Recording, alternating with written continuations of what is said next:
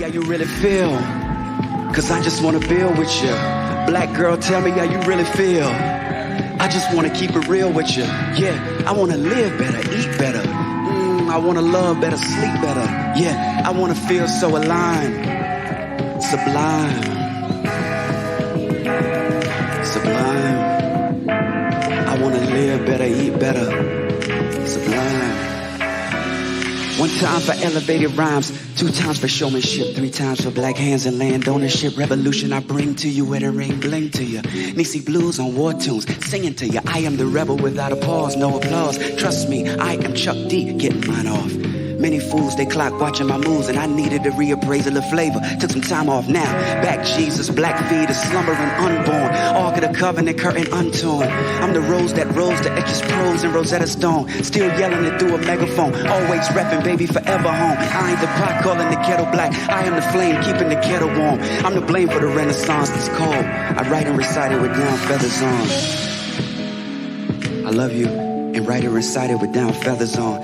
That mean that shit cold. And I'm the coldest. Listen, it's the message right here. Black boy, tell me how you really feel. Cause I just wanna build with you. Black girl, tell me how you really feel. I wanna keep it real with you.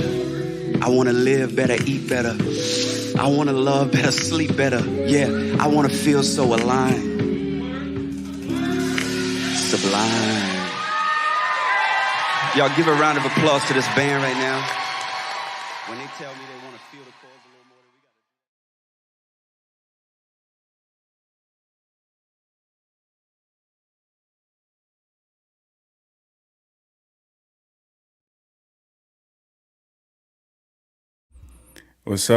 What's up, everybody? Y'all put a thumbs up in the chat if you can hear me. I'm still getting used to this mic.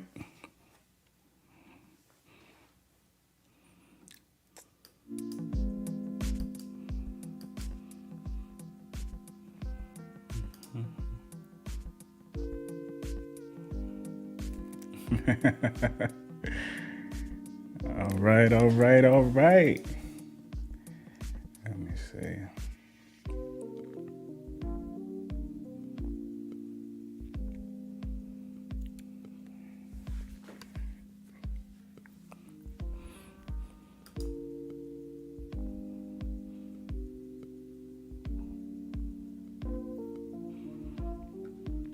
Okay, we got 44 people watching right now. My goal is 500, so invite as many people as you can. All right. Hey, Rush.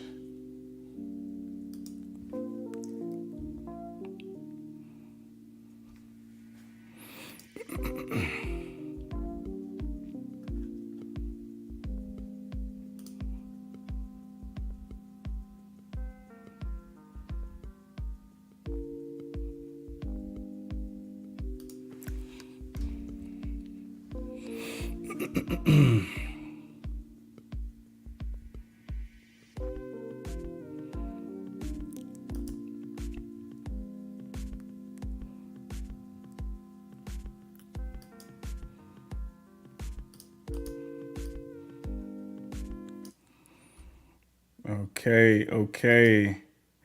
All right, guys, this is my first ever live stream, so y'all gonna have to bear with me. I'm gonna try to not make it a struggle stream, but you know, I'm still learning. So let's see.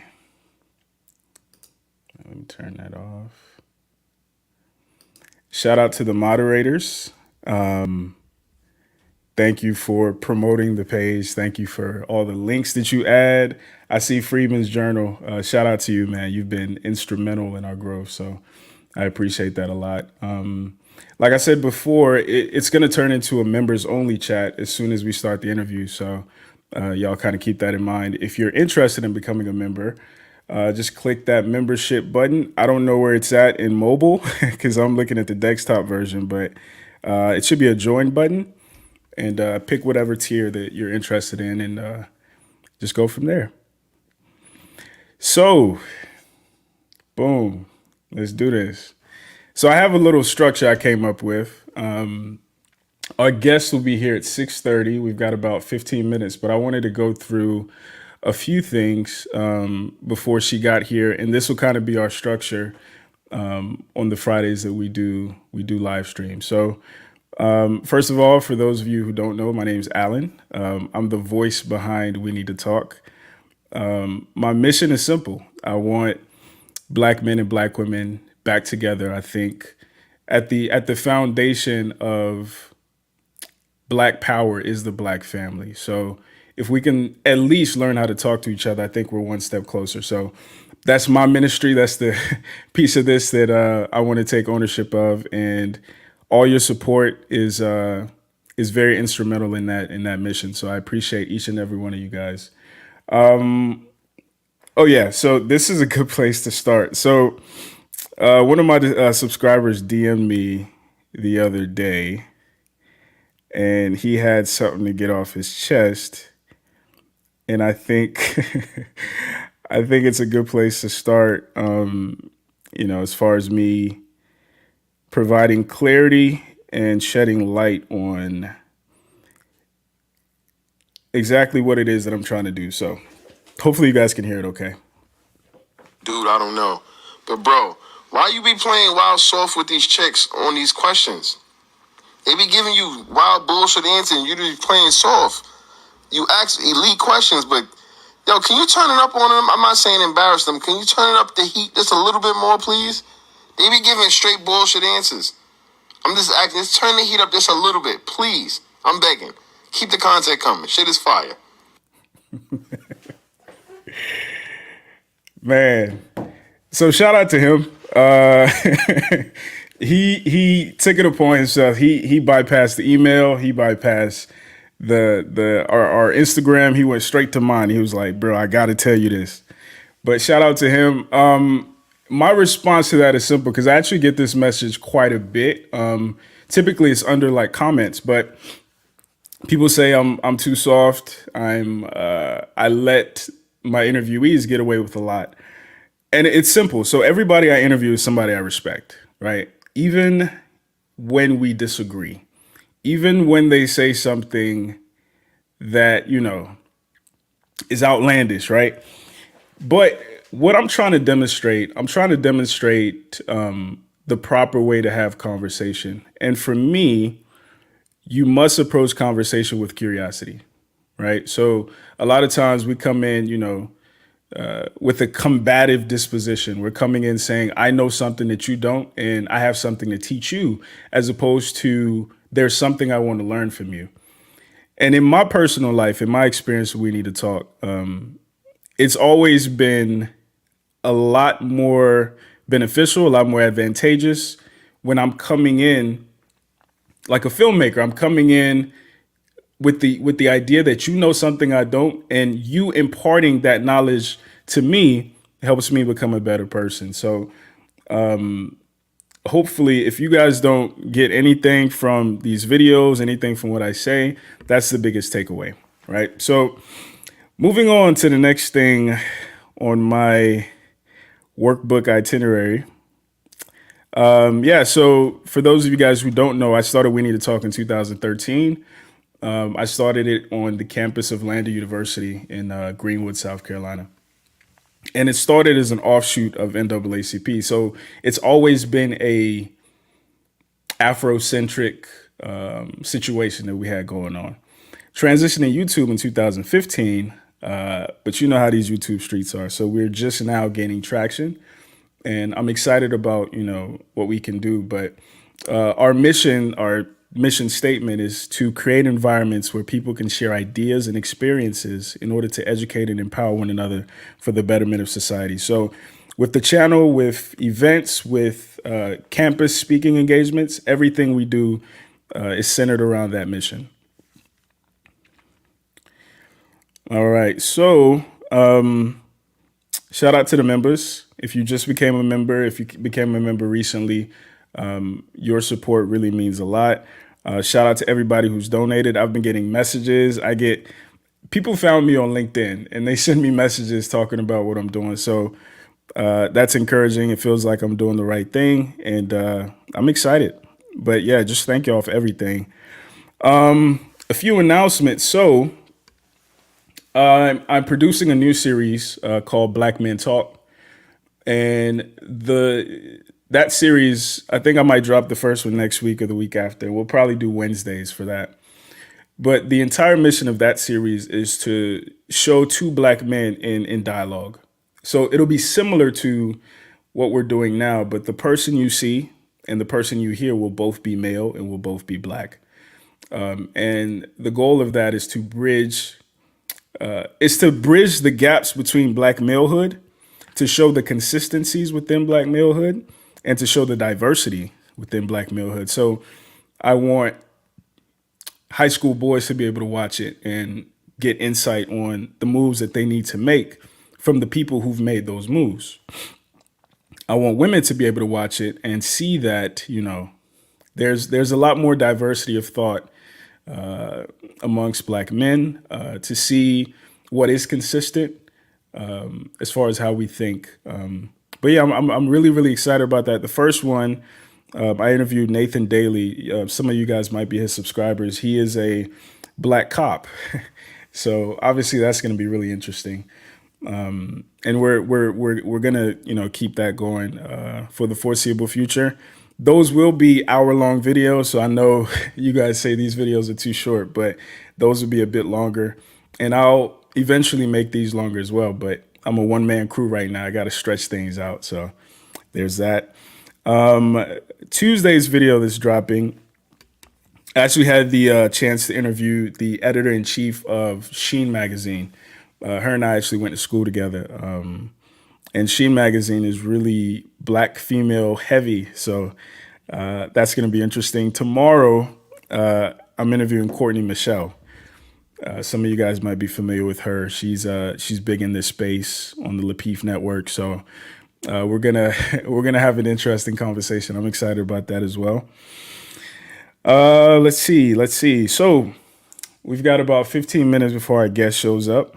For those of you guys who don't know, I'm talking to #BlackWomen, and she runs a YouTube channel about divesting, and we're gonna have a pretty interesting dialogue. I mean, I didn't come with my swords today. My shirt says, I don't need to win, I need to understand. And that's the energy that I'm coming with. So this is going to be really interesting. It's going to be playback worthy for sure.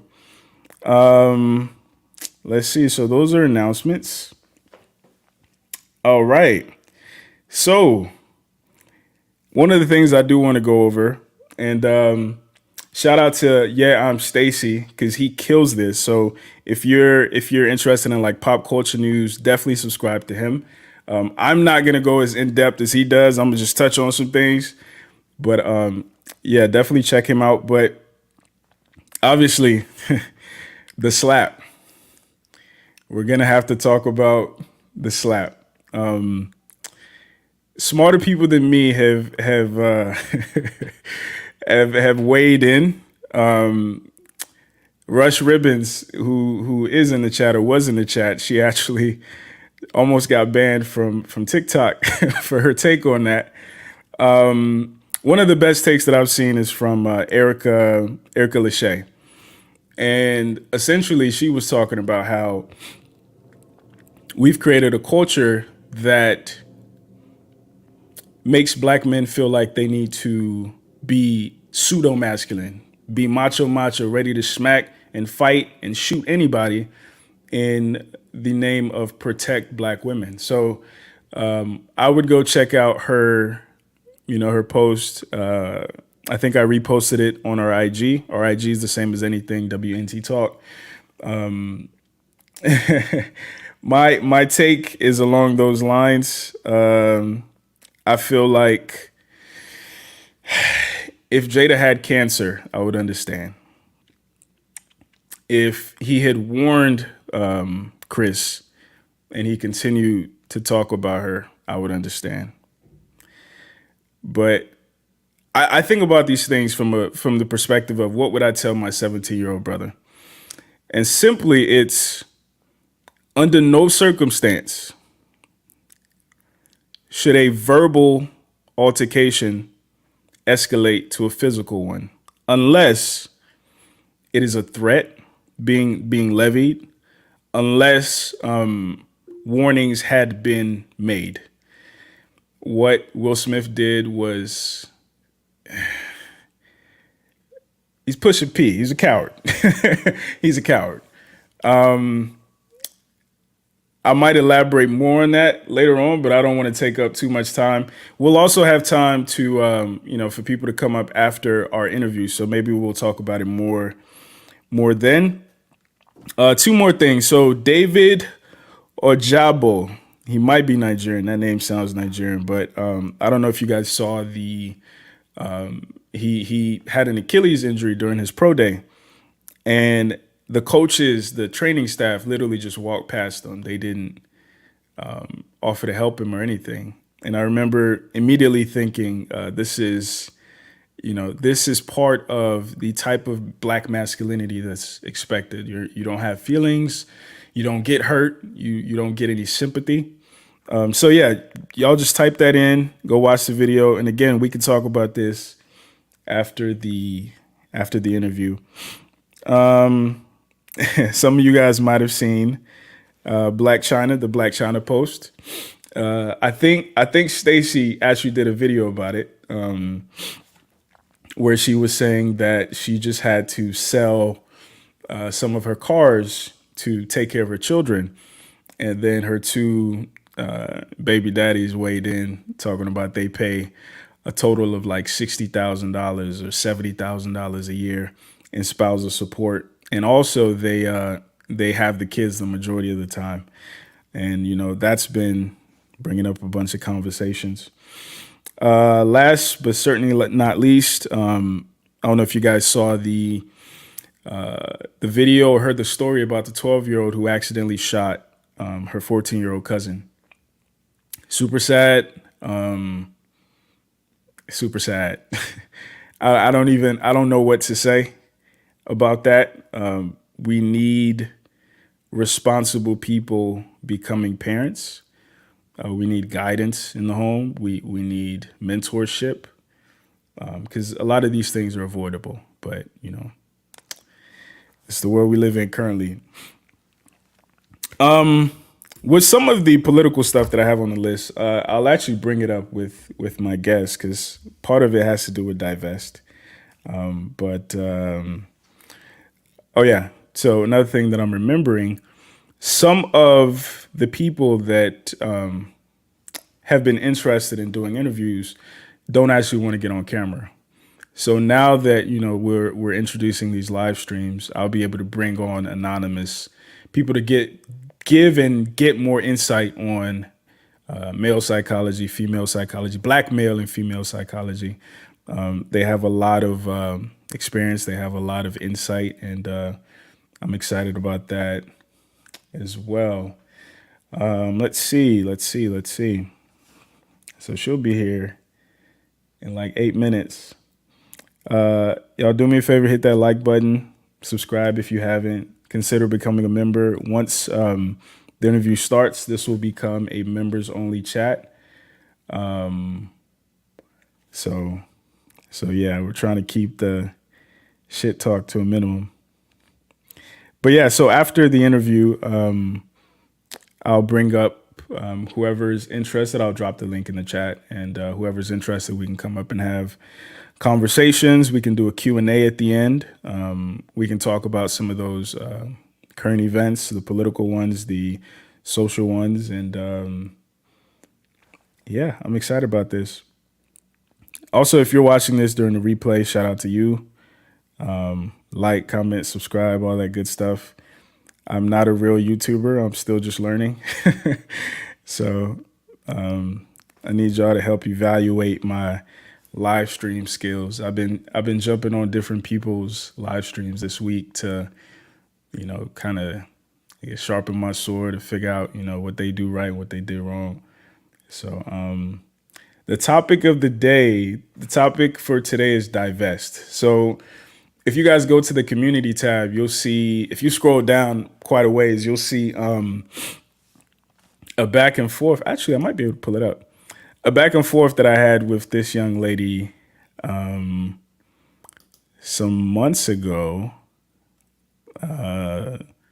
around the topic of Black women divesting. And for those of you guys who don't know, divesting simply means leaving Black men or dusties for the better, brighter, more secure, nicer option, which tends to be white men, at least from their perspective. So initially, I wanted to have this conversation on her channel because I wasn't doing streams yet, but her subscribers insisted that I stay my dusty ass over here. So this is me reaching out and trying to understand what fuels this divest movement, because it's pretty big. I mean, she's got 2,000 subs, which isn't as many as we have over here, but considering 2,000 people who have that much conviction around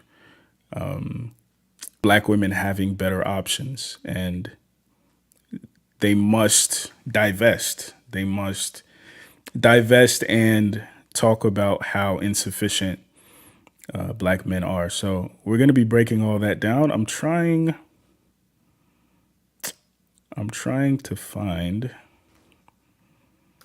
the original back and forth.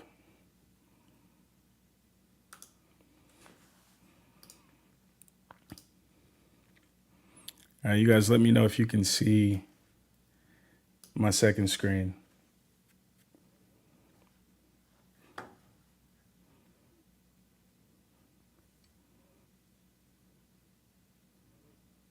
Somebody said they have better options. Well, that's subjective. Okay. So boom.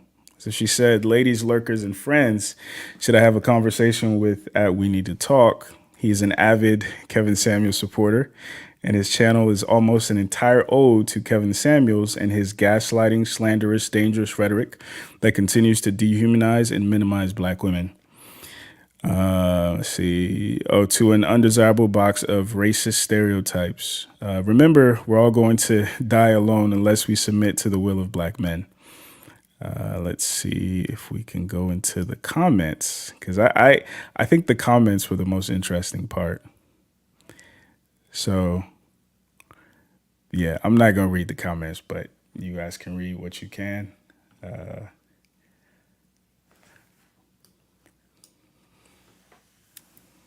There's plenty of cats. Said plenty of cats and dogs that need adopting. That's not funny. My man came in with the popcorn in the eyes.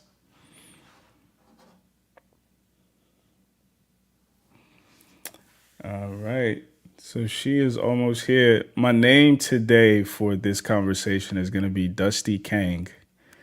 And you'll see that pop up at some point. But yeah, we're gonna have an honest dialogue. I want to hear I want to hear her take on Black men. I want to hear how she got to this space. According to her bio, the name hashtag Black women comes from the exploitation of hashtag Black women. You know, when people, I guess people like me or people like Kevin Samuels are using Black women to get put on, making fun of, talking down on Black women to get on. So I thought that was kind of clever, naming her channel after that idea. But again, like I said earlier, I'm not here to fight. I'm just here to understand.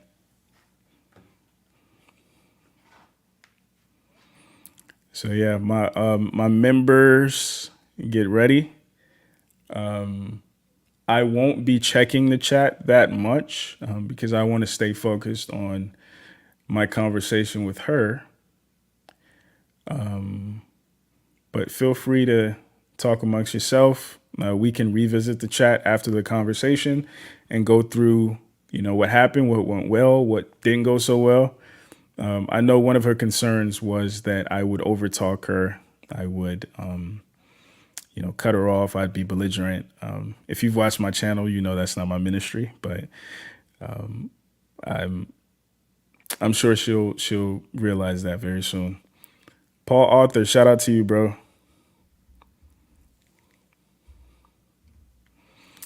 So yeah, we've got 2 minutes. Any questions for me before we get started? Anything I didn't touch on? Anything I didn't cover? Feel free to, show some love to the Cash App. I need some new lighting.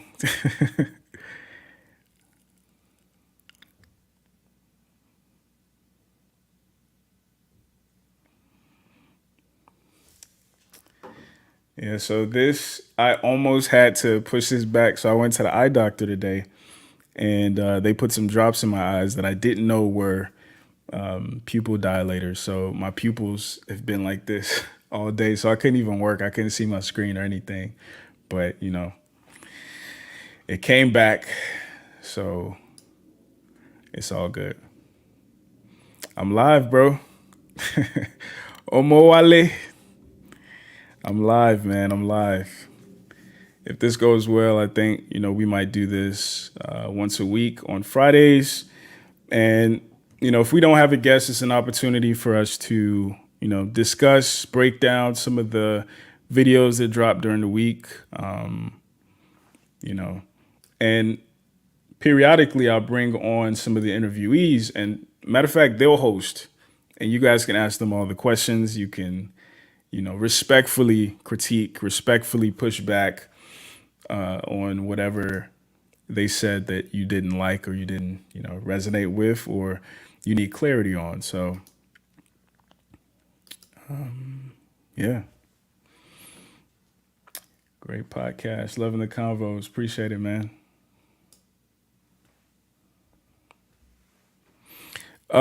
Jason Bell, how do you become a member? You should see a join button somewhere under the video beside the chat. Once you click that, you'll be able to join. I only have 2 tiers right now. I want to keep it simple. For me, this isn't necessarily a money-making opportunity. And it's also not entertainment. So I'm not going to push any buttons and have sound effects go off. That's not my ministry. I'm trying to have real conversations. Black Nerd, shout out to you, bro. Appreciate the super chat, man. All right. Where's she at?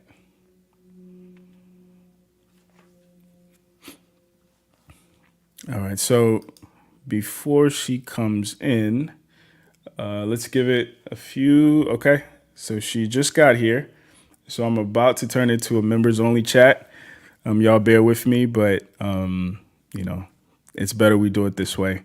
In the future, we'll keep it wide open for everybody. So feel free to support the Cash App. Feel free to stick around. I think this is going to be a really good conversation. I'm excited.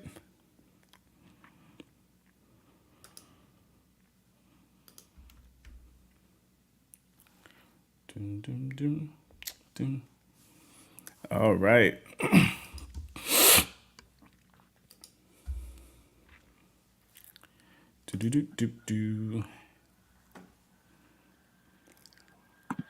Hey, can you hear me? I can. How are you? Oh, I'm good. How are you? I'm good. Hold on, let me connect my camera. Yeah, do your thing. Camera audio.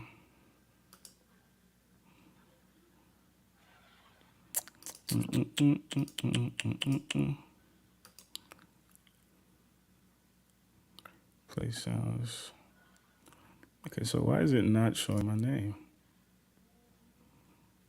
God, why is it things wide? Hey, Okay. how are you? I'm good. Awesome. I'm excited about this. I'm excited to meet you. I think this is going to be a really, really, really, really, really good conversation. Before we get started, is there anything you want to mention, say, shout out? This is your opportunity. Not that I can think of right now. Okay. No. I took probably come up. Okay. I took the liberty to turn it into a members only chat. So the shit talking or the pushback in the chat is going to be to a minimum. So I'm focused on you. I'm not focused on the chat. I'm just making sure I didn't miss anything on this side.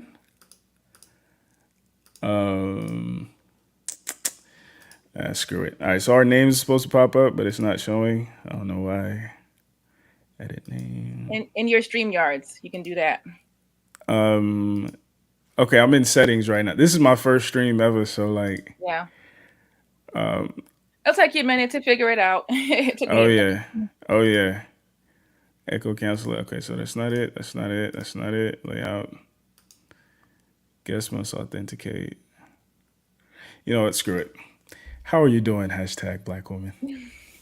I'm good. That's good. That's good. So I'm ready for an actual conversation, not a streaming match. That would be nice. Okay, I think that's a good place to start. So, like, what has been your experience with engaging in these conversations with other content creators? What has that been like? For one, I really don't engage with a lot of other content creators. Mm-hmm. Only when I feel like it's like kind of absolutely necessary, or like around Tina's documentary. I was actually willing to engage in that because, you know, that was something that was happening in the public eye. And I heard all of this, you know, usual misinformation about it. So I was just like, you know, I'm happy to hop on a live with somebody and explain why this documentary is problematic. Okay. Gotcha. Normally I'm not in people's chats and stuff like that, or on panels or anything like that. But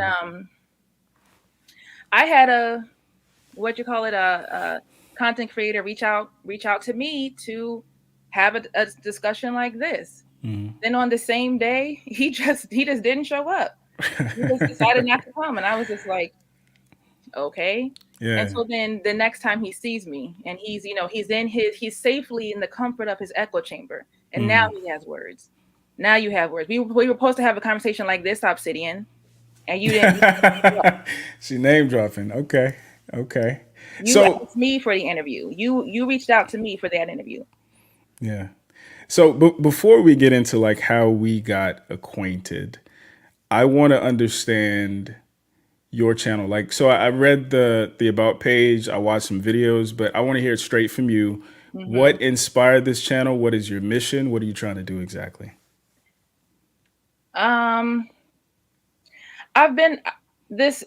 The Black manosphere has been around for a little over 10 years now. Okay. There's a lot of new people in the space that think that this is new.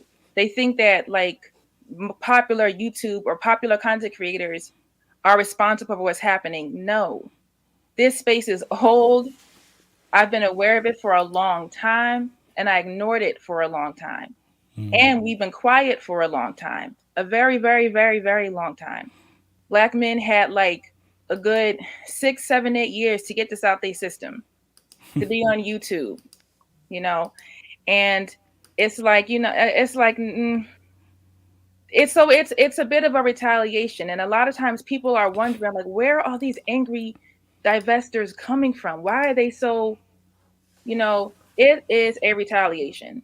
Okay. Now my channel, I'm not like other divest channels. You know, I'm a little bit different. Like, I prefer to have conversations, not screaming matches. And I also want to help Black women to go where they need to go and do what they need to do and do what's best for them. Okay. So the name hashtag Black women, like, break that down. Where did that come from? Why did you decide on that being your name? Because that's what everybody puts when they're trying to pop off on YouTube. Yeah. When they're trying I'm guilty. To get on. When they're trying to get on, they use hashtag Black women. I knew I was going to use this name when I watched this one news. It was this, what is it? The Black News Network or something like that with, I forget the guy's name, but basically he was covering a story on prostitutes with HIV. And for some, like in the title of the story, it was Black women spreading HIV, you know, which is, there's a lot of Black women in the country. Okay. And this was specifically prostitutes in Florida. And I'm just like, why do you have to put hashtag Black women in a story about something as specific as in a specific location? There's plenty of Black women that are not prostitutes.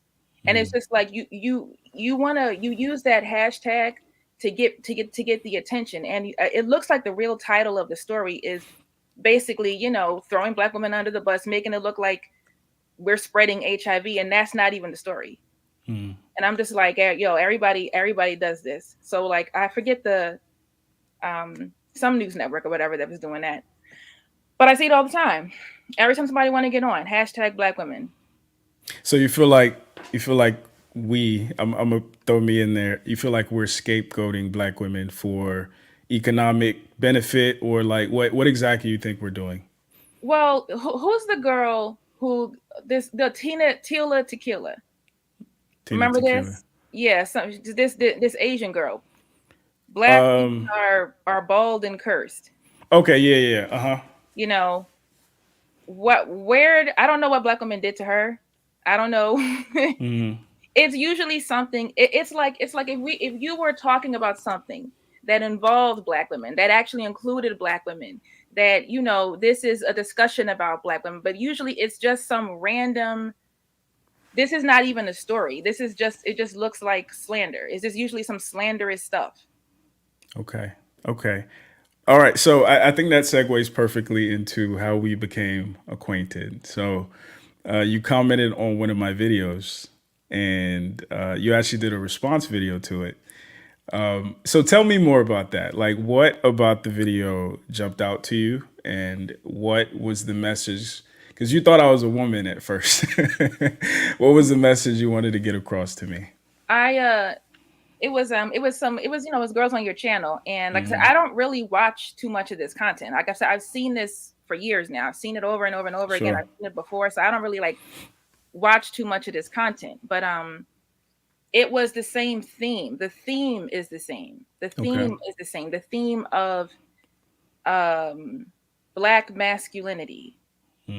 And the theme of why I don't even really remember the video or exactly, but I remember basically something along the lines of Black men kind of have a different circumstance. So that you have to kind of grade. All right, I remember the video. Yeah, I know what you're talking about. Yeah.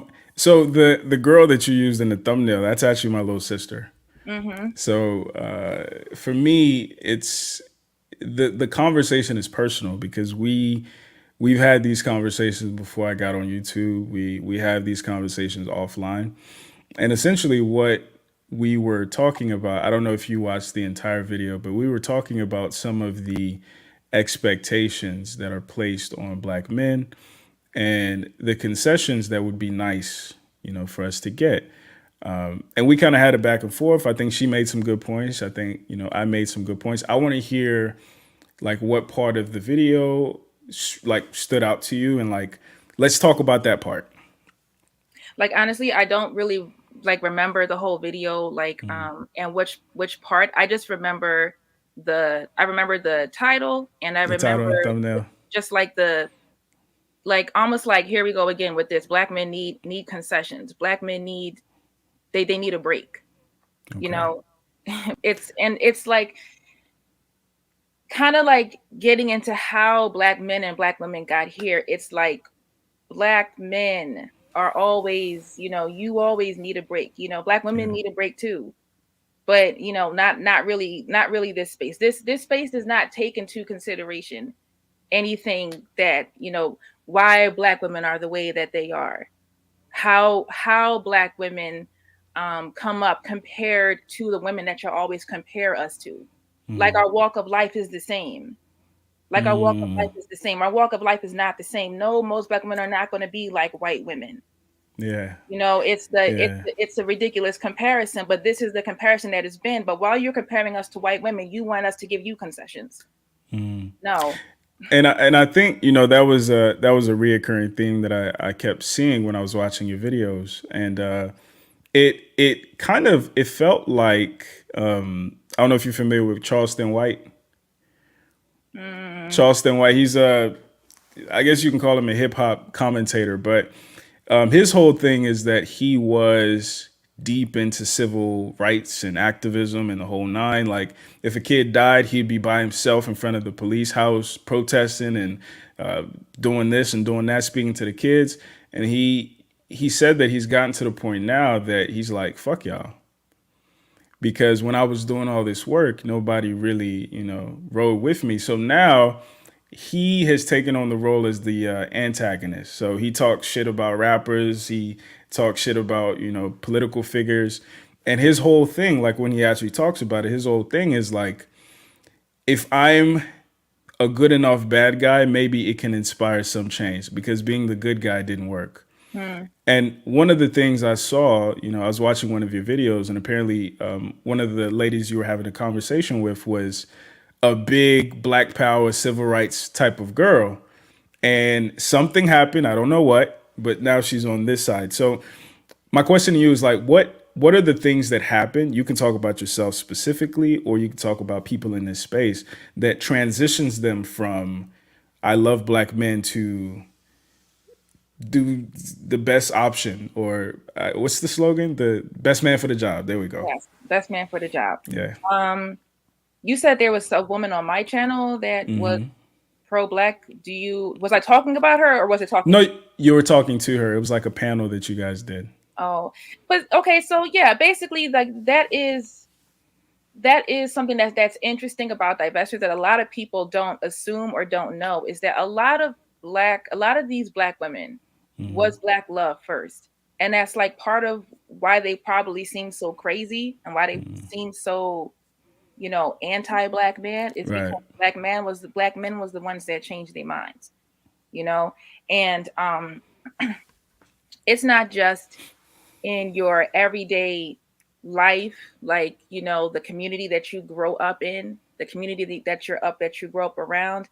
I don't know why people think divest means that you are completely, like, I don't know, transported to a whole new world or something, and you don't have to be around Black men. No, you still live in the same community as Black men. I talk about this like subway crime in New York all the time on my channel. Like I post about it all the time because it's something that like bothers me. I'm getting ready to get out of the city and I can't wait. But like it's something that you have to be aware of and think about and kind of like be cautious of, because it's a rising problem. But so it's like your everyday life. And also it's this toxic space that has been around for a long time. This space has been around for years. This has been almost over a decade of Black men saying the most, and there's been no channels, like, people act like Cynthia G and Divested Zealot and all these other channels, but like, do y'all know how long Black men have been on YouTube before even one woman channel came back on to push back at all? It took years for that to happen. And now that it's happening, people want divestors to be quiet. Like, this is going too far. This is getting too much. Like this Black men had years to talk like this online, and it has not gotten better. It's only gotten worse. And it's like, now it's like a lot of Black women seem like they're a little out of control, but I'm just like, oh, well, I mean, you get the response. Like it's an equal and opposite reaction. That's what it is. So you brought up Cynthia G. I think that's interesting because, and if I say something that's incorrect, please push back. I mean, right away, she's not a divester. She's not. Really? Okay. Well, so one of the things that she said that stands out to a lot of people, especially Black men, she said that Black boys or Black male babies should be aborted, right? So the question that I'm asking is, do you think these grievances that divestors and people in that space have with Black men, are these things inherent to Black men? And if they're not, what happened to Black men? I don't know if they're inherent. I don't know exactly even what happened. I think that and see, that's the difference in a channel like Cynthia G's and a channel like mine, because Cynthia G seems a lot more, and because she is not a divester, okay, she's been on YouTube for I think like 5.5 years now. She's never encouraged Black women to date white men or to date non-Black men. She's been kind of exposing the Black male pathology and the kind of things that she sees that Black men do. And she has her series, Who They Really Choose. Well, while they're holding white women over you, this is who they're really with. So she's more of an exposed Black men type channel. But to me, she seems like she's a little bit more interested in the why, and divestors are not. Like, I personally am not, because I just think life is too short. Okay. I don't think it's worth it for Black women to sit around for another couple of decades trying to get to the bottom of why Black men do what they do, why Black men, why people like KS keep coming out, and people like who is really just a Tommy Sotomayor 2.0. You know, he's a slightly more palatable version of Tommy Sotomayor. So my question is, because earlier you mentioned that Black men don't make any concessions for Black women. We don't try to understand some of the grievances that Black women have, some of the experiences Black women go through, some of the traumas that inform the things we complain about. If you believe that, shouldn't Black women also have a sense of grace and a sense of understanding and a willingness to understand why Black men are these ways that we complain about? No. Explain. No, because no. Why should we understand? You don't understand. You don't try to understand. Me, I try to. That's what my I mean, channel is about. you try to. Yeah. When I say you, I'm speaking about this space, you know, in general. Okay. And, you know, the certain person's name who's, you know, in the title of your videos, they don't try to understand. They don't. There are no concessions or grace given to Black women at all. There's none. You just constantly compare us to white women, and that's pretty much it. As if we're the same, like we're the same, like we come from the same walk of life or something. So for those of us who do not do that, and for those of us who try to understand, no. What I'm asking, for those of us who try to understand, what can we do better? I don't see enough, honestly, to even get to that answer. I do not see enough at all, or any really at all, of Black men that try to understand. And honestly, if you support somebody like KS, there's no way you could be trying to understand. There's no way. This is some of the things that he has said about Black women. Are you kidding me? Why do you think I support Kevin Samuels? Because he's in the title. This is your godfather. This is your godfather, right? No. So you call him that. Full transparency. So this is what happened. I did a video. This had to be in like October, right? And the title of the video was, "Is Kevin Samuels a Necessary Evil?" And in that video, me and a friend of mine were having a conversation about, you know, the whole Black male, Black female dynamic. We touched on Kevin Samuels. I asked her, why do you think he's famous? Do you think he makes any good points? And we had a pretty good dialogue. It was like an hour video, still on the channel. And up until that video, the most views that I had gotten on any of my videos was like 200 views after 5 years. Like, it was bad. Now, when I started understanding SEO, search engine optimization, one of the things that the search engine liked in this video was the name Kevin Samuels. So I thought to myself, because I have a marketing background, I work in tech now, but I thought to myself, how can I elaborate on this? And that led to the series Kevin Samuels Started This Conversation. You've brought up before that I called him the Godfather. That's his nickname. It wasn't like I'm saying he's the Godfather. It's just, you know, Kobe is the Black Mamba, LeBron is the king. You know what I mean? That's how it was to me. But no, I don't, you know, I admire his success. I don't agree with some of his methods, as I hope you can see in the, you know, 20 minutes we've been on, or 30 minutes we've been on. That's not my ministry. There are no sound effects here. There's no round of applause here. It's just conversation. So I'm curious what your questions for me are. As a Black man, as somebody who reveres Kevin Samuels, what are your questions for me? Do you think Kevin Samuels is going to help Black men? Do you think this is helping Black men? So I think that's a really good question. the first Kevin Samuels video I ever saw, I didn't actually know who he was, right? So I had to be in college, right? And I was trying to figure out how to tie a tie. I didn't know how to tie a tie. So I was online. I started watching suit videos and the whole nine. So I was watching people like Jose Zuniga. I was watching Alpha M Image Consulting. And then this black man popped up. He was sitting in it had to be a Mercedes because it had peanut butter seats. And the title of the video was something like Black Men Have to Do Better or something. But I clicked on it and he was talking about how he just left a corporate event and a white woman thought he was the help, even though he was dressed up in a tuxedo. He's like 6'4". He was talking to one of his bosses and a white woman asked him to go get a drink as if he was one of the help. And he was also talking about how he looked around the event and he saw very successful black women, but he didn't see any black men. It was him, the wait staff, and maybe one other dude. So the entire video, he's talking about black men. We need to be in these events. We need to be at the governor's ball. We need to be at these art exhibits. We need to be at these corporate events because these black women are here and they're by themselves. Later on, come to find out that was Kevin Samuels.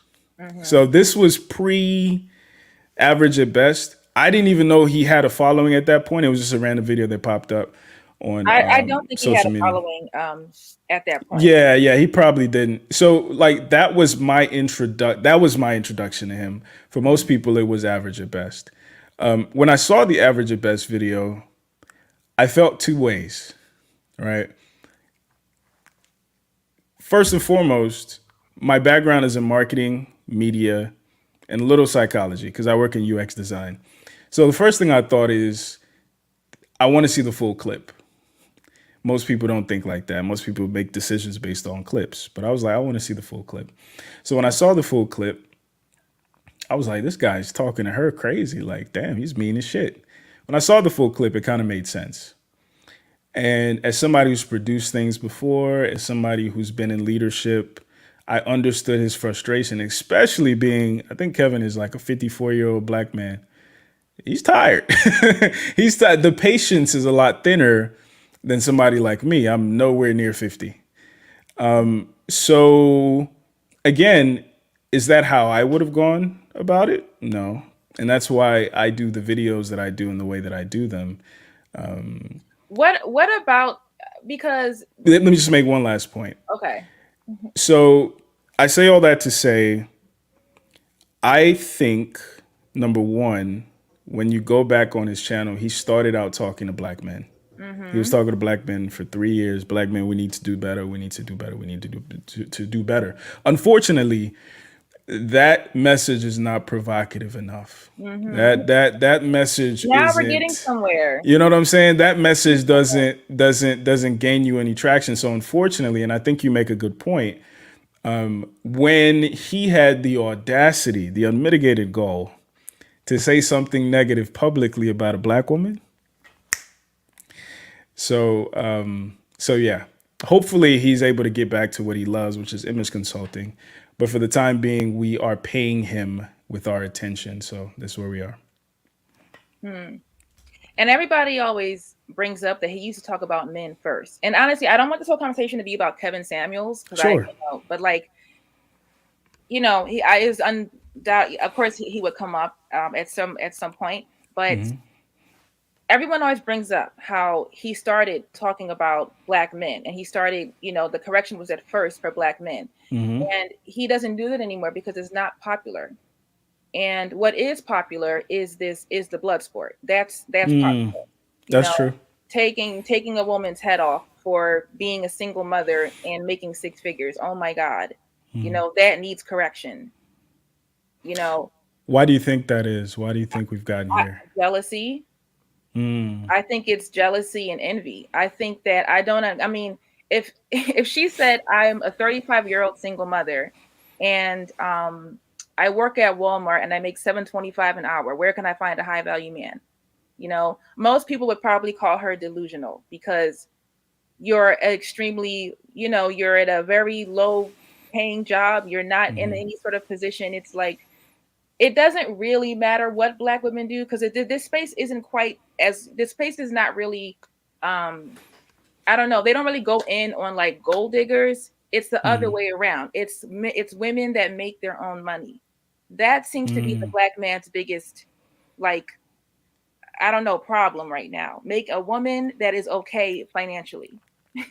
I'll do my best to explain, because I've had this conversation with my sisters. I've had this conversation a bunch of times, but this is what I hear as a Black man. I think that an unfortunate number of our women expect to be graded on the same curriculum as our men. So what do I mean by that? When I'm talking to a new girl, right? Like when I'm dating or whatever, and I go to my group of friends and I say, "Hey, I just started talking to this new girl, bro. She's great. She's awesome. This, and that." Can you assume what the first question that they ask me is? What does she look like? Exactly. What does she look like? Because men are simple. Men are visual. Men are very, very simple. All that stuff, her accolades, her achievements, the fact that she is just made partner at a law firm doesn't matter. It's what does she look like? Because the curriculum that we use to evaluate women is different than the curriculum women use to evaluate men. On the flip side, I understand that.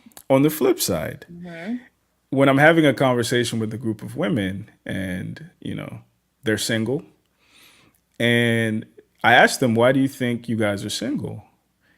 And they inevitably say, my friend over here, she's a doctor. This one is a lawyer. This one runs her own 6-figure business. Unfortunately, those things would make them great men, but they don't move the needle for men. Because again, the curriculum for men and women is different.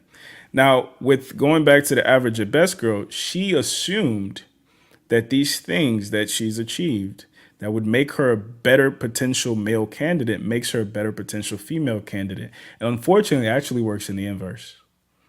Do you disagree with that, or do you see my point? I understand that, but that actually goes right into what I mean when I say that people that, well, I'm not gonna say people, Black men don't try to understand Black women. You don't try to understand, as if the overwhelming majority of Black people in this country are not born poor, are not born in poverty, and do not come from nothing. I think that our achievements do mean more than than like an average woman that, I don't know, didn't have to overcome as much.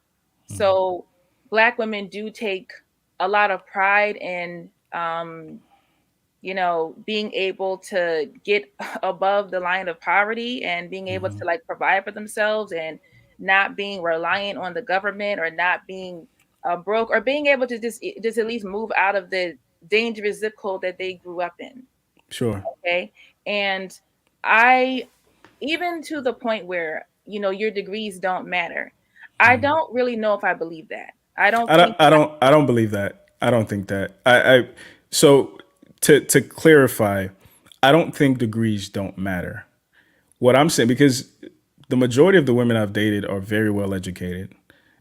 For me, I can't date somebody who's ignorant, because this is how I talk on a daily basis. I'm this guy, right? However, two things happen. Number one, they assume that, or very well educated women assume that level of education makes you a better catch in the eyes of men, and it doesn't. The second thing is, in my experience and in the experience of a lot of men, unfortunately, a lot of men, women who are that credentialed tend to be very disagreeable. They tend to be very combative. Now, these things are awesome in corporate America. They're awesome in the law firm. They're awesome, in sales. They're awesome. But in the house, that's tough. Okay, so. And that's all men are really saying. Now, they're not as articulate, but that's what they're saying.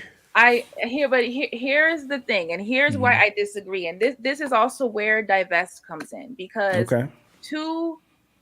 to a successful man, yes, the choice is his. He can go for a very credentialed, successful woman, or he can go for, a girl that works at Starbucks. It doesn't. The choice is up to him.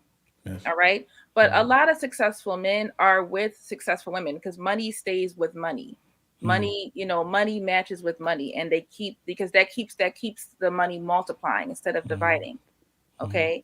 I think this whole thing where these women are not valuable, especially to Black men, I just don't buy it. I just don't buy it. No, I don't agree with that. If anybody had said they're not valuable, I disagree with that wholeheartedly.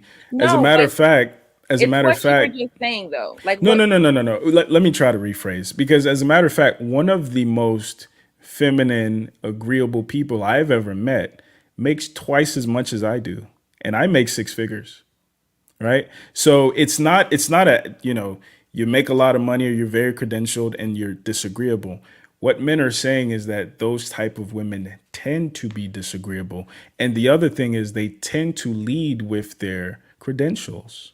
And for men, that comes off as combative. Those type of women are disagreeable when they are dealing with men that are not able to compete on that level.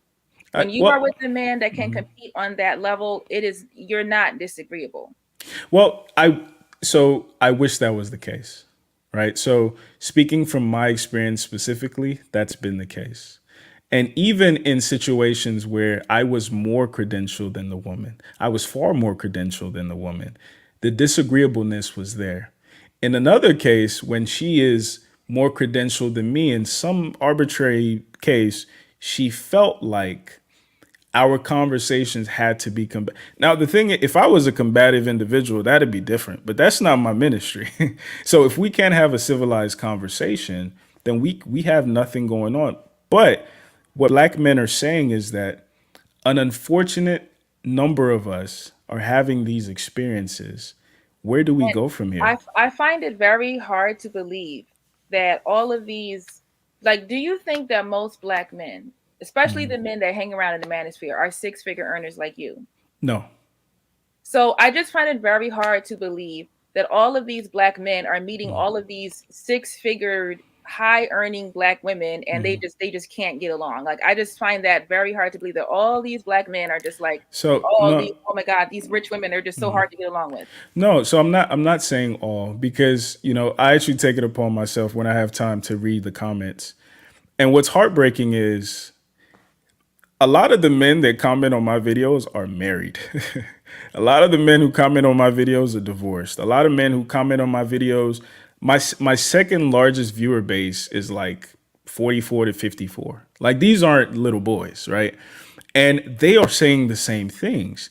And unfortunately, if this was about, women that I deal with romantically tend to have these characteristics, that would be one thing.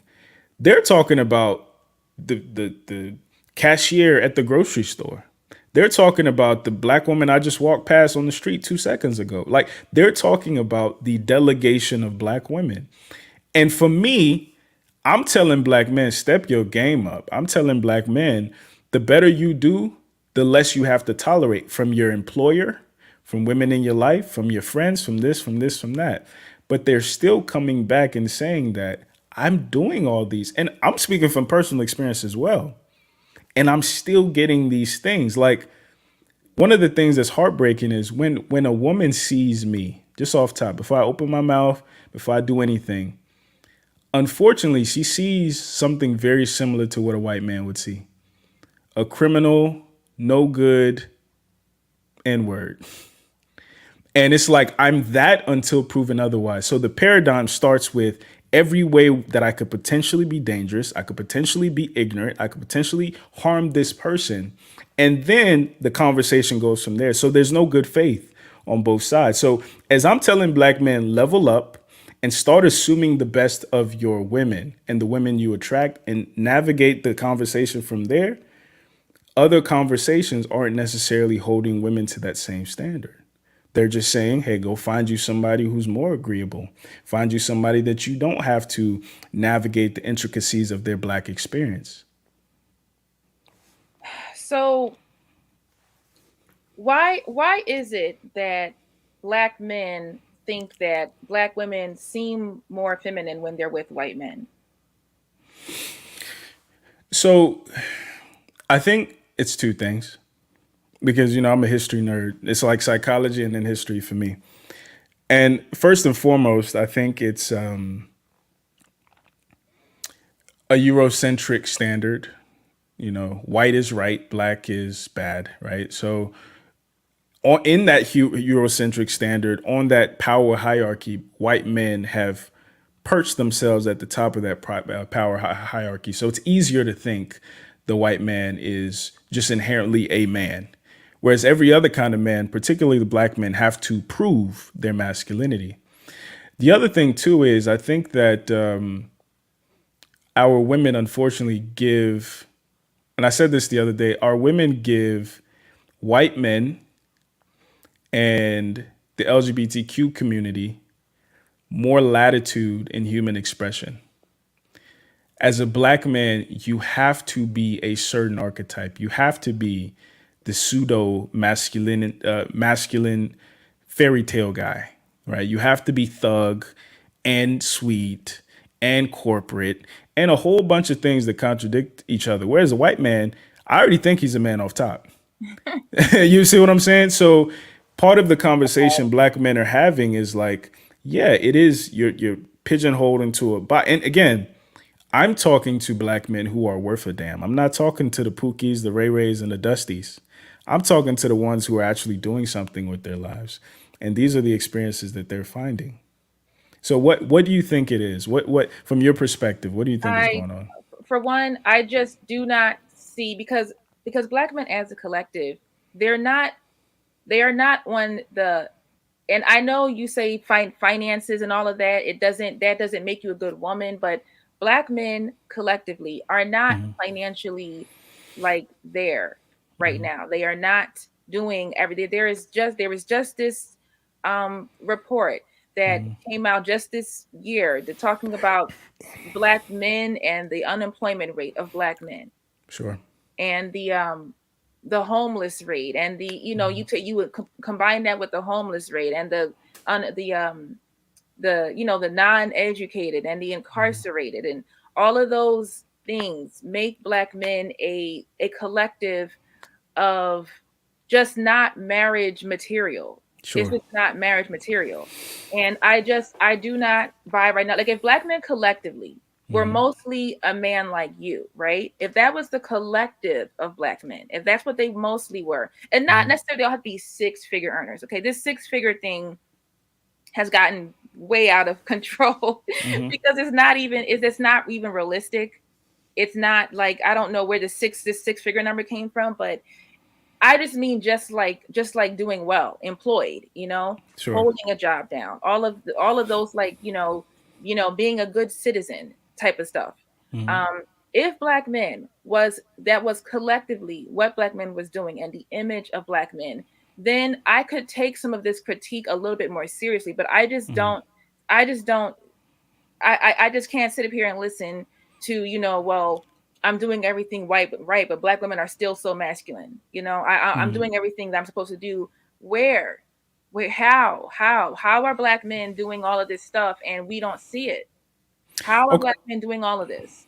So okay. So one of the things you said earlier, you said that you don't necessarily care about the why, but for the sake of conversation, let's explore the why, right? So collectively, like you said, black men make up the overwhelming majority of incarcerated, people, crimes, and the whole nine. Just from an intellectual, historic standpoint, what do you think happened? What do you mean a historic standpoint? Well, so the saying, if you don't know where you're coming from, you don't know where you're going, right? So like there's a lot we can learn from the past so we don't repeat mistakes. And there are a lot of things that are playing out now that are consequences of things that happened in the past. So just for the sake of like argument, what were the ripple effects that led to where we are now in the current state of Black America, particularly black men? What do you think happened? The same things that happen to black men happen to black women. Black men and black women both come from the same history. Okay? We both come, we both experienced the same systemic problems. We both experienced the same systemic racism. The same systems that was set up for you to fail was also set up for me to fail. Because we're both black. The same things that I could have fell into, you could have fell into. Because we both come from the same exact background. So that's why I'm like, this systemic problem is just like, I don't buy that anymore either. I did for a long time. I did, but I'm like, you know what? At this point in time, I don't understand how y'all are seeing all of these successful black women that are, doing what they have to do, and you're still blaming history. I don't understand how that plays into it today. Yeah. So permit me to make an argument, right? I used to think that as well. Because I'm Nigerian. And if you talk to most Nigerians, let me backtrack. One of the reasons why I think I've found success doing this, having these conversations, is because I've always been trying to bridge gaps. So one of the big conversations Were you born in Nigeria? Or I was born in Nigeria. So one of the big gaps is like Africans and the FBAs, they don't get along, right? So like this side is talking shit about this side. And a lot of times I'm bridging that gap because I deeply understand Black history. I'm not going to say like I'm the biggest scholar, but we do not give African Americans enough credit globally. So I'm going to say that with my chest. There would be no African doctors and lawyers and all the successes that we're finding in this country without the efforts of Black Americans. So at the very least, we owe them to understand their history. I say all that to say, in 2020, I lived in Baltimore, and I had a few dollars. So I decided, let me get a penthouse. So I stayed at a penthouse downtown. I was paying a pretty decent chunk of change for it. And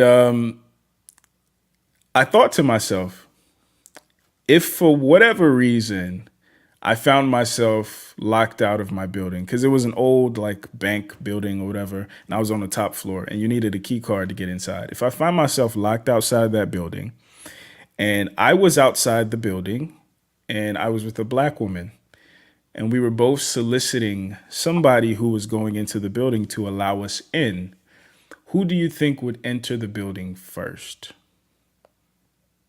The woman. Why? Because she's a woman. Yes. Now, when I really started understanding Black history as it relates to white supremacy, one of the things that I learned, and one of the things that's really insidious, is really still happening to this day, there's a concerted effort being made to keep Black men out of spaces. And part of why that effort has been so successful is because white society created a brand around Black men. And that brand was actually established by D.W. Griffith's film, Birth of a Nation. He painted us as villains, as criminals in the imagination of the United States people. So that includes white women, white men, and also our women and our men as well. Sometimes I have to catch myself when I see a Black man and I'm like, I have to catch myself, even though I understand these things, but that programming affects me too, right? So I say all that to say, in this conversation, we cannot discount history. We cannot discount that mass incarceration is a product of vagrancy laws. When they freed the slaves, if you were caught loitering, they can imprison you and pretty much make you a slave again, because all it was about exploiting labor. Now, till this day, if you go into any elementary school, if you go into any grocery store, some of the meat that's being packed at the grocery stores, some of the desks that students sit and learn at the elementary schools are created and made and packaged by criminals. There is an incentive to incarcerate Black men. There is an incentive for schools to be in disrepair in certain communities. Now, when you say something like these things affect black men and black women alike, historically speaking, that's just not accurate, because your exploitation might be similar, but it's different. My exploitation is literally for my physical and nothing else. So I think, for me, I have to empathize with black women in some of the ways that they're exploited for their beauty, for their style, for their lips, for their hips, the whole nine. I expect some of that empathy to be shown back to me. Do you think that's fair? I do not think that black men today are being incarcerated in high numbers unfairly or unjustly. I do believe that, can we talk about sentencing, mandatory minimums, maybe some of the laws around like how certain crimes are prosecuted. And again, I can sort of understand that, like, this system it does not put black men in any sort of favor. They're not looking to help you. We're making progress. Keep going. I'm sorry. It's like it's not put on here to help you, but it's like black men do not do themselves any favor. They themselves praise gang life and thug life and crimes and violence. Black men praise those things. Black men promote those things. Black men do those things. Black men have made that their own image. So it's like I at this point, as well as a lot of black women, cannot continue to sit up here and still say that the white man or the white system or anything like that is more responsible for your image than you are. Black men, like, your image is in your hands, just like our image. Like, we had black women had a negative, we still do. Black women have a negative stereotype and negative things that are associated with being black women, but your image is in your hands. And to continue to blame white supremacy or prison laws or old stuff, like when black men continuously participate in the way that they look and in the way that they are looked at. And you, even as an African man, because you're a Nigerian, you have a difference. You kind of have a different story to tell. You have a different walk of life and a different background. Because I've said this so many times, like, the African immigrants, I've seen this more times than I can count in corporate, how the African immigrants come here and run rings around black men. But that's for a reason. And I think what I've been trying to get at is that is not because we are better. No, wrong. I don't think it's because you're better, but I just think it's because you have higher stakes. You're not born and raised here. No, that's not why either. When you come here, when Africans come here and they hit the ground running, okay, they go through that whole immigration process. Okay, black men could easily take full advantage of the same things that African immigrants come here and take advantage of, but they don't. It's not that simple. It's not that simple. Why is it not that simple? So, for instance, right? Because I like to look at things both ways. Back during, antebellum times, white supremacy created 3 black female tropes: the Jezebel, the Sapphire, and the Jezebel, Sapphire, and I can't remember the Mamie. Thank you very much. So the Mamie, obviously, is the motherly Aunt Jemima. The Sapphire is the angry black woman, right? And then the Jezebel is the hoe. It's the Cardi B, archetype. And when I learned that, when I started to understand that and dig more into it, you start seeing how history repeats itself. You start seeing how unresolved and unrecognized history bleeds into the current day. And the reason I say that is I think it's important for black men to understand that. Understand how those tropes were created, how those tropes were encouraged, perpetuated, like the Sarah Brightman. She was the Jezebel, the first Jezebel, and these things were projected on black women, and what black women were put in situations where they had to exploit their sexuality to get anywhere. Black men need to empathize with that.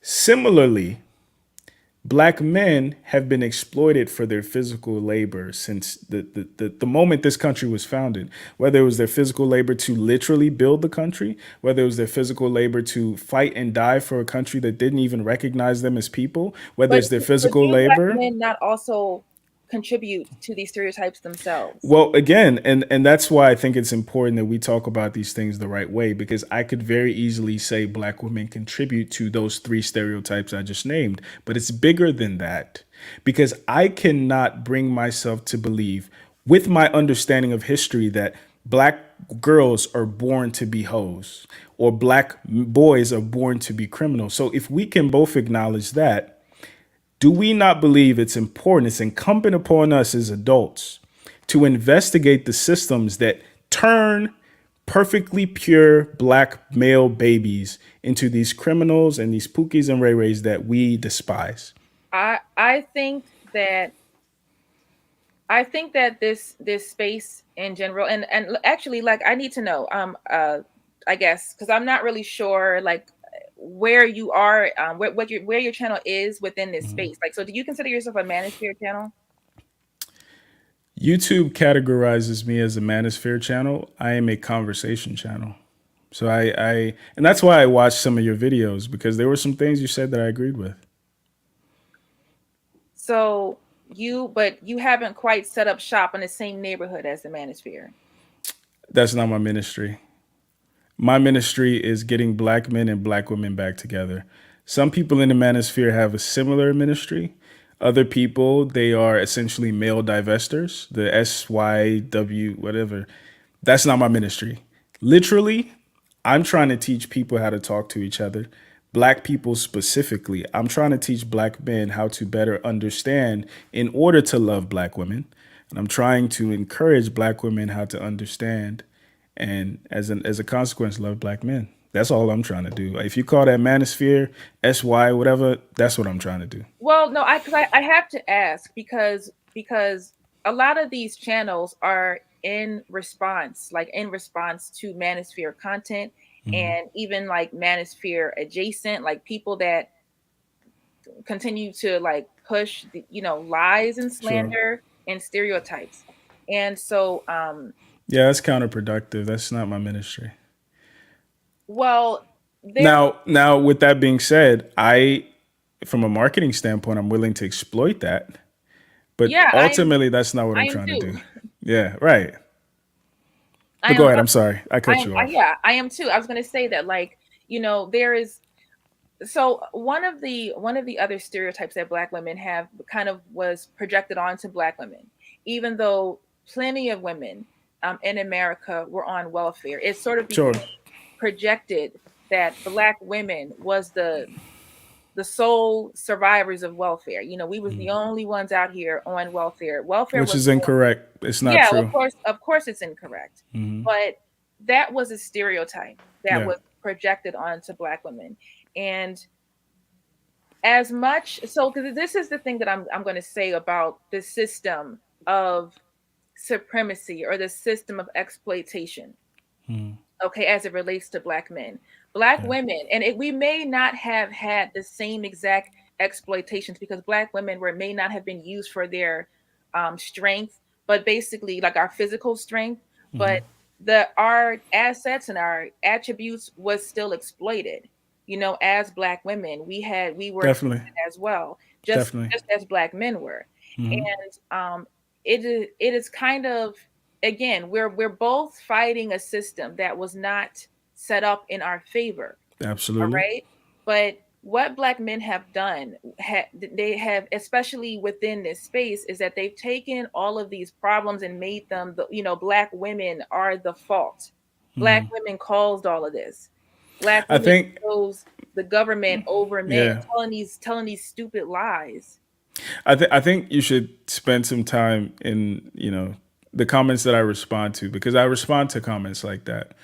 And this is why I think it's very important that history is taught the right way and is taught accurately, because this space does not care about history. Well, I think what's important for us to both understand and acknowledge is that the best thing white supremacy did for itself is turn potential allies into enemies, namely black men and black women, because we're fighting the same battle.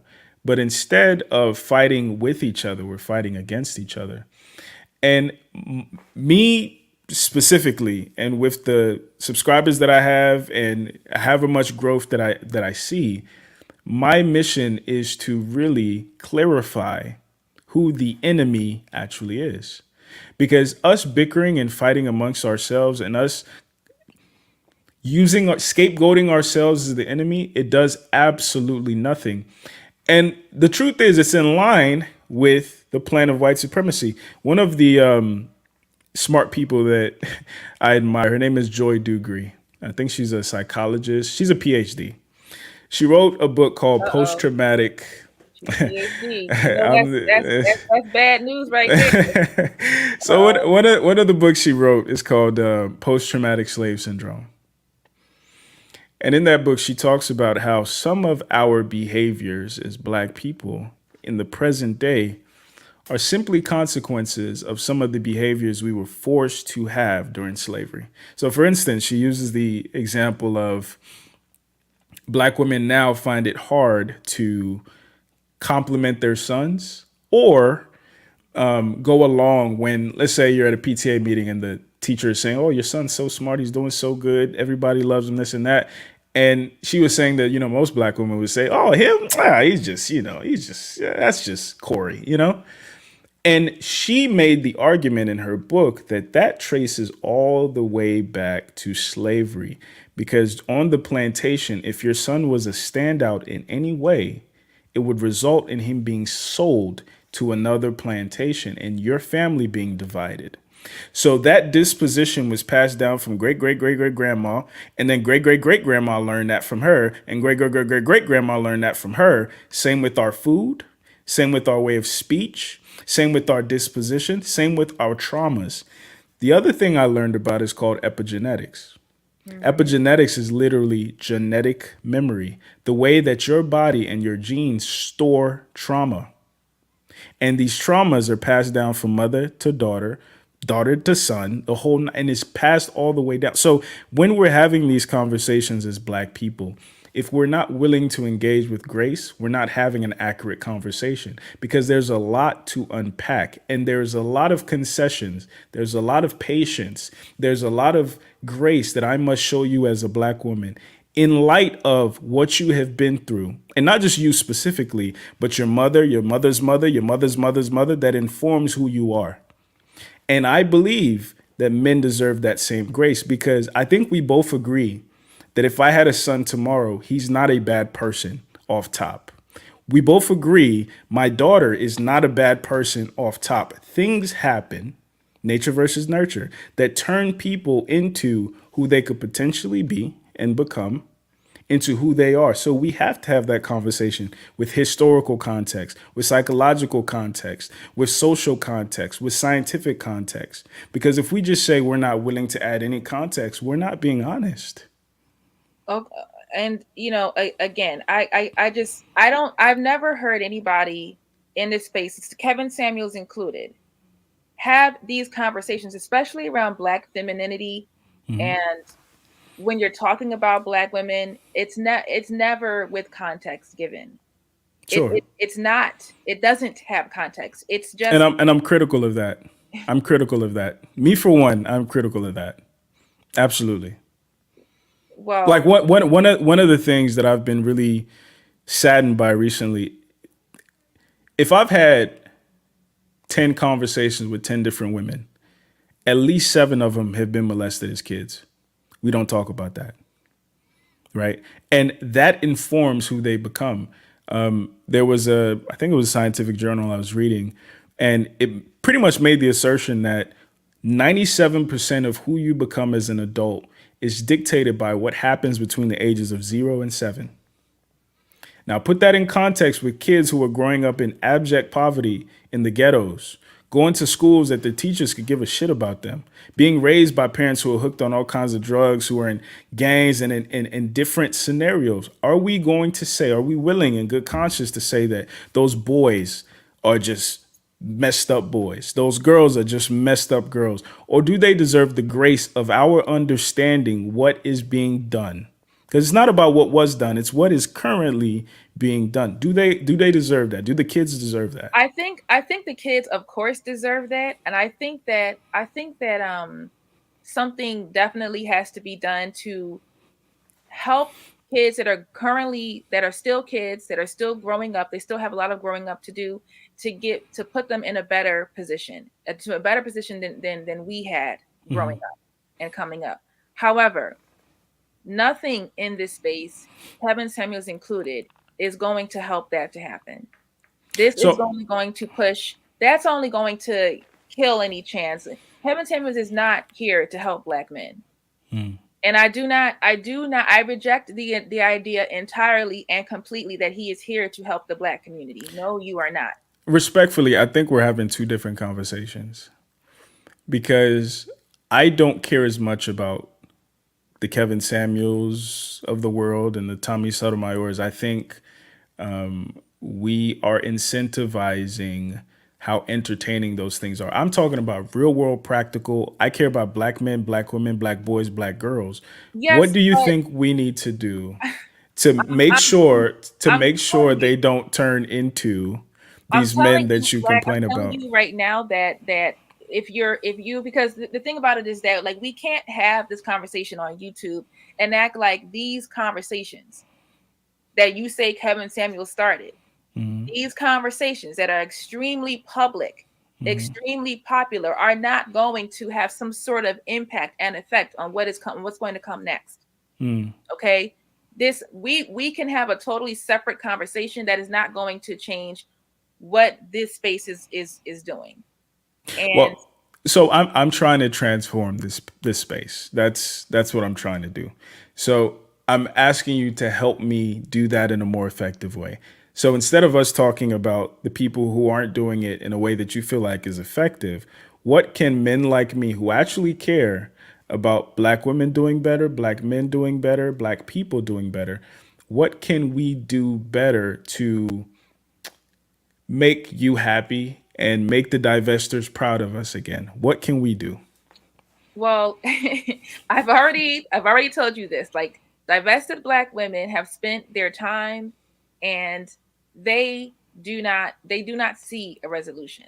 Their only resolution is to go where they know they're going to be appreciated and respected. And this, I just think that this idea is ridiculous. That let me give you a quick example, because a lot of Black men had a problem with these the Supreme Court justice nominations, candidates being married to white men. And there was a day, and there was like 5 or 6 of them, candidates, Black women. Had this day had come like 10, 15 years ago, all of those women would have been single, all of them. And it's just not a coincidence that they were all married to white men. They could have been married to Asian men or whatever, but I mean, it's just not a coincidence that they are all married to white men. And when you are opening up your options to races of men that don't see the money that you make as a form of competition, because they're where they're supposed to be. They're where they have to be. The union is more evenly yoked.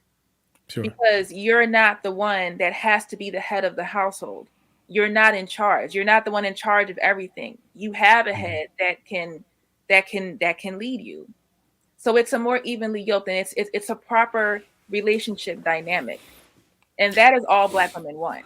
So go ahead. I'm sorry. Finish your point. I just don't think Black men understand that, y'all. I just feel like Black men who are not, like I said, you're not there. The collective success of Black men is just not a lot. Okay. So I just find it very hard to believe that all of these Black men are just so unable to get along with women that make a whole lot of money, because I'm just like, you don't have access to how do you measure the collective success of Black men? Are we talking income or like education? I mean, because like I said, we're not even like talking about a dollar value. We're not talking Okay. about the six-figure value or whatever. Mm-hmm. We're talking about the collective state, because it just, the Black people in this country are a very small minority. No, I'm asking like what metric are you using to say Black women are doing so much better than Black men?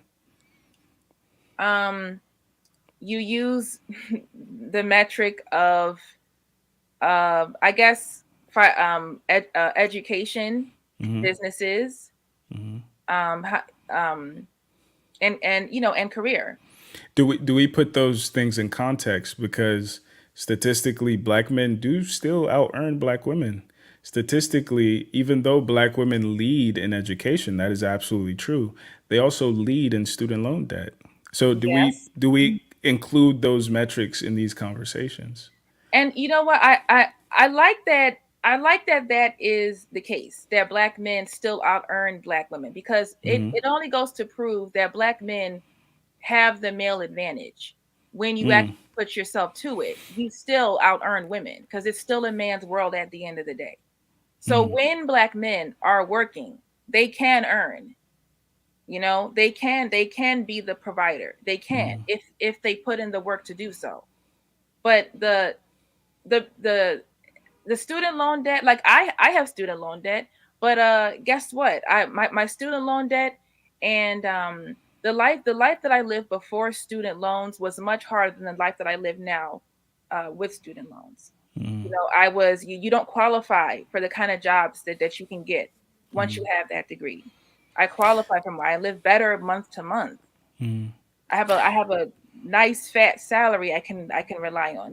When you don't have that, and it's still needed. You still need that in order to kind of, if you're not a business owner and you rely on corporate jobs and salary and all of that, you want to qualify for the jobs that pay, that come with perks and benefits.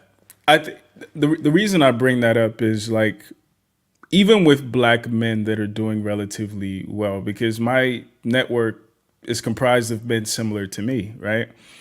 There is still a condescension that our women have when they talk to and about us. And my question was trying to get to the point that condescension isn't well founded. Because what do you mean condescension? But because the condescension is, we are doing so much better than you. And the numbers don't say that. So that's why I wanted to understand what variables are we using. What numbers don't say that? Like when you say that, what numbers don't say that? Well, number one, I'm talking salary. You're not out earning Black men. Number two, I'm talking education. A lot of women in general are getting educated in humanities and in fields that don't actually earn that much. So education for the sake of education, I think that's a separate conversation. But my whole point is, this look down on that we're having isn't backed up by any credible data. But again, like when you say you're not out earning Black men, this is the point, okay? When a Black man is earning, he is earning well. The problem is the number of Black men that are earning at that level is small. Like for the collective of Black men, there's few Black men at that level. If more Black men was to be in that field or get that job or have that career, yes, there more Black men would be high earners. But that's what I need clarity on, because the stats are saying that on average.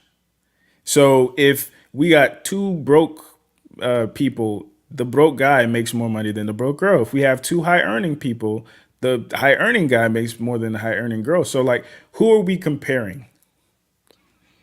I mean, we're comparing Black men and Black women, even though that's backwards in itself, because Black men should be competing with other men, not with women. But Black men always want to do these comparisons. And so what I'm saying is, when Black men have jobs, like when they are working, when they are earning, you still have access to that male advantage. You can earn. But Black men are highly unemployed right now. Yeah, and I think that's a really good point. So number one, when we go back to the statistics, there are more black women than black men. There are more black women than black men who don't have felonies or are incarcerated in the whole nine. So the number of women who can earn money outnumber the number of men who can earn money. Even though that's the case, even though y'all have more numbers, on average, we're still out earning you. So like, why is that the case? Because you have the male advantage to do so. It's not you're looking at like salary versus salary. What this should be is, do you know how many offhand, how many black men are in the country? No, I don't. Okay, well, let's just say, for example, it's 10 million. Okay, Okay. let's say there's 10 million black men in the country. If 2 million of those men have great jobs and they're all earning high, those 2 million men are still going to out earn the 7 million women that also have the job. You're still going to be higher earners, but that still leaves 8 million other unemployed men. Sure. So Well, it's not I'm not comparing salary for salary. I'm comparing the ratio I mean, of men that are not working. and I think that would make sense. However, even men who are uneducated are earning on par with, or if not more in some cases, than women who are educated. But this education is still being held over their head as if it makes them better. No, black men right now.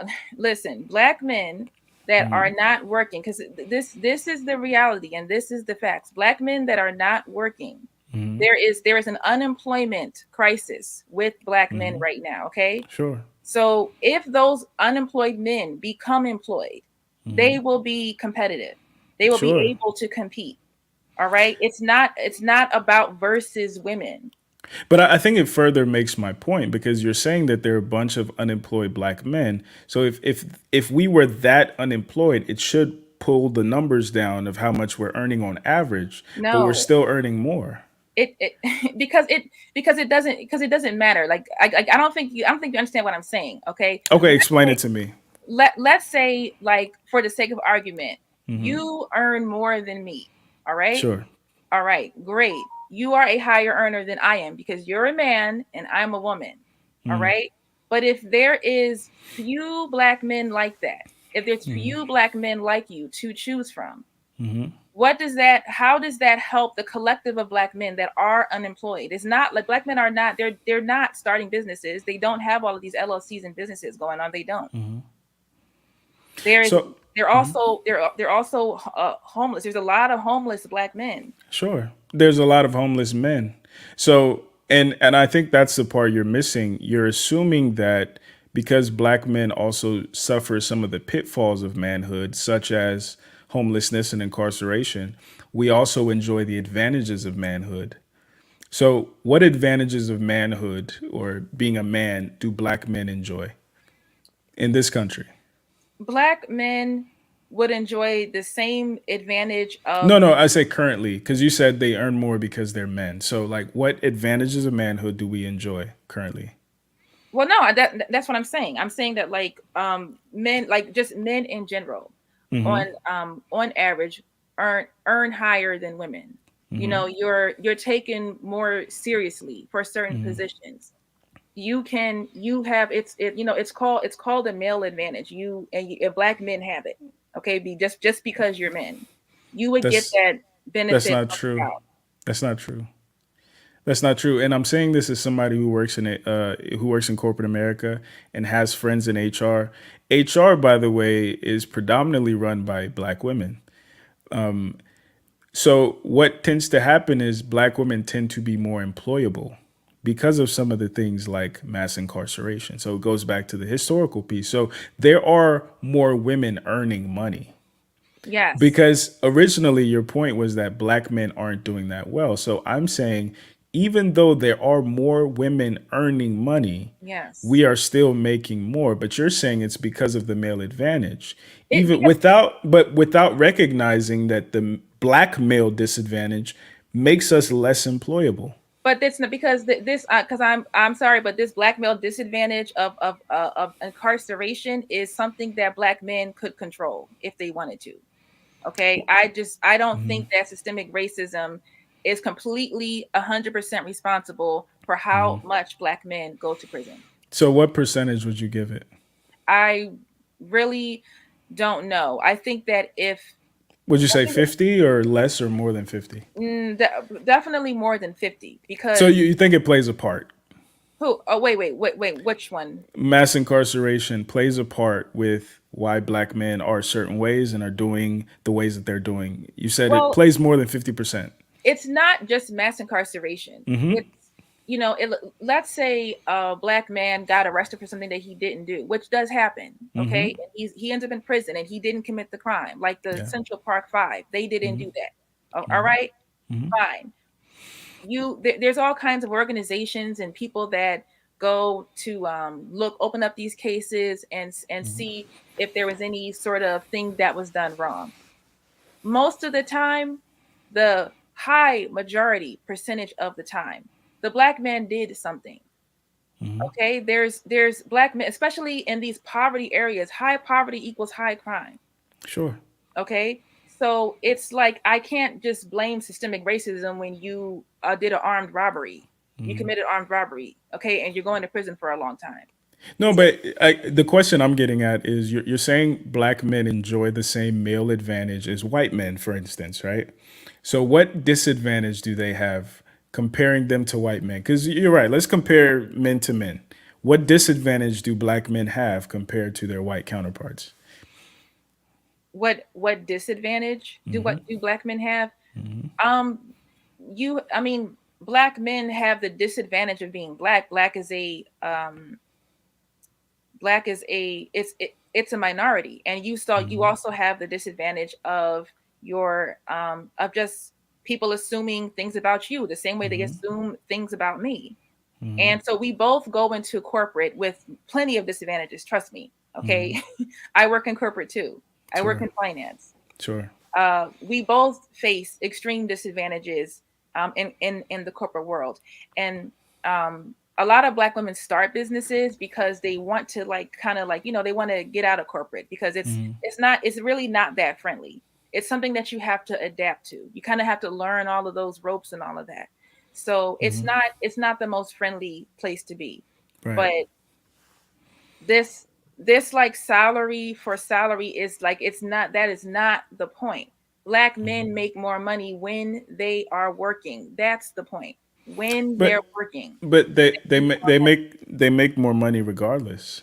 Yeah, according to the stats. Great. So more black men should work then. That's no, I listen. I agree 100%. As somebody who's employed, I agree 1,000%. Then, the point I was trying to get at was this talk down that often, and not just with the divesting community. No. I'm not just talking about the divesting community. I'm talking about in general. There is a sense of there's a condescension, right? And I think, for me, I always put things in historical context, so I know where it comes from. It comes from a lot of our boys were raised by single mothers. A lot of our girls were raised by single mothers. The authority figure for a lot of our people have been women. And because that authority figure were women, the girls grow up thinking that a woman is an authority figure. So who are you, little boy? Especially given all these things that you're talking about.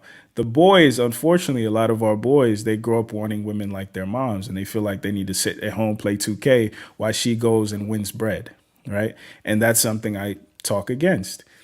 With that being said, how can we honestly have this conversation and claim that black men are enjoying all the perks of masculinity and manness in this particular country without pointing out some of the pitfalls of manness and specifically black manness that black men have to suffer? Because it's like when it's time to give out empathy, we should take it evenly. When it's time to give out blame, we should take all the blame. Black men should take all the blame. And it's like, that doesn't make sense. I don't think black men enjoy all of the perks of masculinity that white men have. Okay. I don't think you have everything. This is the same way, as I said, comparing black women to white women I don't know why black men do that. I don't know why y'all think we're the same. We're not the same. We never will be. Yeah. Okay. So I don't like white women. I think I ain't gonna say that. I don't like white women, but keep going. I'm sorry. but so I don't think that you are the same as a white man. If you were in, you in the room, a white man in the room are, you're going to be looked at exactly the same. No, I know you're going to be looked at differently. All right. However, if you are saying, you yourself are saying that when you're working, you're earning higher, does that not prove that you are, when you are in that environment, you're given fair salaries? You're No, given good salaries? it Then doesn't. why It do you doesn't earn prove higher that. than women then? Well, I earn higher because of what I do. If a woman was doing the same thing that I was doing, she would probably earn the same as me. If she She had would more probably earn a little experience, less than you.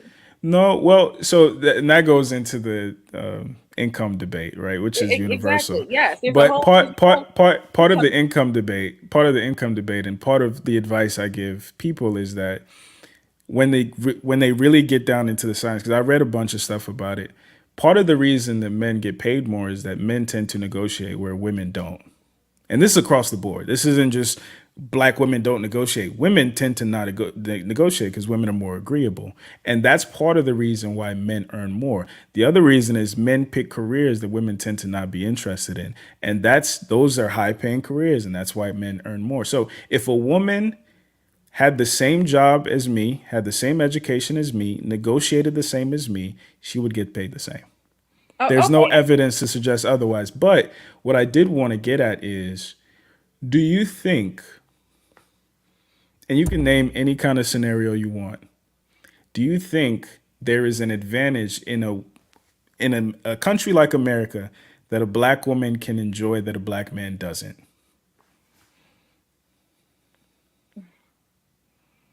I mean, we're different. No, I Women. understand that. I'm talking more so like from a societal standpoint. So going back to because the whole penthouse scenario I gave you, that was a metaphor. So that building could be corporate America. That building could be certain events, certain opportunities. You would be allowed access before me because I'm seen as a threat. Do you think that's consistent in the reasons why black men tend to be homeless, black men tend to be unemployed? No, not at all. Okay. No. Because I would say that the same way I think that black men have the male advantage as to when they are working, they still earn higher than women. Okay. But black women also just have the advantage of being a woman, so that maybe someone might underestimate me or assume that I'm not threatening, just because I'm a woman. But that doesn't mean that I don't have the racial aspect. Somebody could assume that I'm not threatening, and I'm also like less intelligent, or that I'm also, I must have gotten here because of what's it called, affirmative action or something like that. I didn't earn my way here. Yeah. So you have it. If it's not one thing, it's the other, and that's just how it is. And I kind of just go with it. I So don't. similar to my building analogy, do you think you would get a job before me, for instance? um Because you check two boxes. Check two boxes. How? This whole inclusivity thing that companies are doing now. If they're able to check off black and woman, they're all for it. I talk to HR people. So if two people are just as credentialed, black men and black women, who do you think would get hired first? I mean, in finance. Because in white America that's not the case. In white America, the man would get hired first, Exactly. but in black America, the woman would get hired first. So what But male advantage are we enjoying? but that doesn't make any sense, because in Black America, are black men hiring black men? Um, I can't speak to that. I don't know, but I'm just talking about black men and black women navigating white America. Do you think that black men would get hired over a similarly credentialed black woman? Yes, Because why is that? just because you're a man. And That's you have the credential, because like any company I've ever worked for, especially even though there's a lot of women there, the leadership teams are always mostly men, and there's probably 1 or 2 women. But okay, so with that being said, if a white man who you've recognized and I think your movement recognizes is in charge, right? Who is he more enthusiastic about hiring? He's in. I would say most men would prefer to hire other men. No, I'll tell you. So he's more enthusiastic about hiring himself first. Then he's enthusiastic because, again, we both work in corporate America. He's enthusiastic about hiring hot chicks. And he might start with white women, but second, he's going to black women. He's not enthused. There's no scenario in this country.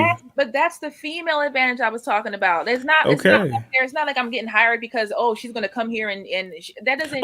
Okay, perfect. So you're saying the female advantage is that you would get hired over me if we had similar credentials, correct? No, because now you're conflating two things. So we both walk into a company and we both have similar credentials. The company is owned and run by white men. Mm-hmm. Who are they more enthusiastic about hiring? My black male self or your black female self? It depends because you as the man, if this position was something that they felt was probably more important, they would probably trust it with a man, and they would black man. If it was just me and you there. Mm-hmm. It was just me and you there. Again, but we have to take all these things into consideration, right? So they're not hiring for a C-suite position or anything like that. They're hiring for somebody who's a subordinate. Would they be more enthusiastic, this white boss man, more enthusiastic about giving you an opportunity or me an opportunity? It's like it doesn't, because I think it's way more to it than that. It's way more, because I can't even honestly answer that question. It depends on. It really depends on the kind of position it is. Some positions I know they want a woman in that position. Well, generally, and I'm speaking generally, and that's why I started with the building analogy, because you admitted that you would get into my building first, correct? Because you're a woman. But you were talking about like a residential building. Yeah, but it was a metaphor. Yeah, but I didn't know that. You said a residential building. You weren't. I didn't know you were talking about a job or a company or a career. But again, the building, and that's why I went into the reasons why you would get in. The reasons why you would get in is because you pose less of a threat. The reasons why you would be hired is because not only do you pose less of a threat, you also help them check off 2 boxes. So when we put that in context with why are black men not employed at the same rate, we have to consider those things. Put that in context because, for one, black men are simply not applying. That's the other thing. They're simply not applying. So what are the numbers that you're going by to validate that? For one, if black men are not getting employed, if black men are not getting educated, right? A lot of times these jobs need education. Mm-hmm. So if you're not educated and you don't have that degree, they're not going to hire you. And you don't have just one of the things that helps me get in to the places I get into. So perfect question. At what age do you give up on black boys? You jumped. You totally jumped. Did you hear the question? No, yeah, I heard you, but like, okay.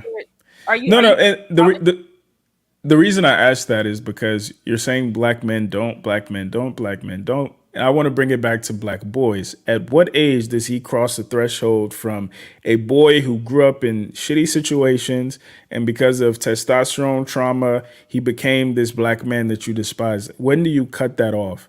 And he no longer deserves any empathy or consideration about the things that led him there. I don't really see it like that. I don't know. I don't have an age that I give up on them. I think that what I'm saying is when black men, like as full grown men, right? 16, 18, 21. I do not have an age. Dude, what do you think is reasonable? Drinking age, age of consent? Like what do you think? Let me tell you something specific that I would give up on.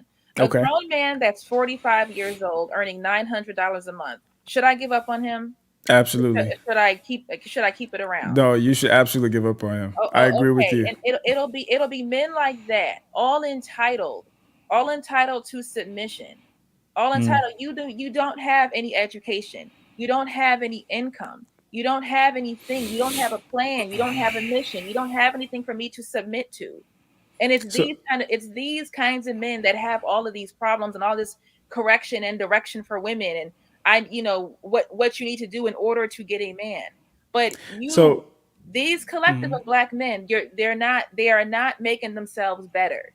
Okay, so when a boy decides, whatever age he is, that this is where he's at and this is where he's stopping, and I'm going to stop here, that's the problem. That's the point that you give up, because any point he decides to stop trying and he decides to lay down and just stay down and stay where he's at, then that's where everybody should give up, because you have to make yourself better. You have to make yourself into the kind of woman that into the kind of man that a woman would want. Absolutely. I agree with that. I think we are both in agreement of that. I think, where we do diverge is like, I'm saying, for instance, with the submission piece, you should submit to the man that you're with. Yeah. And if you're with the man, regardless of how well or poorly he's doing, you knew who he was when you signed up for him. So for you to now complain about who he is idiotic, right? With that being said, when you look at the white male manosphere and the black male manosphere, they're essentially saying the same thing. So there's nothing really unique to the black male manosphere outside of the fact that they're talking about how belligerent our women have become and how entitled our women have become. And the black manosphere are saying two different things. Okay, tell me, what do you think is the difference? Okay, one of the differences is that the white manosphere does not complain about women that have degrees and have money. They complain about women that are gold diggers and women that have women that don't really want a man for for himself. They only want a man for his money. Why do you think that is? Why do I think the white manosphere complains about that? Because that's something that their women, that's a collective problem for them that they see as a problem. I mean, it's simple. Black women are far out educating white women.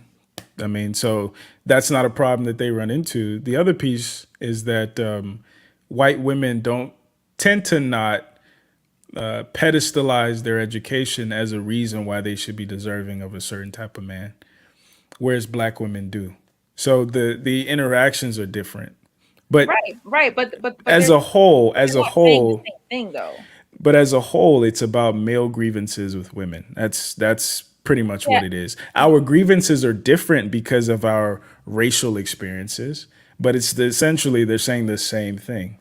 But it's not really. It's like generally men complaining about women, but the whys are, what they are saying matters. So why do you think it's so different? Why do you think it's so different? What do you think colors it? Because like white men, for example, they don't tell their women to choose better. You should have chose better. They don't just say choose better. They also know that they have to give their women something to choose better from.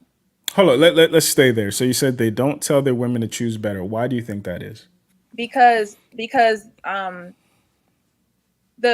type of men that white women have to choose from are good options. That's not why. They don't tell their women to choose better because their women haven't made it a point to get on the internet, TV, whatever, and perpetuate this notion that black men aren't ish or white men aren't ish.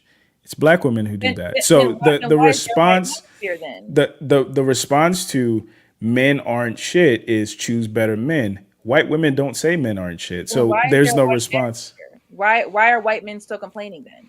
Well, in my experience, when I watch the white manosphere, they're talking about like the girls who choose the jocks over the nerds, and how they can seem more like jocks instead of nerds. Whereas the black manosphere tends to be a lot more nuanced because it's including trauma, it's including the racialization of how we move through the world. So when I'm talking about the black manosphere, we're responding as men to the things that our women are saying and doing.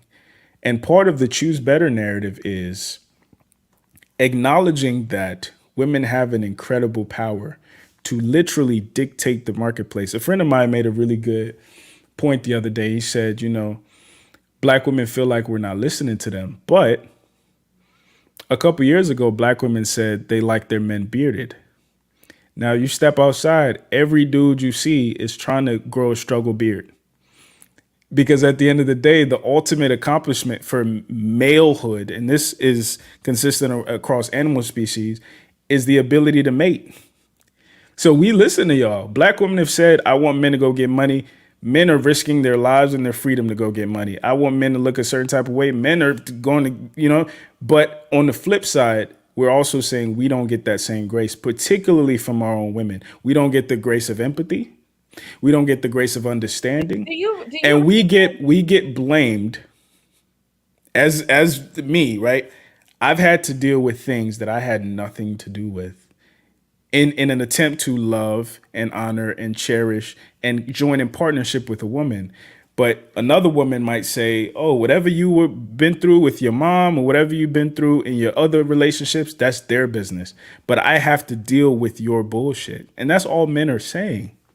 Do you really think that black men collectively have leveled up and have, because I don't think black men have made all of these changes because black women asked them to. Like, black men have been comparing black women to white women for like decades and decades and decades now. Okay. And, they've been pushing colorism and this, they've been pushing that narrative for decades and decades now. Okay. Black women have been said a long time ago, we don't care what color of woman that you choose to be with. Could you just keep black women out of it? If you want to be with a white woman, go be with a white woman. Nobody really cares. I think, that's a fair critique. And I have the same critique for some people in the divesting movement who make it a point to talk about how white masculinity is superior. So we can't be critical of something and do the same thing on the flip side. Because at the end of the day, all I'm interested in, and like I've said it on my channel before, I only want to interview black men who are interested in black women who are interested in black men. For the ones who aren't, there's really not a conversation to have. And that's why I'm curious about you, because I understand that the opposite of love is not hate. It's actually apathy. But you still want to have these conversations. So my question to you is like, why are you still having these conversations if you are divested and you've given up? Because it's something that I think is important, because people always, act like they don't know where this movement came from. They act like, why are black women saying this? Why are black women doing this? And I think that it's important to be able to verbalize it and spell it out. And, even you just saying that, black women should be able to go off and not talk about black men when they're with white men. Yeah, after decades of black men doing the same thing, and black women are only just now responding. It's just it's so interesting to me that everybody wants divestors to be quiet after so long of black men not being quiet. Okay, so I'm gonna use a Kevin Samuels tactic. You have a Thanos glove and you snapped your fingers in the perfect world. What does that look like for you? What would you want to happen? Blue sky theory. What do you want to happen? You mean for myself or for like the black community or something? For all the above. For yourself, for the divest movement, for the black community. You can take it wherever you want to go. I want black women to be with who they want to be with, without being, without people worrying about or trying to shame them out of it. And, trying to paint this like some sort of like racist extremist movement or something, that black women just don't want to be with black men anymore, or they're just tired of this and they're just deciding to walk away. I want black women to do whatever the heck they want to do. Let us wear our weave. Let us wear our natural hair. Let us wear our makeup. Let us do whatever we want to do. Okay.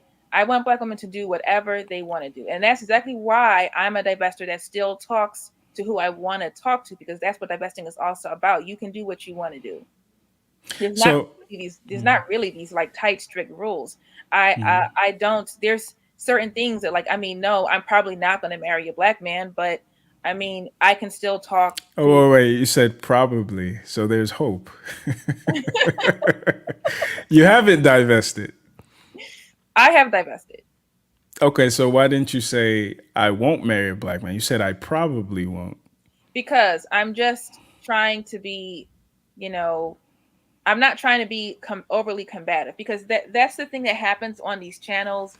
I'll come onto a channel that I was invited on, and then people will try to flip it like I got here and I started acting the fool and started saying all this crazy stuff. And, that's not really like what I'm doing. I'm only here because I was invited to be here. That's it. And, I saw people in your comments saying, this is going to be a hot mess. I saw it too. And I responded. No, I'm just trying to be not combative. Okay. Even on my channel, if you just I just want to say real fast, even on my channel, I don't use any of this harsh language that I hear some other divestors using, simply because I just don't I want my channel to be kind of more chill and more laid back. And I tell black women how to travel, how to save money on traveling, safe places to travel at, whether you're single or in a group, certain fields or certain areas you should try moving to, and things like that, especially if you're raising kids by yourself and you're trying to get out of a dangerous neighborhood. I think black women need to get the heck out of these dangerous neighborhoods, these dangerous black communities with their small kids. They need to move. They need to move out of there. So, and I think that's an excellent message, and I agree with that message. I wanted to have a conversation with you because I will never give up on black women, regardless of if they've given up on us. So for the men that you've given up on, what is your message for them? Because you could have declined this. Because 90% of my audience is male. So like, you're not talking to women and being like, come over here on this side. You're talking to men. So why do you still care to talk to me and my audience? I only came because for one, I was invited, and like I said, I think that it's important for people to also who want to know, really, because I hear a bunch of lies and a bunch of like crazy stuff about divesting, and it's a white supremacist thing or something like that. And like, I want to set the record straight for what it actually is. So you're like a foreign relations person. I guess you could say that. That's what I am. Okay. I even have people on my channel that just tell me all the time, don't go over there, don't talk to them. Oh yeah, I saw it. I am fine I'm very careful who I bring onto my channel, because I have a whole lot of black women that, that watch, and, I'm trying to be respectful of my audience as well. But I'm definitely like perfectly fine and people are saying, oh, you don't want your views challenged. You can't handle a conversation. Yes, I can. The conversation I was supposed to have with Obsidian on Tina's documentary, I was looking forward to that conversation. I don't know why he didn't show up. That's not me. But what can, because I think I'm a documentary filmmaker on the side, so I'm really like curious about things from the perspective, because I'm gonna address you as somebody who's post divesting, because you've already divested. I don't believe it, but you say you've already divested fully. Because what you did was a Freudian slip. You said, I'm probably not going to marry a black man. You didn't say I won't marry a black man. Those are two different things. But that's by the way. That's by the way. That's by the way. So with that being said, how can black men who care deeply about black women, how can we, black men like me, the Pookies, the Ray Rays, the whole nine, how can we do a better job to not push our women to that extreme? Probably because you guys are too far gone, right? Are the ones who've divested, are they too far gone? I would say so how can we prevent for divested black women? Absolutely. Okay. I do, and I also think that more black women, every black woman is not going to be a divester. Divestors do not date black men. Okay. but every black woman I don't should believe that, but keep going. Keep going. every black woman should at least be open to swirling. Mm, You have to be open. You have to consider other men. You cannot just consider black men. That's the only way you're going to die alone. Is if you mm, only consider black men. Okay. I was trying to talk to this other channel and she's asking me why, when in your company, why didn't you date a black guy? Because there's none there. All right. mm, Because there's none there. And we can talk about the whys and the systemic racism and the systems of oppression that keep black men out. But I'm sorry, black men have y'all have too much to say. Y'all have a whole lot of critique, and I don't really see y'all making the moves that you need to make for yourselves before you start all of this correction. All right. mm, And I said, maybe if there was a black guy around me, maybe I would date him, but there's none there. So mm, is it a black woman's responsibility to reach back and date somebody that is not in her class just for the mm. sake of having a black family? No, that's not her job. I think what's I think what's dangerous about this type of rhetoric, because it's I see a lot of similarities with the save yourself black man movement. Like, I'm critical of that as well. And my biggest critique is that if you think you're going to outrun your problems, from a psychological standpoint, you really just repeat it. Like, you'll see women who've had dysfunctional relationships with black men, they go over to white men and they have dysfunctional relationships. You have women who have dysfunctional relationships with men, But they actually, our switch. marriages with white men last the longest. I'll get to that. They switch and they start dating, lesbian women, and they still have problems. I think Pink Pill was one of the original founders. She spent all that time talking about how white men are superior. Now she's getting a divorce, or she got a divorce. So I think the idea of outrunning your problems, I think it's a very dangerous idea, because it puts the onus on everybody and everything else but yourself. Pink Pill was Now, married for 20 years before she divorced. Okay. sure, sure, And I sure. do not, I think that a lot of people misrepresent so much things that they hear and stuff that they think is true and think that happened. Pink No, Pill, I only brought that up because I thought it was funny. But with that being said, men and women alike, it's incumbent upon you to improve yourself to the point where you put yourself in spaces where the type and caliber of people that you want are available. So, I know, that's all you're doing. So as right, a successful black woman sure, that earns a decent salary and yes has some student loan debt, that doesn't mean that you're not going to be around the type of caliber of people that you want to be around that are in your dating pool. sure. Okay. Again, I brought up those Supreme Court candidates because they all married the men who was in their circle, in their dating pool. I think Kentaji is And like that's my point, because we're not having a full and robust conversation. We're simply just saying that, oh, they married the white men because the white men are more qualified. We're not having the conversation about that's not their that's well, that's what I hear a lot. Their disposition with white men is different than their disposition with that's not successful true. black men. That's not true. Okay, let's talk about it. That's not true. What's not true? You don't I don't know why black men think it's an act, that like you're just acting more feminine. You're not really more feminine. You're just acting like it. You Okay. know, it. I said this again. All right.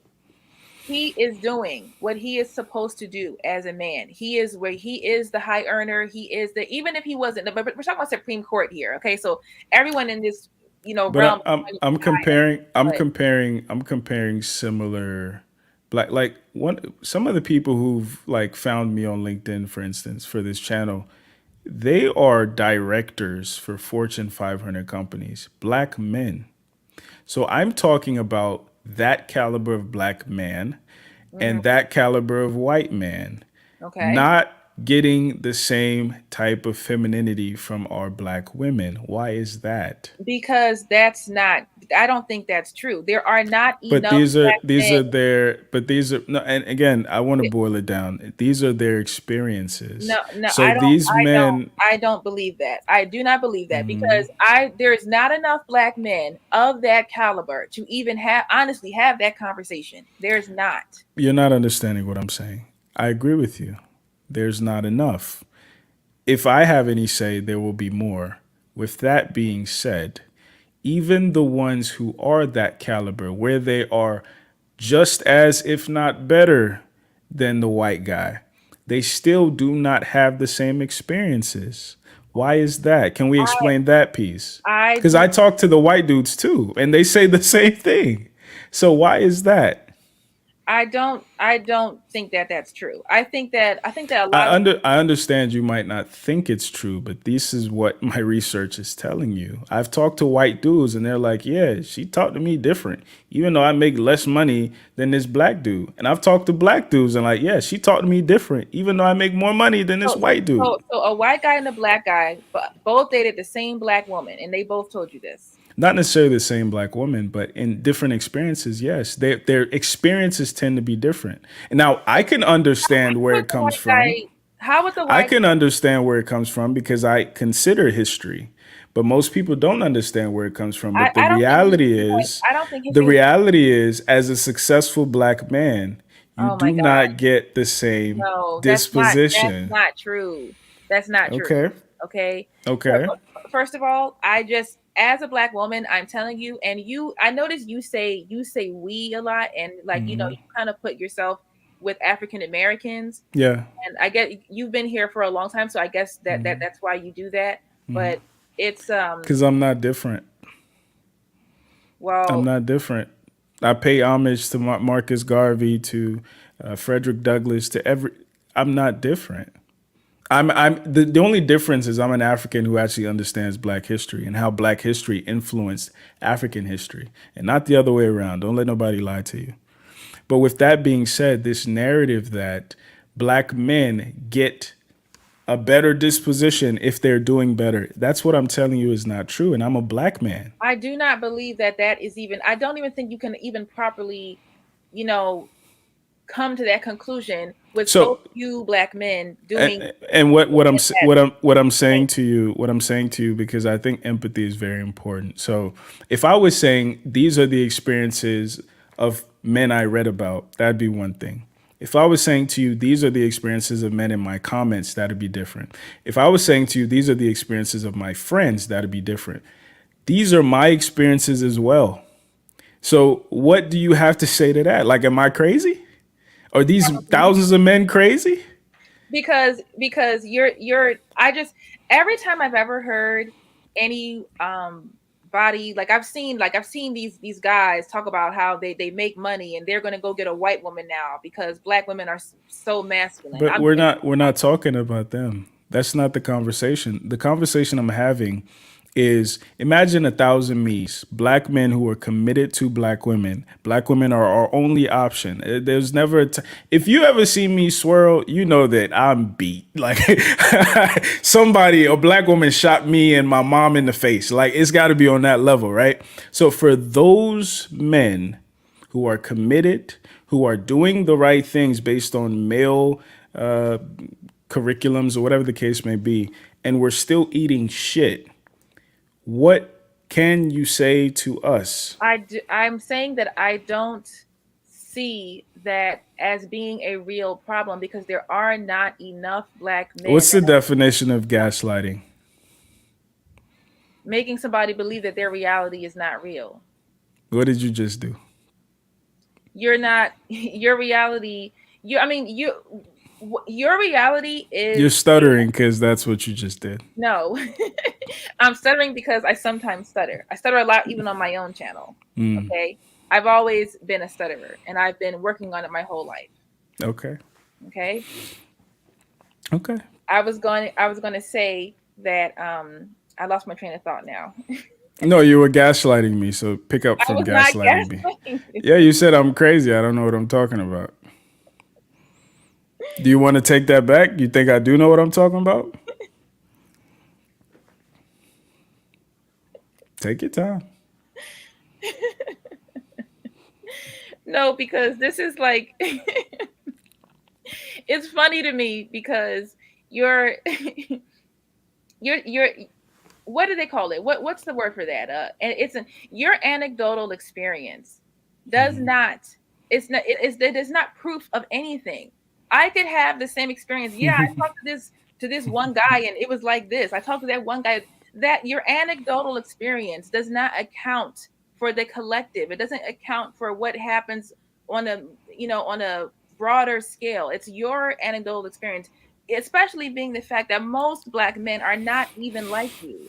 If you're the high earner that you say, And most but that's the point. there. That's the point, because the problem is, if somebody cut what you just said and put it, juxtaposed it with a divester who's telling her story, it would seem kind of messed up. When she told her story about how her uncle raped her and her dad left her Yes, and but so many Black men broke their heart, your anecdotal, I'm going to put in your clip, your anecdotal experience is that. So I'm trying to bring it, I agree with that, but I'm trying to bring it anecdotal. And it's like, are you not even willing to empathize with the type and caliber of Black man you wish to see more of? because you can't.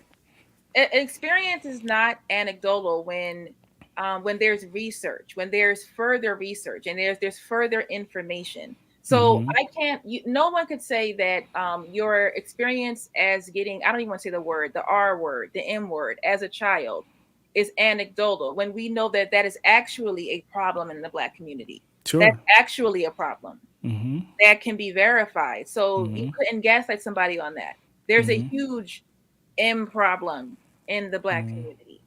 So you need data to see You that need information, men. for you to have your experience. Like for me to say, yeah, I dated this one Asian guy and this happened.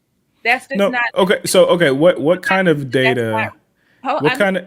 I'm not saying that it's not real to you or it's not really. It didn't really. Sure. So not what kind broad of data would you want to see to like validate what I'm saying about successful Black men's experiences with Black women? The first data you would need is more successful Black men. How many? A lot. Give me a number. A lot more to make it would have to be so much part, it would have to be a ratio of the population. Okay. Okay, of so Black give me a number. If I got testimonials from 1,000 Black men, then I believe it's a problem. Give me a number. No, because you have to look at how many Black men are there in the country. How many Black men are educated? How many Black men are working? How many Black men are successful? How many? You can't just say, even if I talked to 1,000 Black women that dated Asian men, it still is not. That's still a small number. It's compared to the amount of men that are here. The reason your argument is flawed is because you're choosing reasons to dismiss the grievances of these men. And men could very easily, and I think people like Kevin Samuels, choose reasons to easily dismiss the grievances of Black women. Oh, you're a single mother, you shouldn't complain. Oh, you're overweight, you shouldn't complain. Oh, you're hair-hatted, you shouldn't complain. So you agree with that? We should dismiss the complaints of men if their ratio of the population isn't large enough to suffice whatever ratio you think it should be, and we should do the same for women as well, right? Because you're saying the majority of Black men are broke, right? Yeah. You could say statistically also the majority of Black women are unqualified for what they're asking for. So should I dismiss them just like you're dismissing us? But what are the majority of Black women asking for? The majority of Black women are asking for good men. The majority of Black men are asking for good women. So that's similar. But what I'm saying, the only thing I'm saying is this. You said there's not a large enough percentage of Black successful men to validate these concerns. Perfect. Sure. Men are saying there's not a large enough majority of feminine Black women to validate their concerns. And you think that's incorrect. There's not. Why? There's not because feminine Black women. That's not a measure of any kind. Like you might think something is feminine, and somebody else might think that it's not. But you dismissed my measurement. So are we going to use measurements or not? Because when I talked about Black men out earning, you said, "Oh, that doesn't mean anything," or Black men being in less student loan debt, that doesn't mean anything. I didn't say that doesn't mean anything. But it didn't validate your point. I don't know what the earning has to do with it. What black men earning? I said that black men earn more than women when they're working, which is a good thing. Sure. That's what I said. That doesn't make. What does feminine have to do with that? I didn't. Because that's our metric. So if I'm going to accept your metric of evaluating how good men are doing, you have to metric? For women, Yeah. femininity. But what is the measure of femininity? You can use the marriage rate. You can use. No, I mean, how do you measure a woman to be feminine? For me personally, it's more nuanced because I look for certain things. I look for her disposition. I look for how she speaks. I look for, how quickly she says no versus yes. I look for different things. How enthusiastic she is to acknowledge and follow my leadership. Because I have done the work and I'm encouraging men to do the work to become the leaders worth following. So my metric is femininity. Your metric is employment, money. But that's the metric of masculinity. Men are successful. I'm not disagreeing with that. What I'm saying to you is, you said there's not a large enough number of black men who are satisfying your metric to validate their concerns. Men are saying there's not a large enough number of black women validating our metric to satisfy their concerns. But that right there is the problem. If you are not these type of men that a woman would even want in the first place, which is really the whole problem with all these men in the manosphere, a lot of them are just very unmarriageable men, and they're not they're not men that you have to make yourself into the kind of man that women want. You sound like Kevin Samuels. How? You're literally saying what he says. You have to make yourself the type of woman that these type of men want. No. So what's the difference? What's the difference? Because according to him, you shouldn't go to college. Because those men don't value that. Okay, well, what am I supposed to do? Sit in the hood and be poor as hell? But that's not the point. The point is that is the point. The rhetoric is the same. You're saying that is not the same thing because that is not the same. No. The things are different. I agree with you. The things are different, but the rhetoric is the same. You're saying it's not the same thing. Okay, so if I was to say to you, you have to become the type of man that the type of woman you want would like. That is what's required. Wait. If I have to become the type of man that the type of woman I want wants, correct? You have to become the type of man that women want. Yes. Perfect. And if I said to you, you have to become the type of woman that the type of man you want wants, is that correct as well? Wrong, because men and women are not the same. No, but we don't play by the same rules. I didn't give you any rules though. I just literally said a principle. No. But you're saying that we are saying the same thing. We're not saying the same thing because let's reiterate. Okay, so we're gonna take out the variables because the variables would be like money and femininity. Let's take all that out. I say to you, in order to get the type of woman I want, I have to become a man who's worthy of her. You agree with that, correct? Yes. And then I say to you, in order for you to get the type of man you want, you have to become the woman who's worthy of that. I haven't given you any variables. I'm just saying the principle. Why are you disagreeing with it with you, but agreeing with it for me? And this is the problem. This is one of the issues with black men. This is one of the issues with black men. You can't tell a black woman that she's supposed to just not go to college and not go to. I didn't say anything about college. We're having a college. It's just me and you.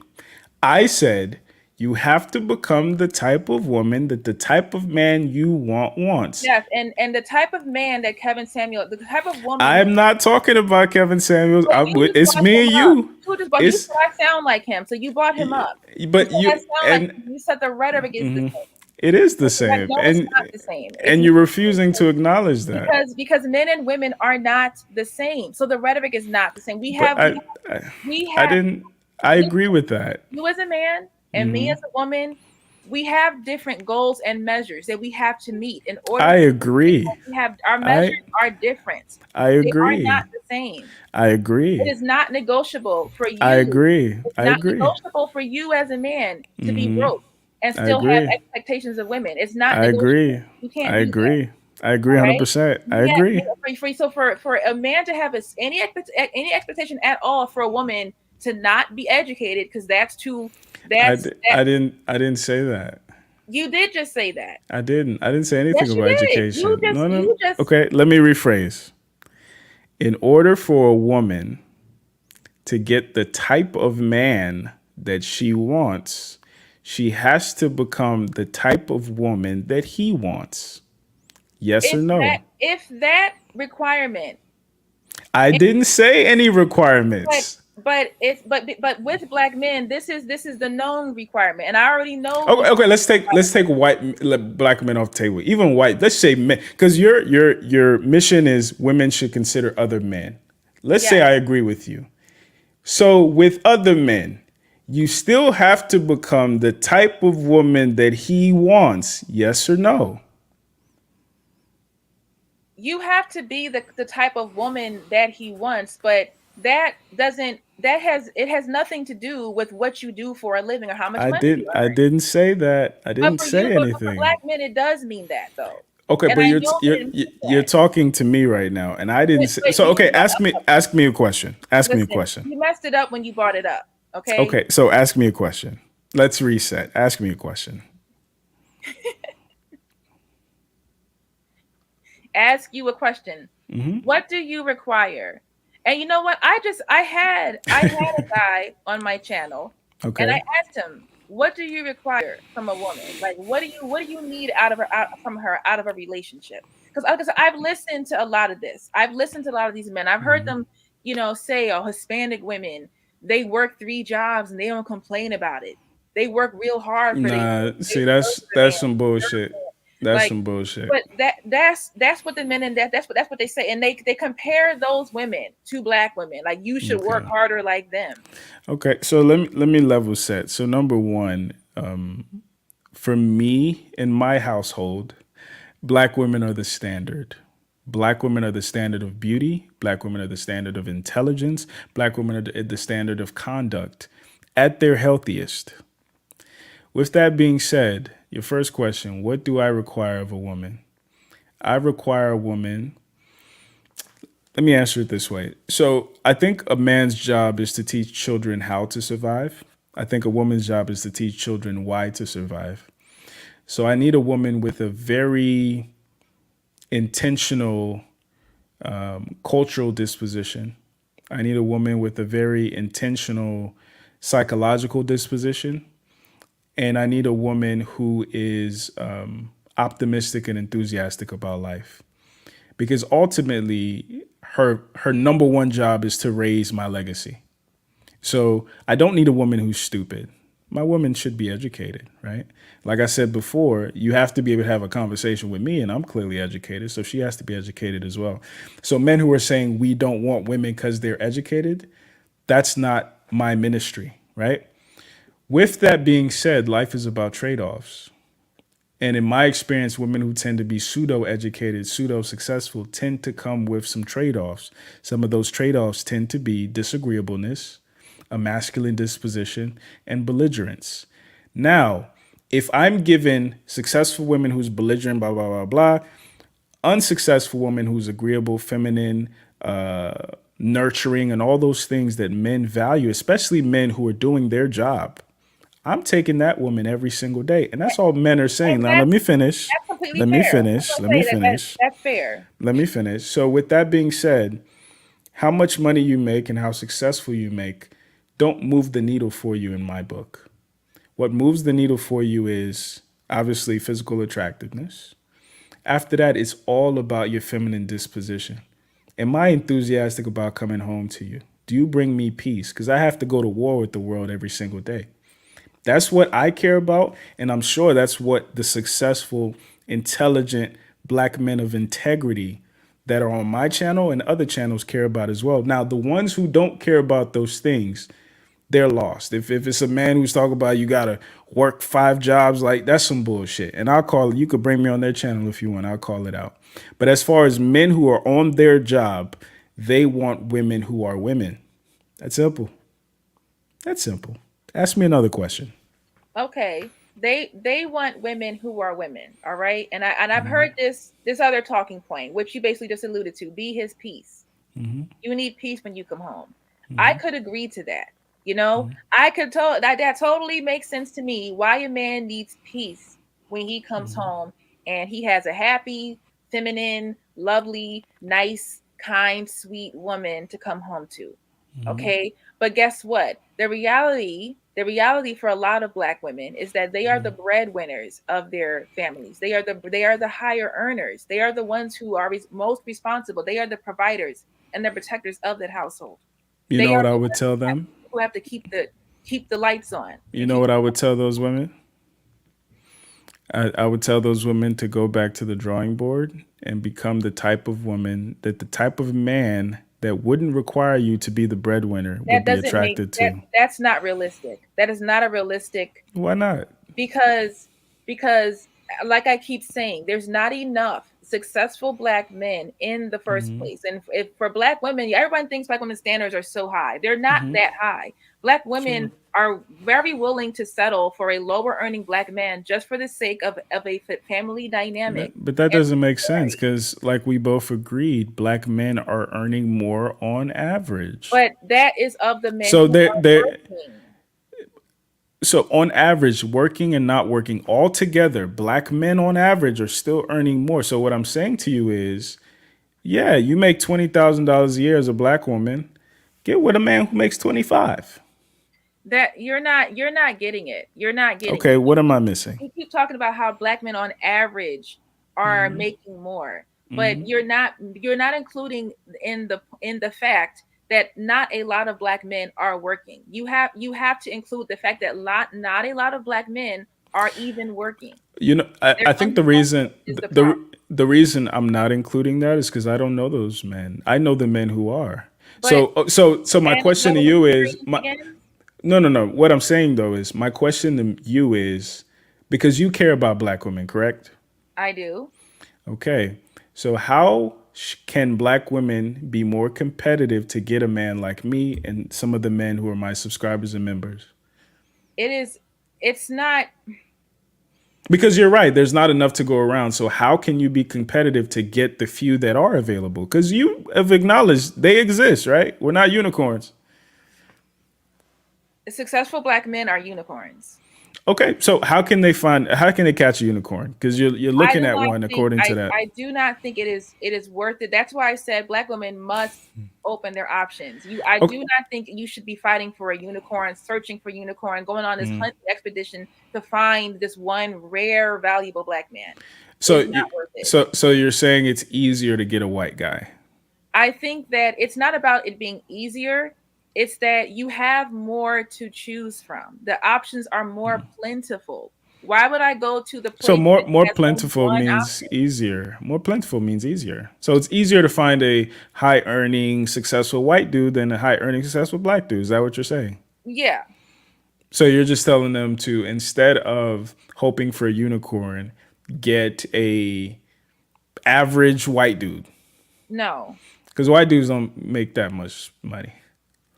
And they're also unemployed, and they're also in prison, and they're also homeless, and they're also uneducated. Listen, you have to look at the full numbers, and and we can always go back and forth with this. I know white men are in prison too. White men are homeless too. White men are on drugs too. White men, they do bad things too. We know that. But you can, when I go into the company that I work for, guess who do you, and in the company of like 11,000 workers, how many people there do you think are Black men?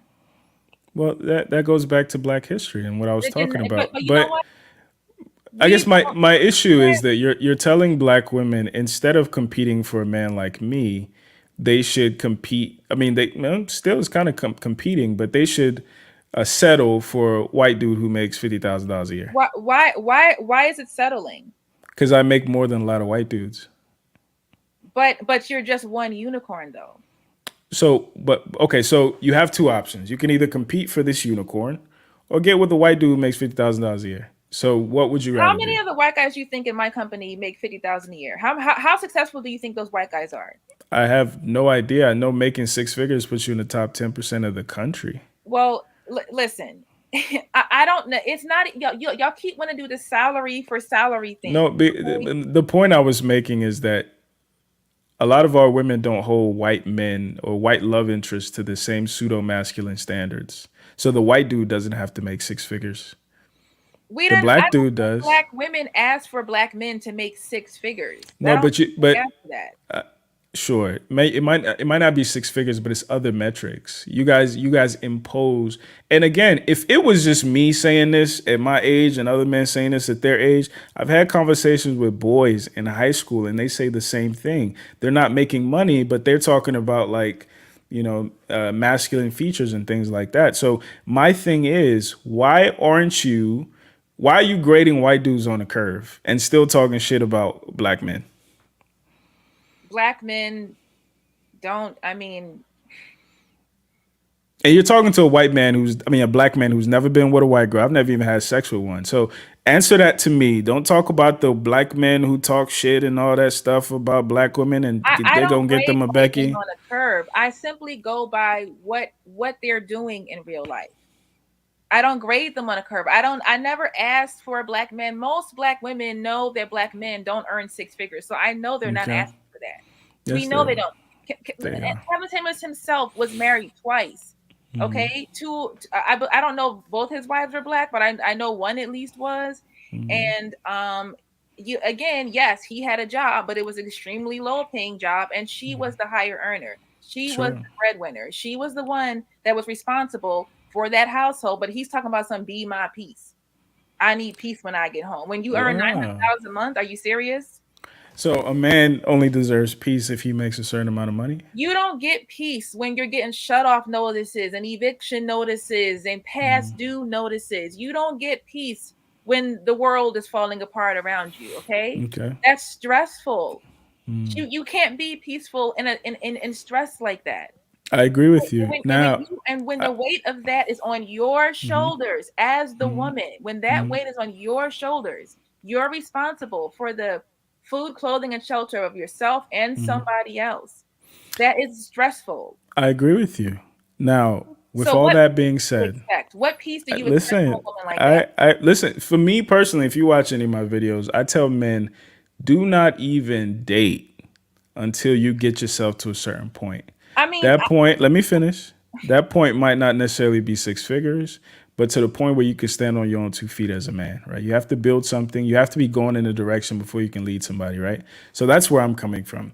Okay. With that being said, for the men who've done their due diligence, why do they not deserve peace? If you have done your due diligence, you will have peace. You will get peace. I hear you, but that's not the experiences of men that I'm talking to. Are these men married? Some of them. Are they married to black women? Some of them, yes. Okay. Have you seen this report that 65% of black men are in the middle class that everybody talks about? And black men are doing so great. They're all in the middle class. Have you seen this report? Mm-hmm. Do you remember what it said? Tell me. Okay. It says that 65 to 70% of black men make it to the middle class when they are married. Okay. Only 20% of black men make it to the middle class when they are not married. Okay. And the way people push this report, they make it seem like all of these men are single. These are single, successful black men that we should all be competing for. When in fact, it's marriage that puts them in the middle class. That's not true. That's correlation and causation. Those are two different things. No, the report says marriage doesn't cause you to make more money. People who are married tend to make more money, but those are two different arguments. No. But listen. The report says that it's the combined incomes. It doesn't cause him to make more money. It's the combined income that puts him in the middle. His income plus her income. So technically, while Kevin was married at $900 a month, he was technically in the middle class because of his wife. That's what puts black men in the middle class. Okay, so let's bring it back on topic for the men who have done it by themselves. And as you just said, do deserve peace. Why are they not getting peace? We can't talk about that because that is the exception and it's not the rule. That's what I was saying. But this is the rule, is that black women, when they are married, are usually the higher earners. They are the ones that have the weight of that relationship on their shoulders. So you're saying the rule is that black women, when they're married, are the higher earners. Yes. Okay. So tell me some other rules. Let's talk about them. Because rules set, a precedent. Like your expectation is that you will out earn the man that you get with, correct? Because that's the rule. Is that rule consistent when you're with a white man, or is it different? I'm saying that when I say rule, I mean that's what tends to happen the overwhelming majority of the time. The woman is the one that is the main earner. Well, if she was a better woman, she'd attract a better man, right? Well, the thing is that a lot of black women, they want to be with black men. Sure. And they are willing to overlook the income. They don't have high salary requirements for black men. Everybody, I don't know why y'all say that. Black women do not have these high standards for black men at all. So why is she complaining? Why is she complaining? If she's overlooking it, why is she complaining? Because y'all act like black women have not tried. But that's not my point. That's not my point. My point is this. If you're willing, just ask me why is she complaining? I'm telling you, black women have done this. Black women have done this, But they've done it. They're not looking to have black men that earn all of this money. They want to be with the black men, and so they're willing to make concessions. They have made concessions. And I'm saying that they don't necessarily have to. I mean, let's take it out of relationship, right? I was having a conversation the other day with somebody. They were complaining about their job, right? I was like, okay, you have two options. You could either shut your mouth and keep working here, or on your off hours, you start developing skills. Maybe you go back to school so you can actually get a job that pays you well and that treats you like you think you deserve to be treated in the whole nine. But as long as you stay here, you deserve everything you get. So my first question is, why aren't women willing to compete for the type of man that they're not going to complain about? You couldn't give me an answer. Then I asked you, why are they? What was your answer? I'm sorry. My answer was, I don't think they should be competing for a unicorn. Okay, so they get what they get. But why should black women all fight over a handful of successful black men? Why should we all do that? That's life. Either you're willing to compete. It's not. Okay, so you believe people are deserving of the best regardless of who they are. No. I think that you need to go where their options are more plentiful. Why would I go somewhere where I don't have any options? But don't you still have to compete even if you go to a certain I'm not saying place? Don't compete. You still have to compete for the man that you want. So you're saying you would rather compete for a white man than a black man? It's a desert wasteland, okay? It's like fighting for scraps. So you'd rather women as a collective do that? Why should we all do that for men that don't even think they have to do anything or be better? Those men are not nice. Those men are not good. I'm telling you right now. Like those men, those educated lames, the few good ones that know they made it, they're like really stuck up. Those are not good men for relationships because they know that like all the ball is totally in their court, and there's so few men that are like them. So they don't even make good marriage partners. You can't even say hello to the one black guy I see you can't even say hello to him because he's going to think that you're. Hold on, I'm sorry. He's going to think that you're trying to get married. So maybe he knows you divested. Maybe that's you don't why. know that. You don't know that. Maybe that's why. But so I guess what's tough is it seems like we have, because let's stop talking about women for a second with men, right? Because I get men who complain. I get men who are saying certain things about women, whether they're valid or not. Bottom line, you have to improve yourself. As you improve yourself, your environments improve, the caliber and kind of people that you associate with improve as well. And that's all we're saying to black women. So is it like, so number one, You're right. There's not enough men who are doing good and doing their man job. Cool. With that being said, either you can compete for there's not enough Google jobs, there's not enough Facebook jobs. You have the choice. Either if you really want a Google job, you improve your resume, your cultural disposition to get that job, or you go with the more plentiful option at TJ Maxx. You have a choice. So why are you encouraging women to work at TJ Maxx instead of Google? Because you're trying to make it seem like it's a downgrade, but it's not. It is. It's not. Why? How is it a downgrade? It is. The reason is, I'll tell you very clearly. The reason it's a downgrade is the same reason for me a white woman is a downgrade. There is I think of love very practically. And for me, love is primarily about being seen, right? A white woman can never see me like a black woman. She can never fully understand me and the things that inform who I am and what I am as a black man. So it is a downgrade just from that point. A good black woman compared to a good black white woman, not even the same.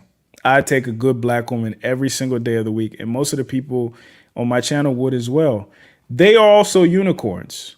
So when I'm telling men to do these things to improve themselves is improve yourself so your resume can get you a job at Google so you don't have to work at TJ Maxx.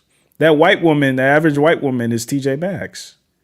Same thing with that average white man. He's TJ Maxx. White people are TJ Maxx. White people are downgrade in general. That's a different conversation, yes, but that's a different conversation. But for the sake of this conversation, I want to see black women who are deserving of good black men not have to compromise and get their good black men, and vice versa. Black men who are deserving of good black women not have to compromise or save themselves and get a good black woman. I don't think you should go where the options are more plentiful. I think you should improve your resume. I do not think that it is realistic at all, because it doesn't matter if every black woman improved their resume. Mm-hmm. There will still not be enough. There is still a shortage. That's what men are saying too. What about the shortage? But that's what men are saying too. But men are literally saying. No, but listen, men are literally saying. No, it doesn't matter if we all got our shit together. There's a shortage. It does matter. Why don't you try it? Wait, and I agree. Men are saying it doesn't matter if we got our shit together. No, there is a shortage. Let me finish. There is a shortage of feminine, submissive, agreeable black women. So if I'm supposed to empathize with your no, why are you unwilling to empathize with mine? Because I'm saying the same exact thing you're saying. We're just using different metrics. Because that is how the proper relationship dynamic, the masculine, feminine energy work together. That's how it all works. But break it down for me. I want to understand. When I am with the man that is the man that he is supposed to, and the weight is not. I felt like that's what you were saying. Go ahead, keep going. The weight is not on me.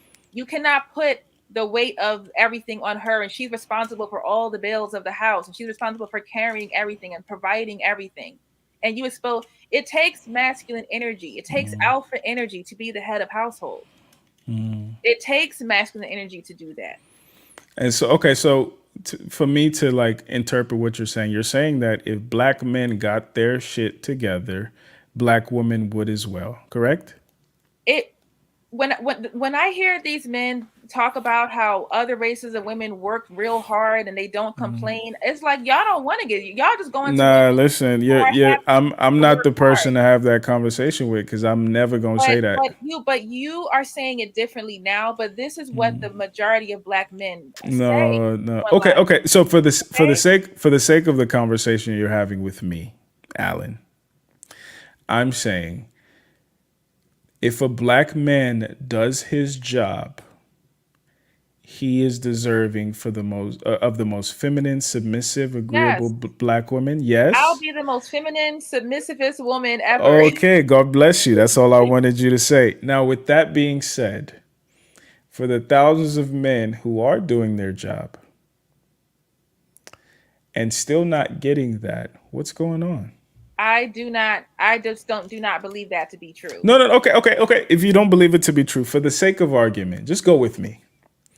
What might be some other reasons why they're still not getting it? I've heard these reasons because I've heard men all say, well, No. I don't want you to tell me what you've heard. As a woman, you have some insight that I don't have, right? I have a penis. I'm a dude. If I'm doing my job and you're still not kicking back that submission that you're claiming is a consequence of me doing my job, why is that? Why? If she is not being the feminine, and that's the thing, I don't know in what way she's not being feminine. I don't know in what way she's not. You're moving the goalpost. You're moving the goalpost. No, I'm not. I'm telling you that I don't know, and I don't understand like what she's. Okay, not. so you named some ways. What would you consider not feminine? I mean, if she's still arguing and fussing and being perfect, let's stay there. So she's still. I'm doing my job. She's still arguing and fussing and being dot. Nothing makes her happy. Exactly. Then she would be the problem, or there's something off between you and her. Maybe your chemistry is not right. Maybe you weren't meant to be together. I don't know. But so you're saying some black women are the problem? Yes, definitely. Some black women could be the problem, but what I'm also saying is that there is why is there a but there? Why couldn't you just leave that? Not enough. Black men have never collectively put black women in a position where you can lead. Sure. Where you can lead.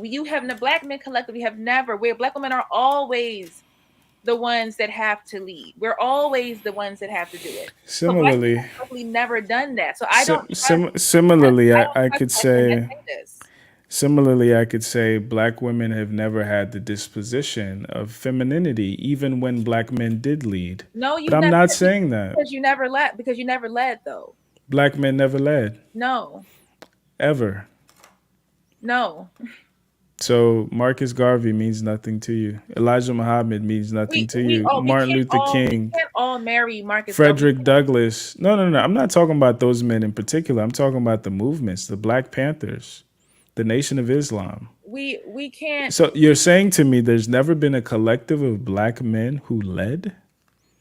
In spite of circumstances created to exterminate them? You're saying that? I'm saying that black men take your time, left their position and left the community for the women to handle and for the women to carry. And they're still complaining about it to this day.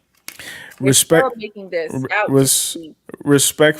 you started by saying that we shouldn't necessarily consider history as much. But as we've had this conversation, it doesn't seem like you understand it. The history, because you're making historical claims without any historical backing. I'm not, because I've already said that I don't really think black women should concern themselves too much with the whys and with historical context. But you just gave me a why and an inaccurate historical context. You said black men have never. That is a why, and that's historical. Yes, but because in this part of the conversation, black men today are not leading, and there has never been a time when black men have the problem is the whys that you're coming up with are whys just to drive home the point that niggas ain't shit, and you're not willing to consider the whys to explain every reason why we are. Because I'm sorry, what? Yeah, because you're saying black men have never led.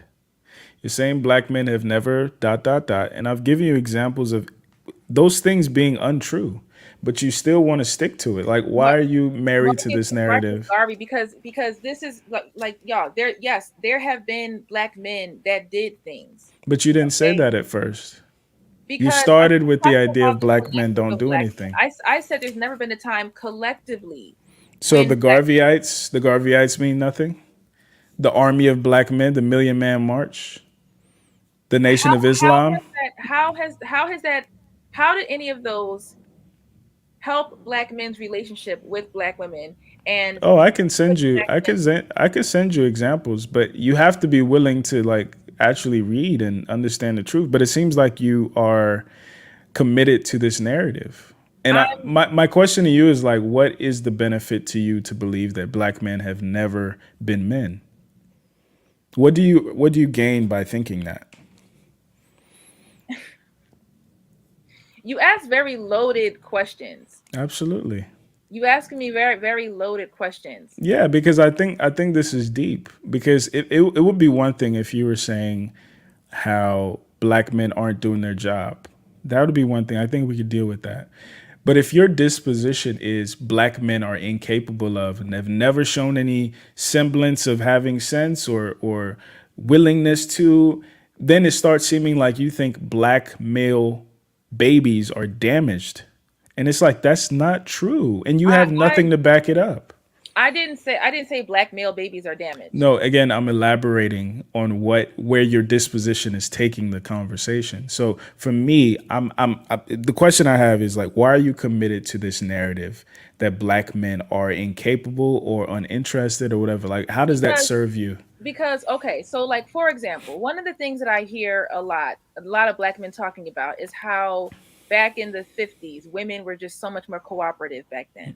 Mm-hmm. Women were just so much easier. The 50s housewife was the perfect time. Women were less modern. They were more willing to take care of their men. Mm-hmm. And, you know, that was an easier woman. And they want to go back to that. They want to go back to the time when women just waited on men hand and foot. You know, that was easier. And my question has always been, when did black men ever make black women collectively suburban housewives in the first place? For you to want to go back to this time period, idolize this time period that black women was not a part of in any way. When did black men ever collectively put black women in a house and all we had to do was have dinner ready by the time you got home from work? That's a real feminine position to be in, okay? No, absolutely. Absolutely. I agree with you. And I think, you know, you could very easily find out that answer. But my question to you is there any time in our history that you can point to and say, kind of like men point to the 50s, that black men were men? Is there any time you could point to? Not really, not as a collective, not without mentioning, you know, names here or there, but not okay. really. Not as a collective. Okay, why is that? Why is that? Because the times don't exist. So okay. So just to reiterate, you don't think there's ever been a time where black men have been men? I don't as a collective. I don't think there's ever been a collective time where black women could rely on black men and not have to be the ones in the lead. While y'all are complaining about these masculine, uncooperative women, you have never made black women put people in these feminine positions where all we had to do was let you lead. So what's your evidence for that? Because that's a bold claim. It's the world that we live in. No, I need evidence because we're talking about history right now. So what's your evidence that there has never been a time where black men have been in leadership? The fact that black men are not leaders now and still blame women for the position of the community and what the community is in. So you're saying the fact that black men are not leaders now is your evidence that black men have never been leaders. Black men call the black community a gynocracy, and you know it's feminism, and but it hasn't always been this way. Well, according to the information that they use and according to their sources, the black community has always been a female-led. Men need to get out the house, no men allowed, and all this stuff. Like this is what black men really have been saying. Yeah, that was in the 50s when they said this switch happened. But you're saying that there's never been a time. I mean, how far back do we have to go? Listen, you can go as far back as you want. Give me an example. You can go as far back as you want. Give me an example of a time black men were the ideal black man that you wish we were. If that time existed, I wasn't alive to see it, and I don't know when. And but you weren't alive to see any of the times that you're talking about. But even if you were able to point to that time, why should black women today look to that time? Long ago, because you just made the very dangerous statement that there's never been a time where ... But even if you were able to So, point, okay, what can you admit that that's not true, or at least you don't know enough to say that? I don't. I think that that's not true. Okay, so why did you say it? No, I'm sorry. I said it the other way around. I think that that is true. But you don't know enough to say that. That's the truth, because that is the black, Okay, so substantiate that claim. That's all I want you, just because for the the sake black of conversation. because Substantiate the claim. the black community is a can be taken as an example of what happens when black men decide to desert, decide to abandon ship, decide to that their presence is not required. So you're Okay. saying black men made a concerted decision to abandon. I don't know if the decision was concerted. I know Okay, that but you said they abandoned their post.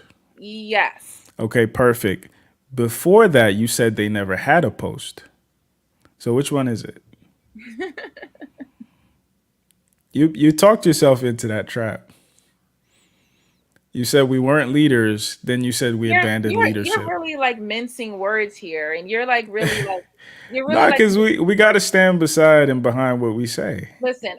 Apparently, when black men and black women was married and they were in the South, I guess that was a time when they were technically together.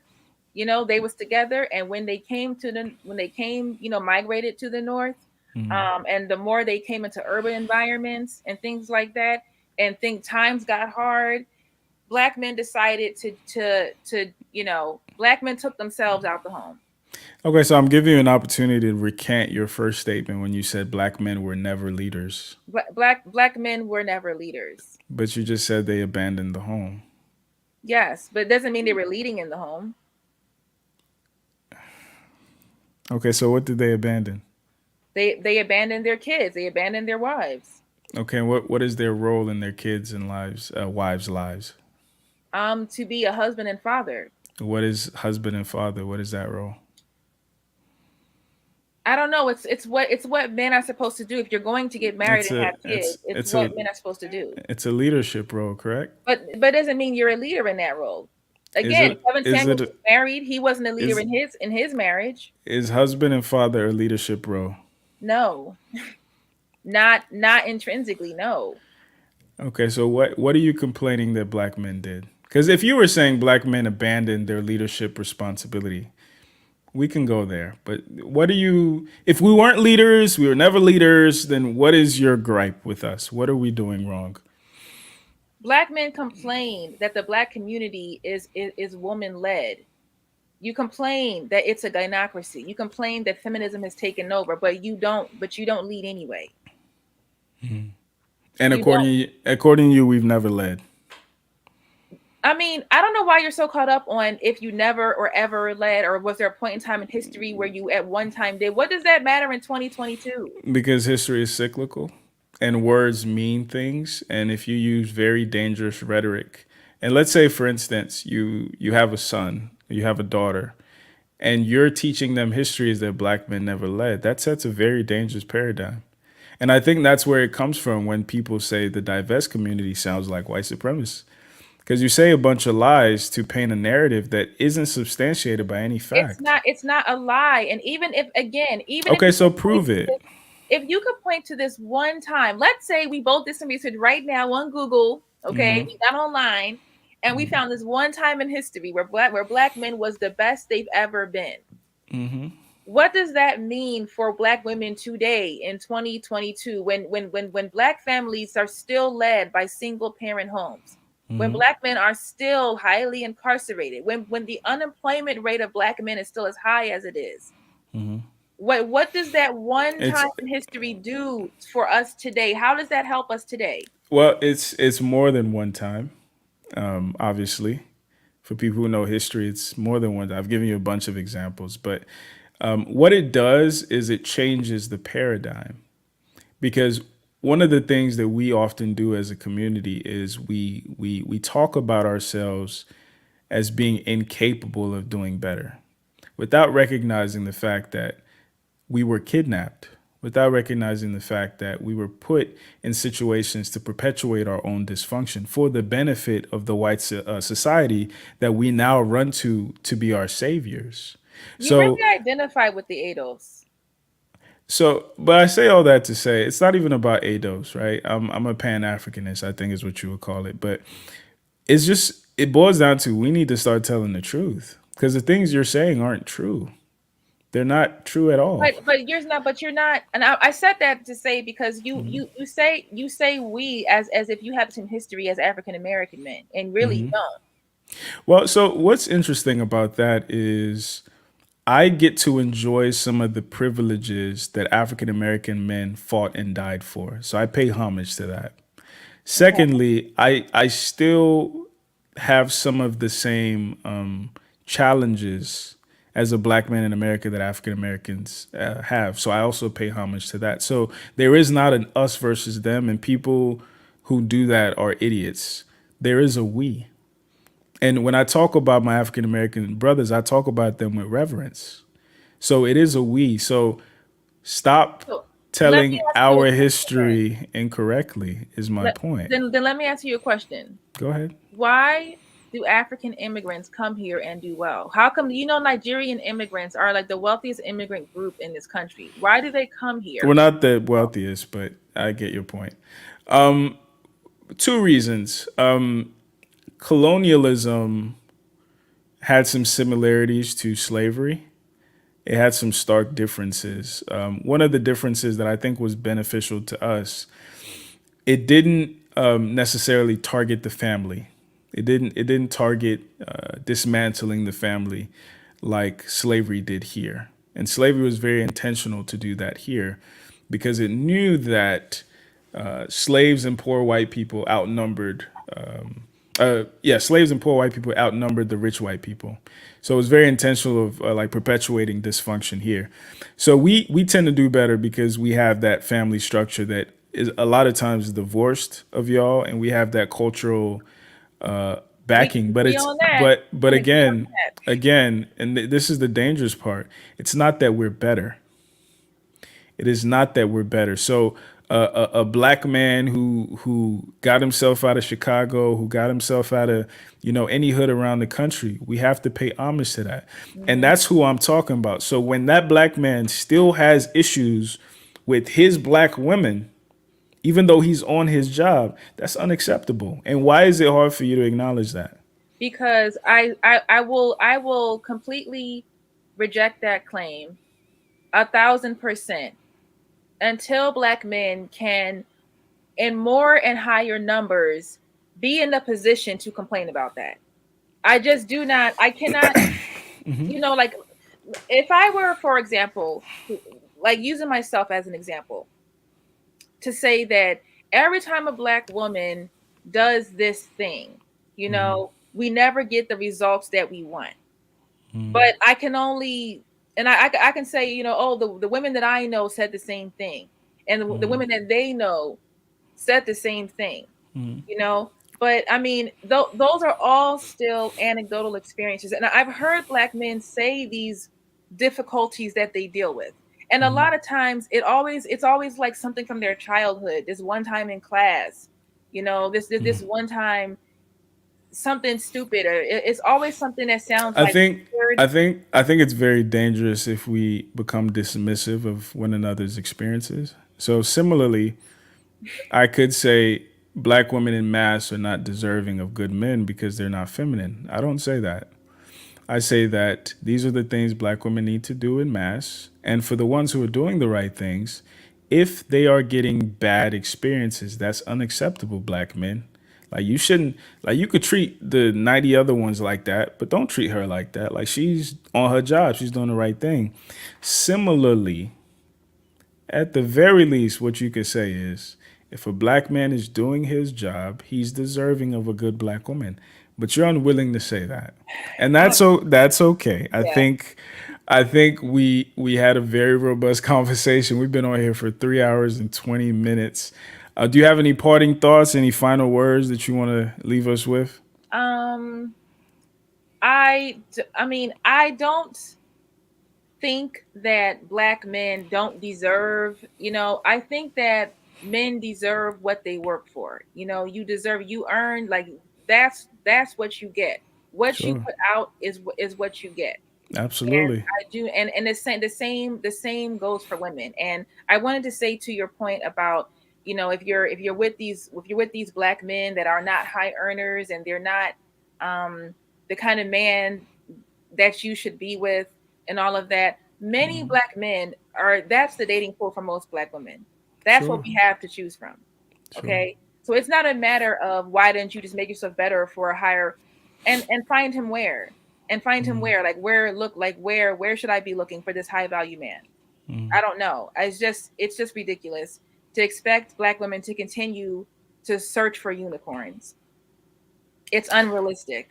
And that is the point of, and Okay. that's the point of black women opening up their options to other races of men. It is imperative that black women do this. It's imperative. Okay.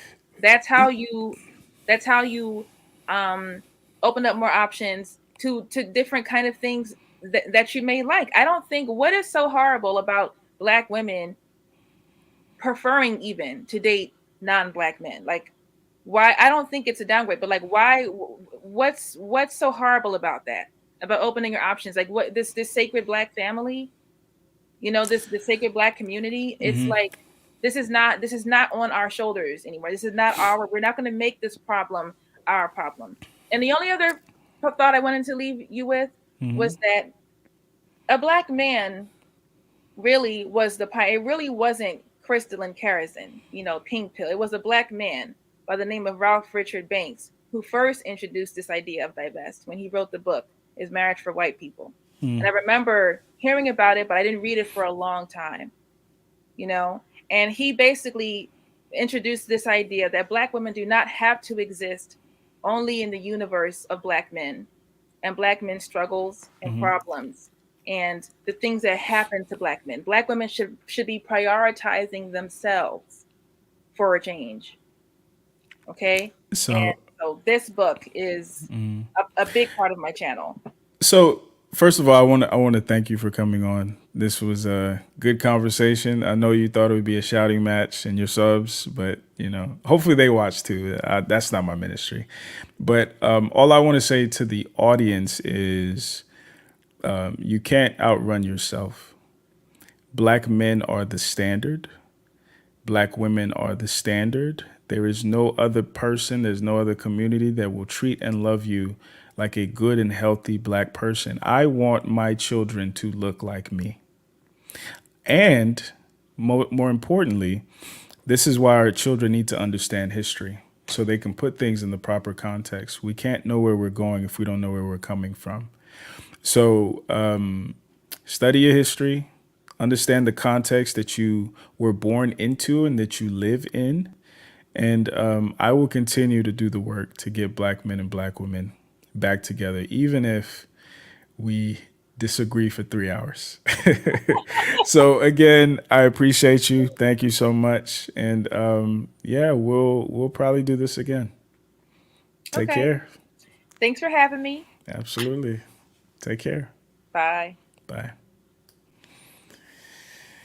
All right, y'all. That was interesting.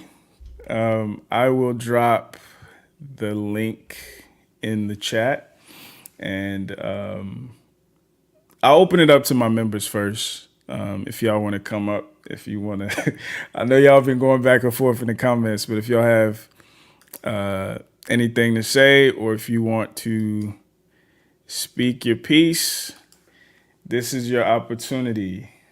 Appreciate it, Sean. And boom, that's the link.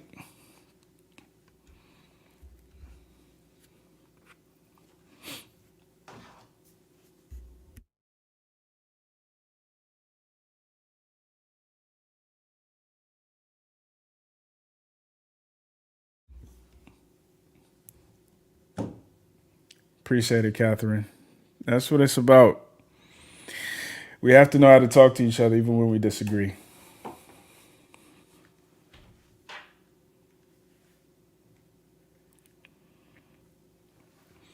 Don't all come in at once. somebody, anybody. Critical race theory. We just need to teach history the right way. Kirby. All right. What's going on, brother? That was an interesting talk you had with that one girl, honestly. Man. Yeah, like I'm just surprised by just by the fact that it seems like she wants to deny what's going on. Yeah. I honestly feel like it is just pure fact Yeah. of what you're just saying, but it's like she just doesn't want to admit the errors that she sees in some Black women's choices in the Black community. Yeah. Honestly, I feel like I'm an average dude. I just got married. You know, I worked. Congrats, man. Congrats. Yeah, in November 21st. Congrats, brother. I'm just a security guard, but you know, I make like a little bit. Okay. Since it kind of depends on how much hours I work. I work like 64 hours a week. Yeah. That's a lot of overtime, but you know, I make right under 50,000, which is kind of like the average right now for most Black men. Yeah. And you know, I'm still trying to grow. I'm still in school. I have like 30 credits left till I get my bachelor's, because ultimately I want to be a teacher, a math teacher. And you know, I have a woman. You know, I'm Haitian and she's Haitian, and you know, we grew up humbly. And she makes more money than me. She works in like a company called Stryker. It's like a company that deals with medical equipment and stuff like that for surgeries. And she's the person who does the 3D modeling for like bone structures. Oh, wow. You know, so like the robots can make an accurate, you know, precise cut and stuff like that. She makes more money than me, and still she does not emasculate me for it. You know, like she makes like maybe about $10,000 more than me. But that's if she choose to work like a lot of money, like a lot of overtime and stuff like that. She could make that much more. But my thing is this: the issue with the Black community, I believe, starts with people nowadays not being humble enough to accept that not everybody got this, you know, 6-figure career. You know, that's something I feel like a lot of people in our generation literally have to realize, because it's all Instagram that they're seeing, all this, you know, Black luxury, you know, and I feel like you're going for that type of standards, that's really going to be tough, you know, because I look at it like basketball, right? Would you rather make a 3-point shot, or would you rather get an easy layup? Right. You know, if everybody wants to make the 3-point shot, is the popular thing. It's flashier, or more popular, or whatever. And it's like, but it's harder to make versus just getting your easy 2 points instead. And I feel like if Black women want to go for this high value male, they have to understand that it's going to be harder to find, and you got to compete. You have to compete. You have to compete. Know? And I think that was the sticking point, because she agrees that men should compete, but she doesn't agree that women should compete. And that's what I was trying to get her to like admit, but she kept dancing around it. But like for me, like I make 50,000, my girl makes about like 60,000. So it's like we put our income together and we're above like middle class, I believe. Right. That's beautiful. And I'm just thinking, like, if women just think about like just starting off with your man at a reasonable point and then grow, you know, I feel like it will be more better for the Black community. But as long as our egos are in the way of what we want, then it's not going to be a success. No, that's a tremendous point, man. I appreciate you coming up. I got to get to the next person, but definitely come back next time, bro. I'm gonna do these every Friday, so we'll chop it up later. Cool. All right, brother. Take care. What's up, boss man? How you doing, sir? I'm good, man. How are you? Pretty good. So That I'm a was a new. lot. That was a lot. That was That a was a lot. lot. Word up. Yeah. I was really I was really happy to see, you know what I'm saying, like you was really inspiring how you talked and the questions you asked. Uh, you know, I do listen to your content. I'm a new subscriber, but Appreciate it. Appreciate it it. was it was so I've been watching, but I just tonight I subscribed because I don't like to. Well, neither here nor there. So, just listening to the conversation, like I was trying to, comment on some things. It was really hurtful. Yeah. Um, like I think it's even bringing up emotion in me right now, and that's probably for my shortcomings. And we know that mental health is important, and just to becoming the best version of yourself and whatever it is that you see that you want to accomplish, you know what I'm saying, you can go after it. So, I understood everything that she was saying. I agreed with mainly none of it, but I understood. I don't it was hard to watch that she was not understanding you. Yeah. Yeah. It's not like you were saying anything that was hard to understand, difficult to Outlandish. understand.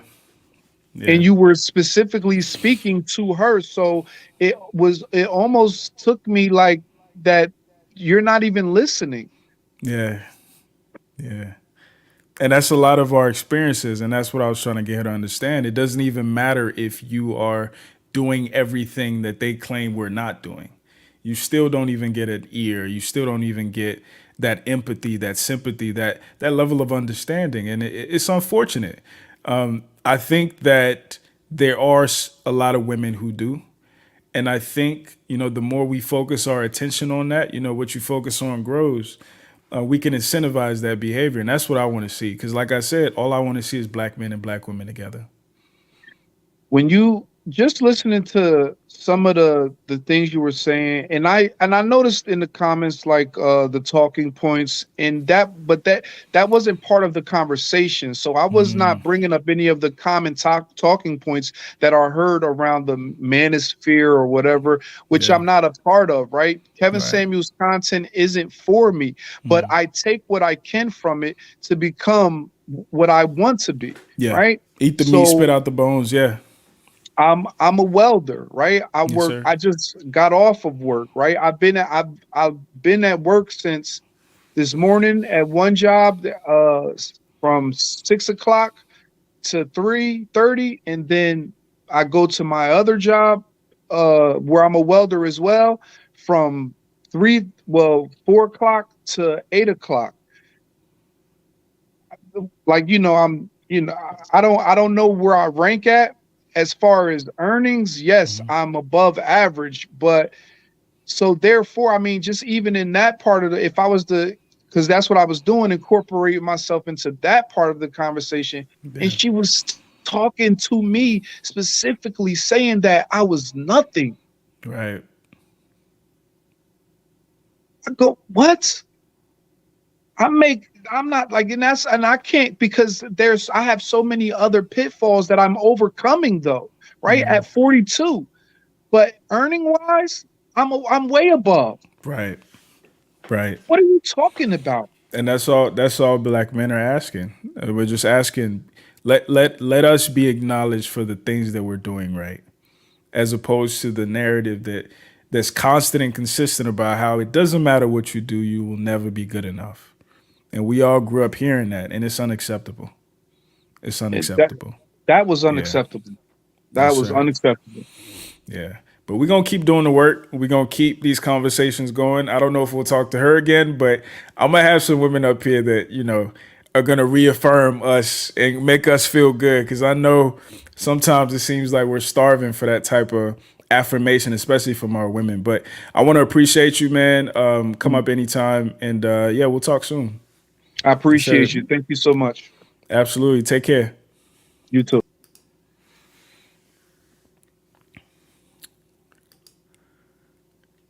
All right, I don't want to butcher your name, so help me out.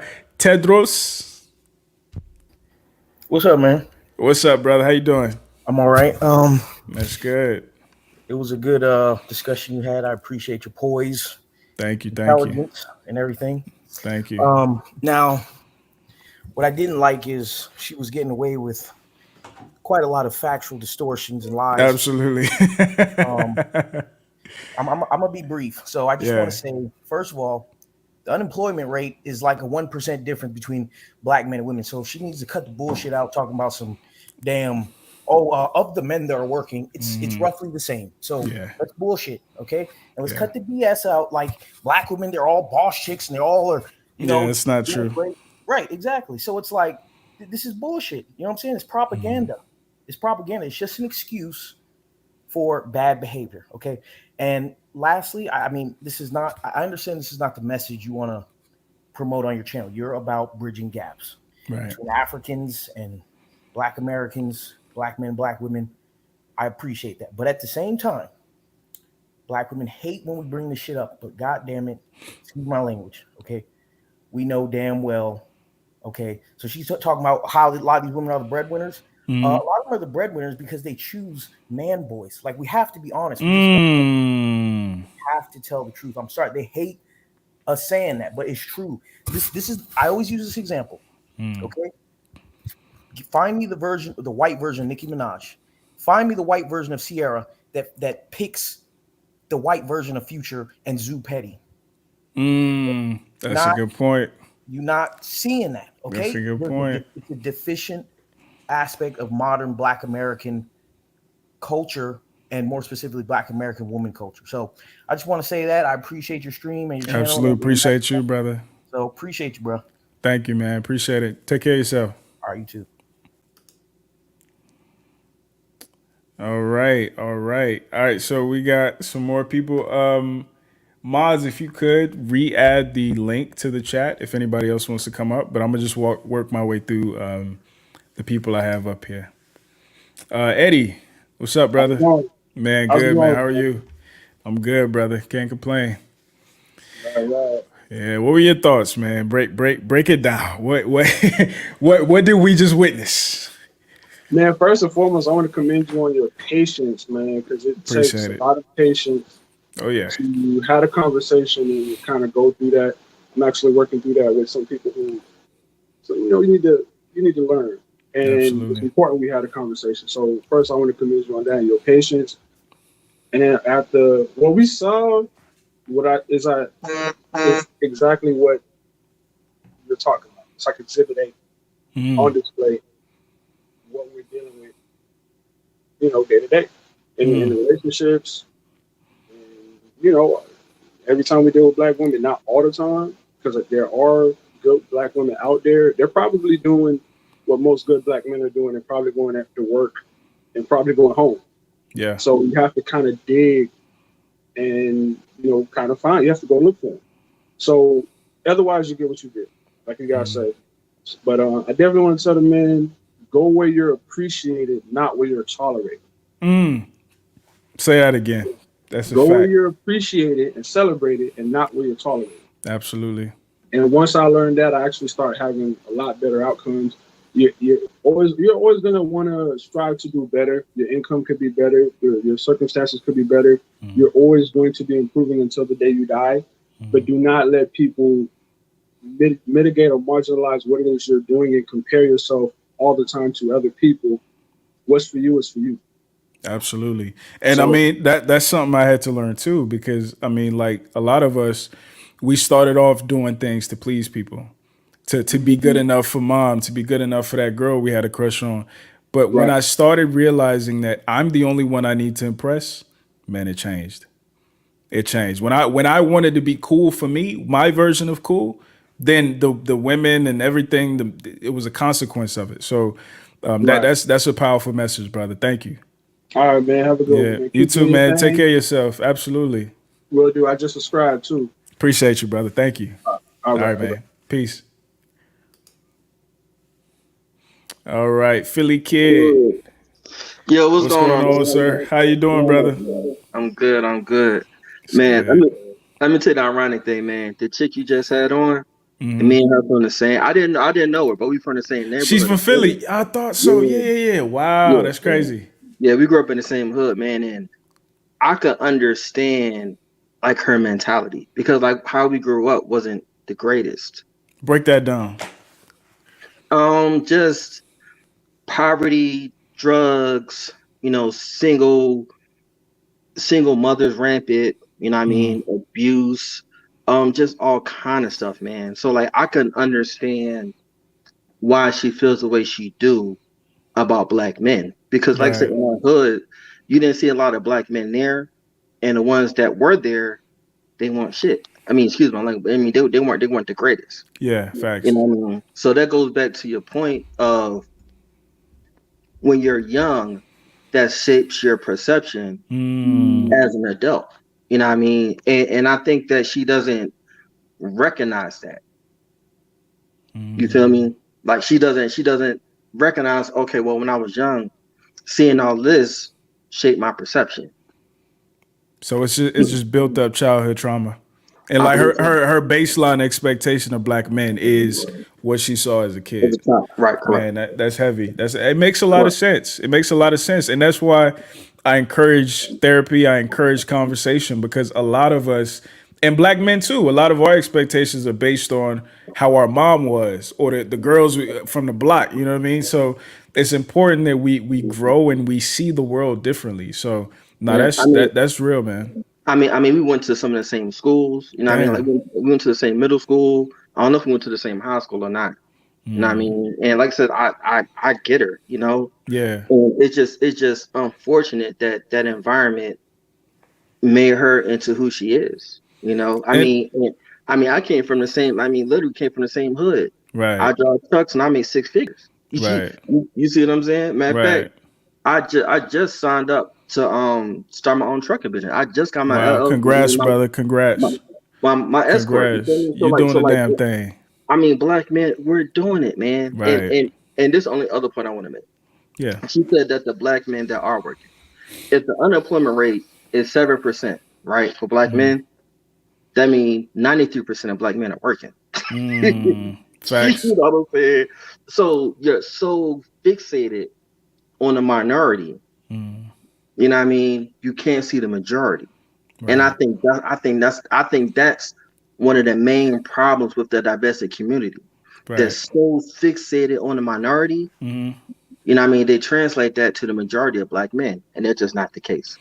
Yeah, one of the quotes I saw, it said, trauma keeps you at the age you were when you experienced it. So a lot of them, if they experience trauma at 5 years old, 7 years old, they're still rationalizing the world as children. So that's why, people talk about you patient and all that. I feel bad.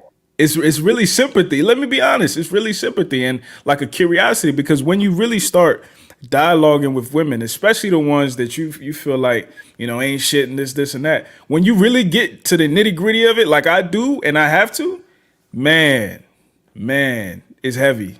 It's heavy things. But I appreciate you, brother. Like I said, come up anytime.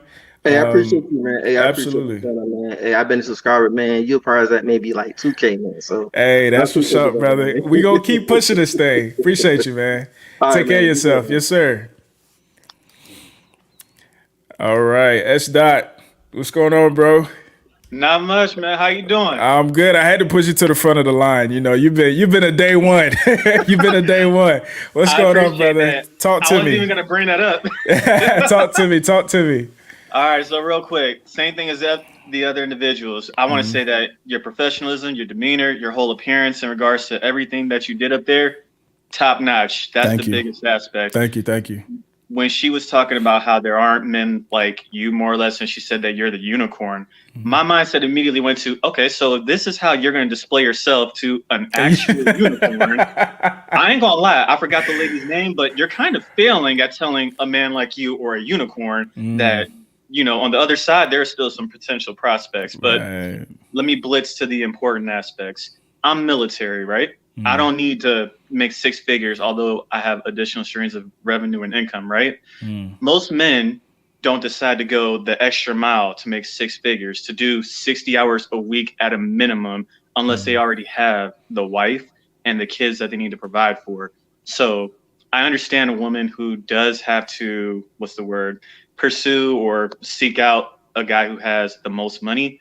But for the rest of the guys who are still either finding themselves or who have a long-term plan to get rich when they're in their 30s and 40s, we're not trying to hear all that judgment and stuff from women early. Another thing I'm going to say is this. Women also have their additional streams of income that they don't always broadcast. So when you hear a lot of women who say that's not true, that men out earn women, that's the reason why. You'd be amazed how many women do real estate or do stocks and trades and things like that. Or the ones who do the low. I think I put it in the chat, but you'd be amazed how many women have their social media profile pics of them with their assets out for everyone to see. OnlyFans. And they profit off of it. Yeah. Without being negative about it, that's the female advantage that they won't broadcast or advertise, but it's out there. For men, we got to do the straight and narrow. We have to say, or risk our lives. Or risk our lives. It's either straight and narrow or risk your life. Yeah. Exactly. Like, we have that long-term plan. Me and my stepdad had this discussion. He said that if you're going to be the head of the household, you should consider a woman's opinion. And the reason why the reverse may not always work is because as a man, yes, you're right. I will absolutely die for my decision. If I told her, babe, I'm flying all of us out to Miami or to Europe or to Saudi Arabia for a better job, best believe I will work my butt off until my pockets equal what I promised her of. We did it for a better job. We did it for a better salary, and everything will work out accordingly. It's not like that for women. And you can clearly tell when they say things like, I need a man who has all this money. So that way, you know what? I almost said something I shouldn't. I'm gonna flip that and just say this. When they do find the right man, they all of a sudden stay back at the house. They do what they need to do with the kid. They worry less about the finances because they know a man has it. I'll just give them that. They do. But that white and black thing, I don't understand why that's a popular discussion that women have. I always want them to remember that as a black woman, if you do go to a white guy, more or less, it ain't as sweet as you think. Like, keep in mind, you probably are just one phone call away from getting removed. Like, in regards to certain, we'll just say, situations where police has to come, he ain't looking at the white man and saying, is this your house, or are you bothering this woman? He gonna look at the black woman and be like, excuse me, miss, are you lost maybe? Like, do you need help getting back home? Like, are you drunk and you found your way over here? Like, you and that dynamic, they have that power more or less. I'm not gonna say that every white person is abusive in regards to it, but more or less they do have that power to make sure a black woman knows that you are one step away from going back to where I found you. There was the show How to Get Away with Murder. Annalise Keaton, favorite character from that show, right?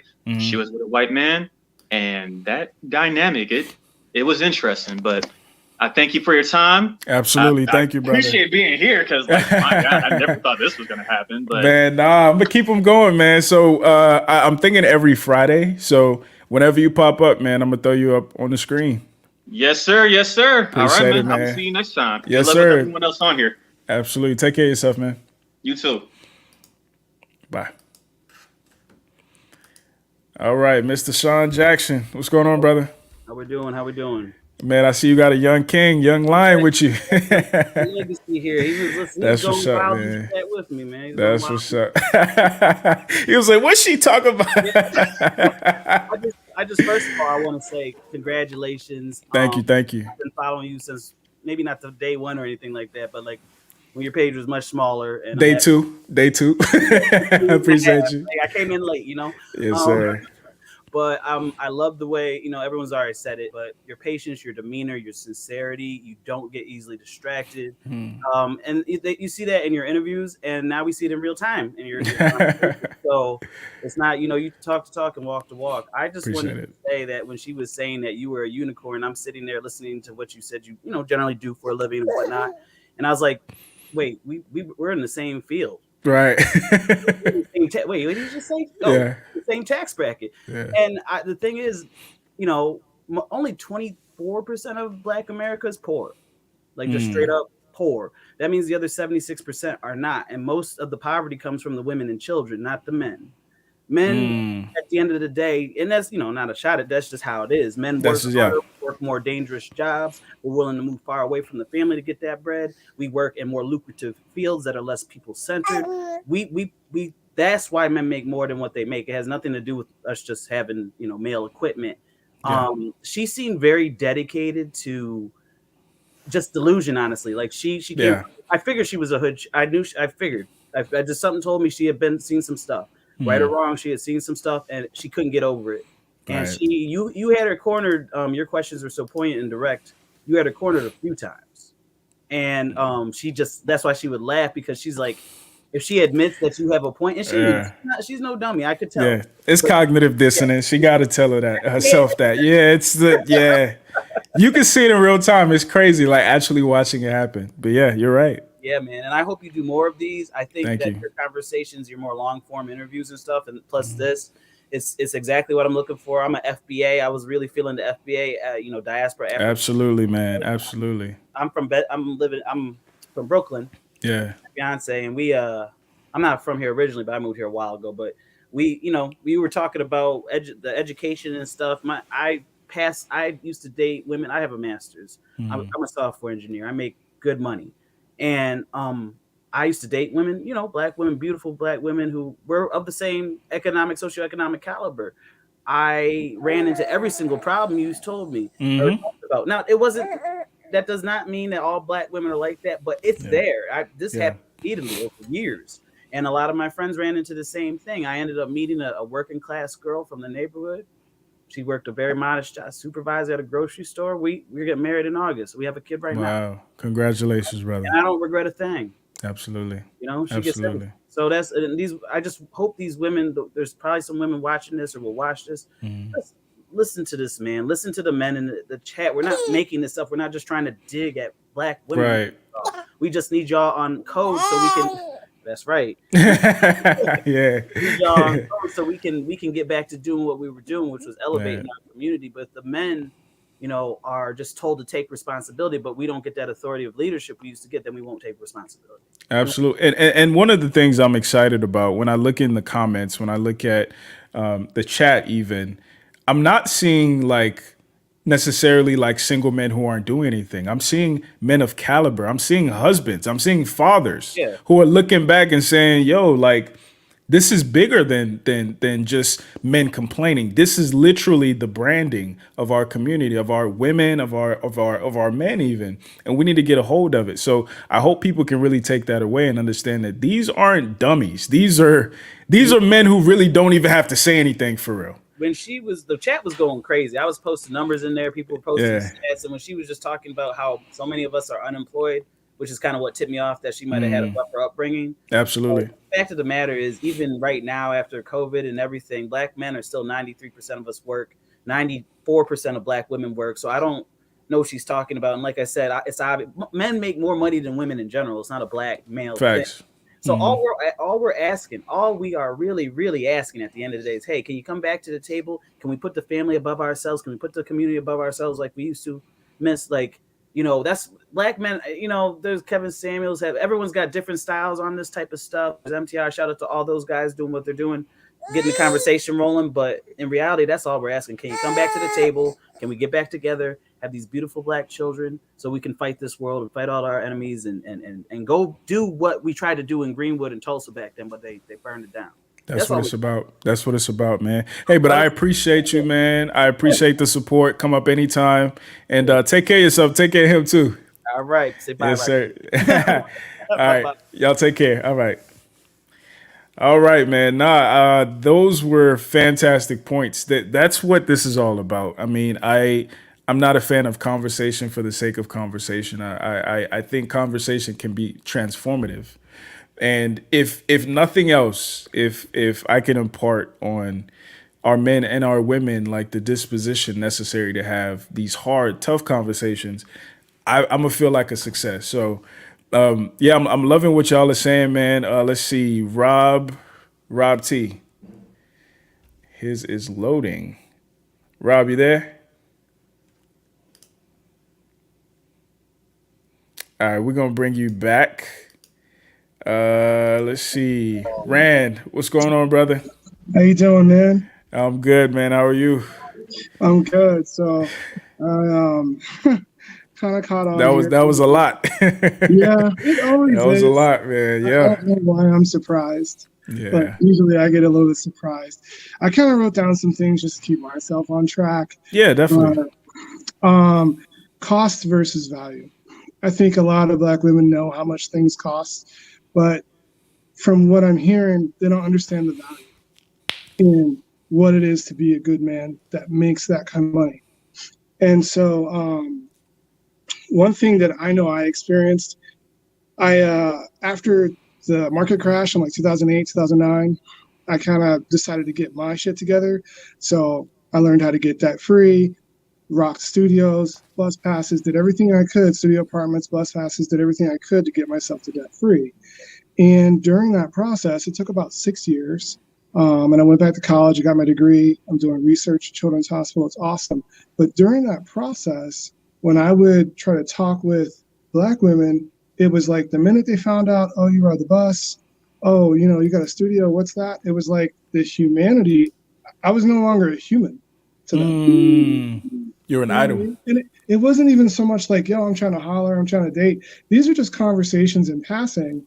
Right. And then when I had these conversations with women of other races, it went completely different. It was, oh, my dad told me right when I got out of college, like, get in a studio and ride the bus and keep your debt low so you can pay off. And so then, like, that already kind of caused a rift. It wasn't necessarily looking for any, like, you know, any romance or anything like that from Black women at that time. I understood my position, but I couldn't even have a conversation. I wasn't worth a conversation. And that was kind of reinforced a little bit with the attitude that you were kind of getting in your show. And one of the things too that kind of bugs me with our culture is we have that wilding out culture where people just kind of rip on you and they just make fun of you and make fun of you. Right. And I think, you know, I always kind of think about this, but, you know, if you want to be an electrician, you got to do 400 hours of apprentice work. Or if you want to do what I did, where you're going to cut your costs, pay off your debt, put yourself back through college, you got to live a little bit meager.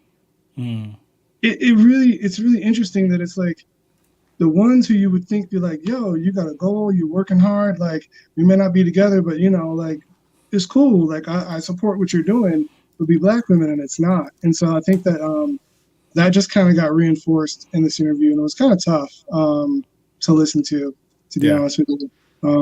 I think we all have traumas, and I had 2 stepmothers, 2 Black women. They were not very nice. But I had to go through therapy to understand that that was them.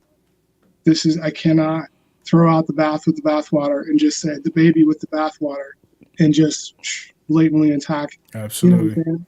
And so I also too, and I'll keep this brief, but I also think too, like when she said you were a unicorn, I just don't, there's so many of us. Yeah. That are intelligent, that are calm, that you know, are not concerned with the next pop culture, whatever going on. You know what I mean? Like, I just, it seems like a lot of Black women are out of touch with who Black men have become. Absolutely. And I think that a lot of our parents, a lot of us who may be in our 30s, 40s now, our parents were very like, you're not going to be on the corner. You're not going to have your pants hanging off your ass. You're going to get your education. You're going to work. And I think that's paid off. I've had a lot of great conversations with Black men just in passing where we're not the caricature that we're painted as. Yeah. And so that's just, I don't know, it's just so tough. I think that's what's like, it's not surprising, but it's tough to hear when we're painted as something that we aren't, because our options are limited. Absolutely. And that's something that stood out to me during one of my interviews. She said that, and it's on the channel. I think it's the video, I Want to Be a Hoe. And she said that I don't want a man who's doing better than me. And essentially what she was saying is that, you know, it makes me have to step my game up. So it's easier to be with a Pookie and a Ray Ray because they don't expect much from me, right? Their demeanor isn't one that's demanding of me. I can just be myself. You know, women often say, I just want to be, right? I want to be celebrated at whatever weight, at whatever disposition. I just want to be celebrated. So I think that's part of what it is. But all we can do is improve ourselves and continue to become the men that we want to be for ourselves. And eventually you'll find the woman that's going to help you cultivate that vision for yourself and for your life and for your legacy that you're building. So I appreciate you, brother. Like I said, come back anytime. I'll be on here every Friday. Thank you for the support. Most def, man. Take care of yourself. Yes, sir. You too, man. All right, so Edmund, you're going to be the last person because I'm not trying to compete with TLA. I gotta go. So I'm gonna work through 1, 2, 3, 4, 5. Again, appreciate you guys, all the support for the new channel members, for the super chats, for the cash apps. Thank you guys all so much. I'm gonna try Rob T one more time because he's been here for a while. Okay, it's not working. Rob, I might have to kick you out of the stream. And we will get you next week. Pesty Observer. Oh shit! What's going on, brother? What's happening? Man, what's up, brother? I never thought. I'm chilling. I never thought. Shit, you got me on the spot. Nah. Pull up, man. What's up? Talk to me. Man, I've been a fan for a long time, man. I think you like the real medium we need with all these freaking podcasts blowing up and stuff. I really think you're the medium we need. Like appreciate it, how brother. you talk Thank you. and you're willing to understand and stuff. Just want to bring up a few points. I know, like, shit, this has been going on 4 hours now. I'm surprised I last this long, but I was here for it. When TLA and them like do 4 or 5 hours, I was like, how do they do that? But it just, man, I don't even be trying to watch those. I'm telling you, man. Yeah, for real. I wanted to bring up first, like, I had a conversation similar to another black woman, like a close friend of mine I knew since high school, and it was just like. And it was basically just like she was just basically just, you know, dissing black men. Like, I mean, she's with a black man, but like still she just talks so much about like, you know, talks so much hard about us. And it's just like, damn. And I'm like, and then she was just trying to go on like, why aren't y'all in these fields and stuff, like, you know, putting the blame on us. And I was like, you kind of really not being empathetic to like, you know, you're not being empathetic to like what we actually go through as facts. You know, facts. Like exactly. I'm just like. And then she just said, well, like, get therapy. And I'm like, well, therapy don't mean it's gonna work. You know, some people just like, you know, go to therapy for years. It's like it's a long process. Like healing is a long process, and therapy is just, you know, helping you figure out what's wrong with you. It's not necessarily like, you know, like what's gonna get you there. You figure that stuff on your own. And like we already, it's already hard enough. So I'm just saying, like, damn, like absolutely, that girl she was putting me through it. Now I was in them comments. I was going broke in them super chats. I was like, and you know that's been the biggest message that I've had, like with each of the girls that I've interviewed, because I haven't even dropped all the parts for each of the girls. Like, so it's multiple parts coming out because I'm trying to stretch stuff out. But there's such a lack of empathy for black men. Yeah. And it comes from white supremacy because we had to be mules, essentially. You can't empathize with a mule or a workhorse. And unfortunately, what happened is our women adopted that too.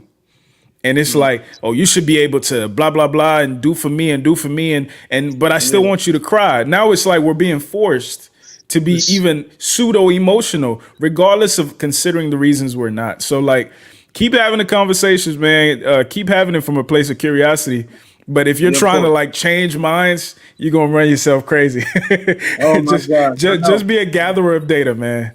I know, because I know, like, we need that patience to open up the love. Absolutely, so absolutely. So I see why you patient and not be patient with them. Like, no matter what they say, I know it hurt. I know it sucked, but you just gotta open up with them because they like. I know it's a long list of hurt. Like I know I've been hurt, and like I know they've been hurt, and I'm just willing to listen. That's why, like, absolutely. You know, we need more brothers like you, man. We need more brothers like you, man. Appreciate it, brother. All right, man. Yeah, take care of yourself, bro. I will. You too, man. All right. We got three more. TJ, talk to me, brother. You there? I think TJ might have taken a bathroom break. We gonna come back to you. T Goods, what's going on, boss? Hey, what's going on, bro? Man, I'm chilling, brother. How are you? I'm doing well, doing well. Good, good. Happy to be on here. First things first is I want to say that your work is very much appreciated. It's something that we needed, you know, especially coming from a young brother. I don't know exactly how old you are, but nevertheless, it is appreciated. Thank you. I jumped in the middle of the stream, and the young lady, I saw Divest, and I was like, well, what are they talking about? And then when I started to follow along, I was like, oh no. Yeah. Right? And her talking points, and I was just like, man, I don't know if she came in prepared, you know, and every time, as my brothers before me mentioned, every time you had her pinned to a corner, she just continued to move the goalposts and everything like that. And I know that's just a female reaction to things, right? And so it is bothersome because the conversation honestly doesn't get anywhere, right? You don't get to a resolution with that. I'll say this is I'm 35. I'm married to a Black woman. She's a superwoman. You know what I mean? She's a nurse practitioner, so she does well. I do well for myself as in that same right. And I love the fact that your content is so family and Black love oriented. You know Absolutely. What I mean? And some of the conversations that I've seen you had with some of those ladies, I've sent them to my wife, and I'm like, oh my God, this is yeah. And the crazy part is I'm not outside, meaning, you know, I'm not in the streets anymore, but nevertheless, I have a son, you know what I mean?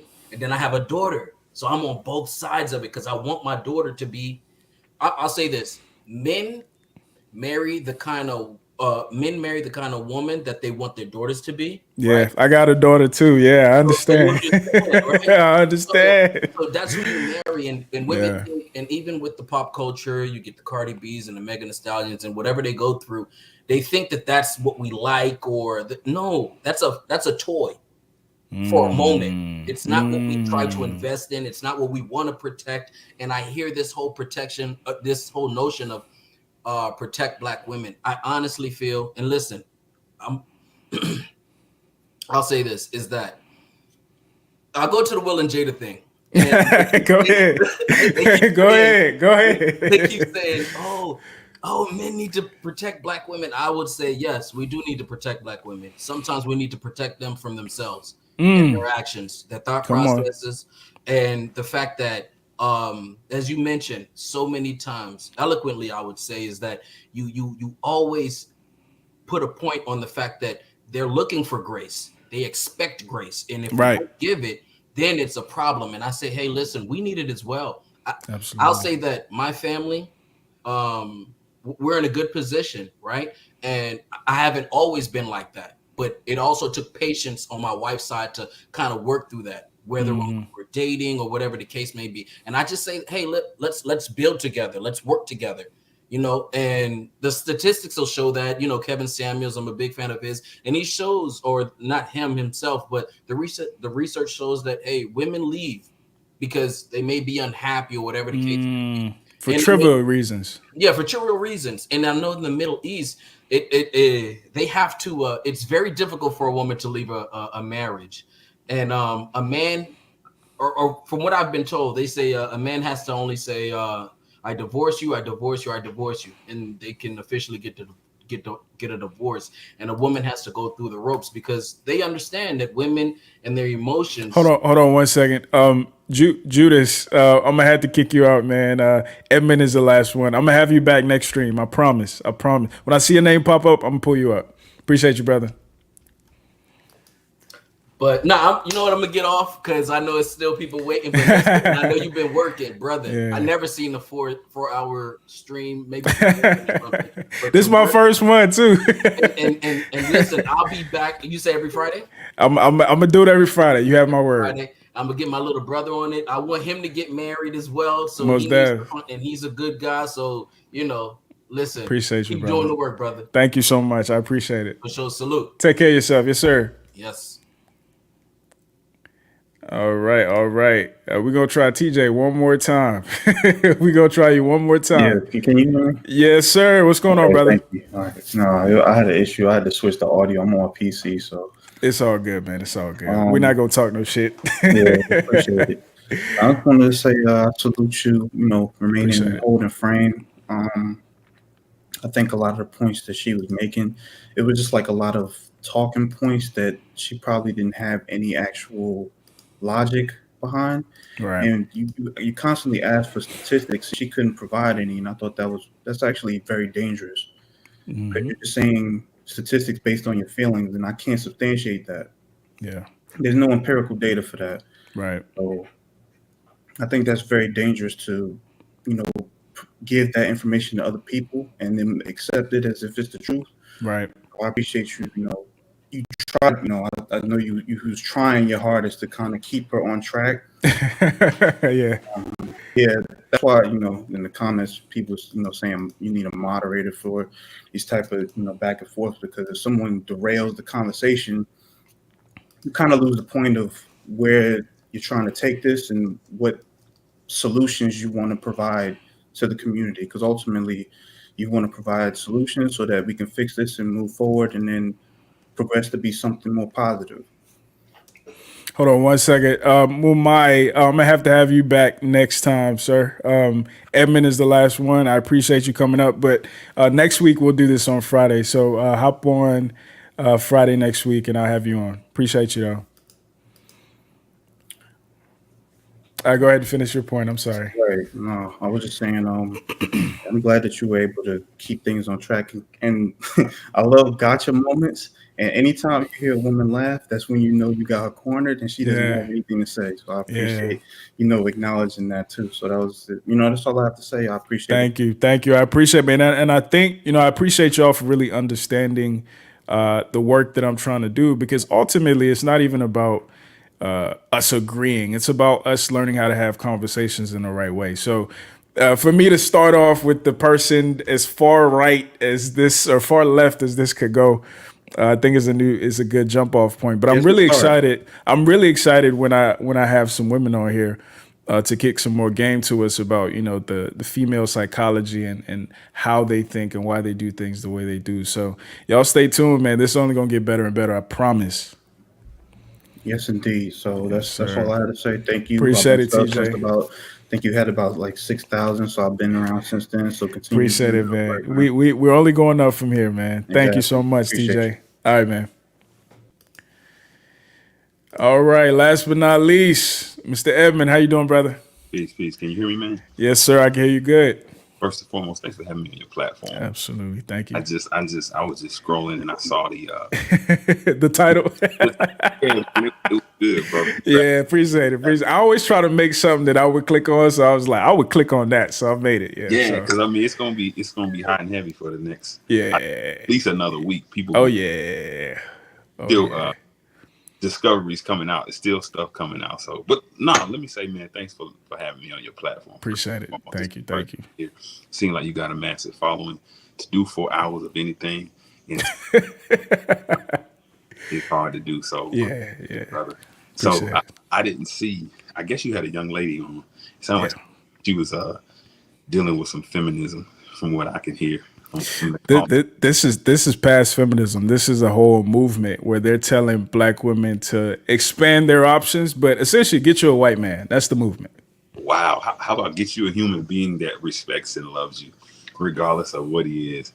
I always say, man, in an integrated society, quote unquote, it's going to be hard to control and confine people's options. When you put people around, it's like proximity. It's like people are going to kill and abuse and exploit those who are in the closest proximity. That's true. Dating relationships, people are mostly going to date those who are in the closest proximity. It don't matter if you pink, green, brown, or purple. You know, if we around each other long enough, we're gonna beef, we're gonna love, we're gonna do all of that. We're gonna do all of that. But no, I saw the Will Smith thing, man, and I just want to talk about it.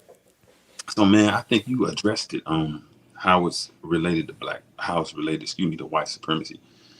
The way I interpret it, or the way I explain it, it's like it's a devaluation of black manhood because number one, they're saying that they asked Will to go.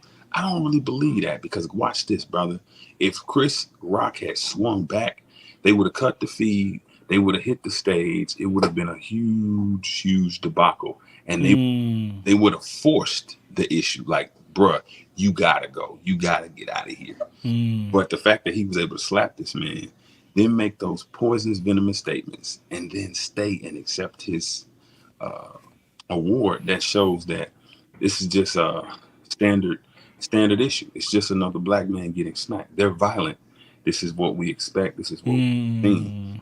This is nothing different at the high. Even a Will Smith, like even he's violent. Yeah. Listen, and check this out. With Will, my angle with Will is this: would you have done an LGBTQ member like that? I mean, if it was a trans man, would you have went up there and smacked it? Man, if it was somebody from the Jewish community, right? If it was an affluent Jewish person, anybody we know on the street, you never would have stepped to 50 Cent like that, or hell, even D.L. Hughley. I don't believe he would have stepped to Steve Harvey, somebody that would have been, bruh, yeah, you might want to sit down. You know what I'm saying? Right. But my point is, he did that, man, and it was awful because forget who was watching. It would have been, if it was three of us in a room and he had done that, it would have been the same effect. That's your brother. At 53 years old, you can't mediate your emotions. We can't handle our emotions no better than to immediately go to violence. I mean, that's a comedian doing his job. Don't sit up front at a comedy show if you don't expect to get joked. Especially with a wife like he got. Like you set yourself up for that. I mean, they too open, bro. In my opinion, y'all allow everything you know about the Smiths. Is they told us with the Red Table Talk. You know, Samuel Jackson had a drug problem. You've heard him mention it, you know, at certain points, but him and his wife never discussed that in detail. Right. You know, when you open the floodgates, you can't close them to criticism. That's part of being a celebrity. And in the society that we live in, whether you're an athlete, whether you're an entertainer, if you're in a higher tax bracket, people almost expect you to just eat abuse. You know what I'm saying? Like they told LeBron, shut up and dribble. That's white supremacy. Like, dude, you're paid. You don't have a conscience anymore. You don't have an opinion. Yeah. You don't have an opinion. You don't have an opinion. There will be no more Ali's. There will be no more Jim Browns. That can never happen. So it was just kind of bad to see that, my brother. Absolutely. Yeah. I was disappointed personally because for me, I always jump to the kids like, what precedent does this set? Yes. When you're in school now, if your teacher say something you don't like, a little boy say something you don't like, you walk up and smack them because of honor. That's it. You know, and that's, man, it's unacceptable. And I think the more brothers stand up and say, listen, this is unacceptable. Instead of this gray area we all live in, this is unacceptable. This is acceptable. I told my son, I always tell my son, you gotta be able to lead with logic, right? Absolutely. You lead with logic. I got a show called Lead with Logic, by the way. Okay. It's on YouTube? It's on Apple Podcasts. Okay. It's on Anchor. It's on. Shout out to you, man. Yeah, put your link in the chat if you can. I'll help spread the word, man. It's Lead with Logic. Lead with Logic. Yeah, man. And I discuss all these things. I discuss, things that are relevant and kind of the undergird that people aren't talking about. Because listen, also I feel this way. On the flip side, Will Smith should be reprimanded. I said this in the chat, but we shouldn't throw him away though, because at the end of it, I agree with that. Like he had a meltdown and he had some serious unresolved psychological trauma that's what, when you don't handle that stuff, it'll haunt you. And I think that we just got to observe a huge explosion that most people would experience on a shrink's couch or at a psychologist's office. Yeah. Yeah, man.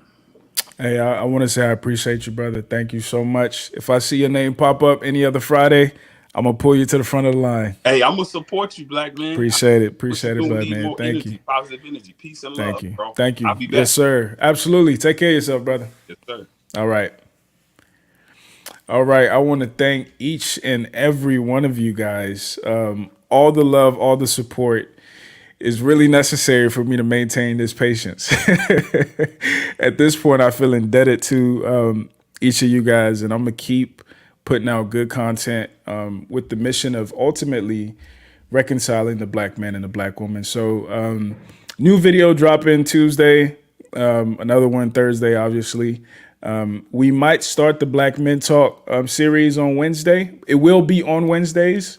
Maybe it'll be this Wednesday or next Wednesday, but obviously, you'll see that when I post it. Next Friday, meet me right back here.